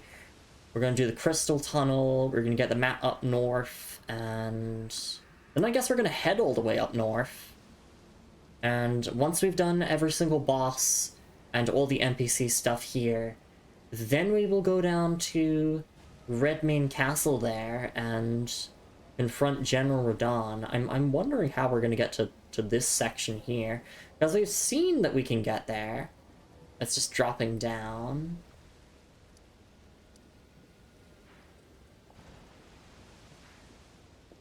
But yeah, I am feeling very, very exhausted, and my shoulders are hurting. So, let's wrap things up here. There we go. 122 deaths. A little bit of a massacre today, primarily just to that fucking dragon. But Commander O'Neill, more like Commander O'Jobber, got him. Alright, let me also catch up in chat as well before we properly like head over to the stream end screen. Let's see. Moon says, I just did this fight. You're very close to where I am already. Willow says, I'm angry. It took me forever to kill him. I still struggle with that fight despite having 600 hours. Moon says, I had some trouble. This guy is pretty strong. If all the stuff about stars, how the Erdtree and Elden Ring feel from everything else in the world. Yeah, it's true. Alien theory is real. I hope that alien theory is real. It would be absolutely, like, hilarious and also, like, satisfying. The Falling Star Beast's name makes me think it could be from space, especially because it does gravity stuff, can influence the Earth by making pillars and digging out rocks. And didn't the Crystallians are the only things with hard exteriors? I believe those could be from space, because they introduced crystal magic to the lands between, right? I would have to check item descriptions about crystal magic, but potentially. Anyway, let's head on over here. Thank you so much, everyone, for coming by to stream. Hope you all enjoyed some more Lumi Elden Ring. Let's see, did I get any Steam achievements from this stream? No, I did not. I was thinking that I would get some for, like, Commander O'Neill or, like, the dragon, but apparently not. But yeah, 70 hours of playtime in-game, and we're still making our way through Caelid. We're probably going to be around, like, level 80 or, like, 90 before we get around to Radon, so I feel like we're going to be in a very good spot for that fight. Yeah, let me quickly promote the socials and Discord. You know where you can find me off stream.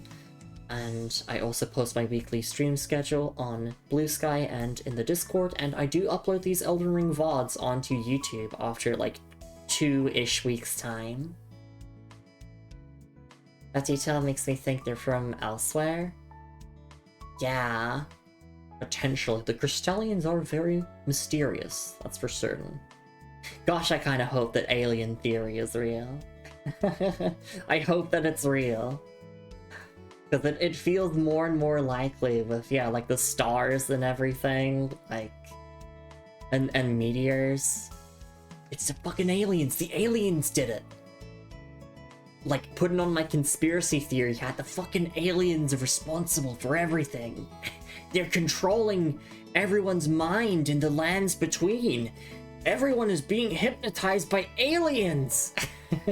Okay, maybe that's pushing it a little bit far, but it's a fun theory for the time being.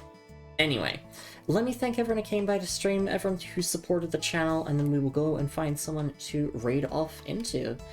Of course, first and foremost, thank you so much for being here, Moon, and thank you so much for doing all the moderation stuff, darling.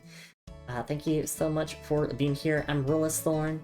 Thank you so much for being here, Melsyra and Melissa. Thank you so much for being here, Azura Stellan. Thank you so much for the raid. Thanks for being here, Alex Speedling. Thank you so much for being here, Mr. Oddity. Thank you so much for being here, Felix and V. Thank you so much for being here. I gotta keep scrolling. So many names I want to catch. Ocean was here. And... oh my goodness. Keep scrolling. Keep scrolling. There's more people to thank, Freenium dude. I want to thank you all, but I'm tired. My memory's fading. I'm going hollow. Did I say Valo? Thanks for being here as well, Valo. Thanks to everyone who came in from the Azura raid. Thank you for all of the follows throughout the stream. Those are appreciated. We do anonymous followers, so I don't really call them out. And that's pretty much it. Yeah, whether you were here for a minute, an hour, the whole stream, you're just lurking or watching the VOD. Hope you had a lovely time with stream. And we'll be back with more Elden Ring tomorrow, same time, same place. Hopefully making a lot more progress in Caelid, although we did make a lot of progress today. It's true. We killed a lot of bosses. We got started with Gallery's questline. We killed that dragon.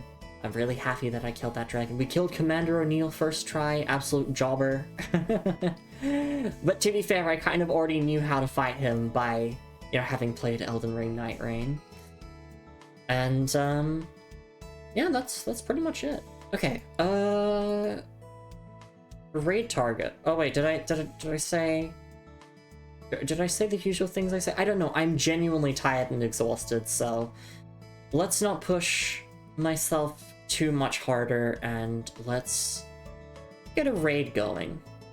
I want to raid into the lovely Markachin, who is doing a first-time playthrough of Dark Souls 2, Scholar of the First Sin, which is a very, very good game. Very peak. It's peak Souls 2. And Marky is currently exploring Harvest Valley, if I remember the name of the location correctly. Very, very exciting. Just keeping in mind, though, Marky doesn't want backseating. He doesn't want spoilers. He's playing through the game completely blind with no guides or anything. But his ultimate goal is to 100% the game, so naturally he's gonna have to do multiple subsequent playthroughs in order to get everything. But yeah, for this first run, don't say anything about upcoming areas or bosses. Just like on my stream, don't spoil anything. Allow Marky to enjoy the game blind and make mistakes and miss out on things, because Marky will get it on subsequent runs. Alright, let's get that raid up and going. Please have a lovely morning, afternoon, evening, wherever you're in the world, everyone. Make sure to stretch and hydrate plenty, as I did throughout the stream. Take your meds, in case you've forgotten. And... oh my goodness, I just remembered. I just remembered. RPG Julie was here. Thank you for being here as well. Sorry, that just came to mind. And yes, once more, again, wherever you're here for a minute, hour, whole stream, you're just lurking or watching the VOD, thank you again, everyone, for supporting the channel. I am so exhausted. I'm gonna get some food, I'm gonna lie down, I'm gonna enjoy Marky playing Dark Souls 2 Scholar of the First Sin, and I'll see you all here tomorrow for more Elden Ring. Until then, take care, everyone. It's raid time. Oh wait, no. I'd like to do a moral, right? The moral of this stream is that Scarlet Rot stinks. It's not cool. We don't like it very much. But the Clean Rot Knights they're very cool. They have aura. They have lots of aura. Alright, okay, that's everything that I normally say. There we go. Okay. Let's go, everyone. Let's raid into Marky, and I'll see you all tomorrow. Take care, everyone. It's raid time, baby. Oh yeah! Bye-bye!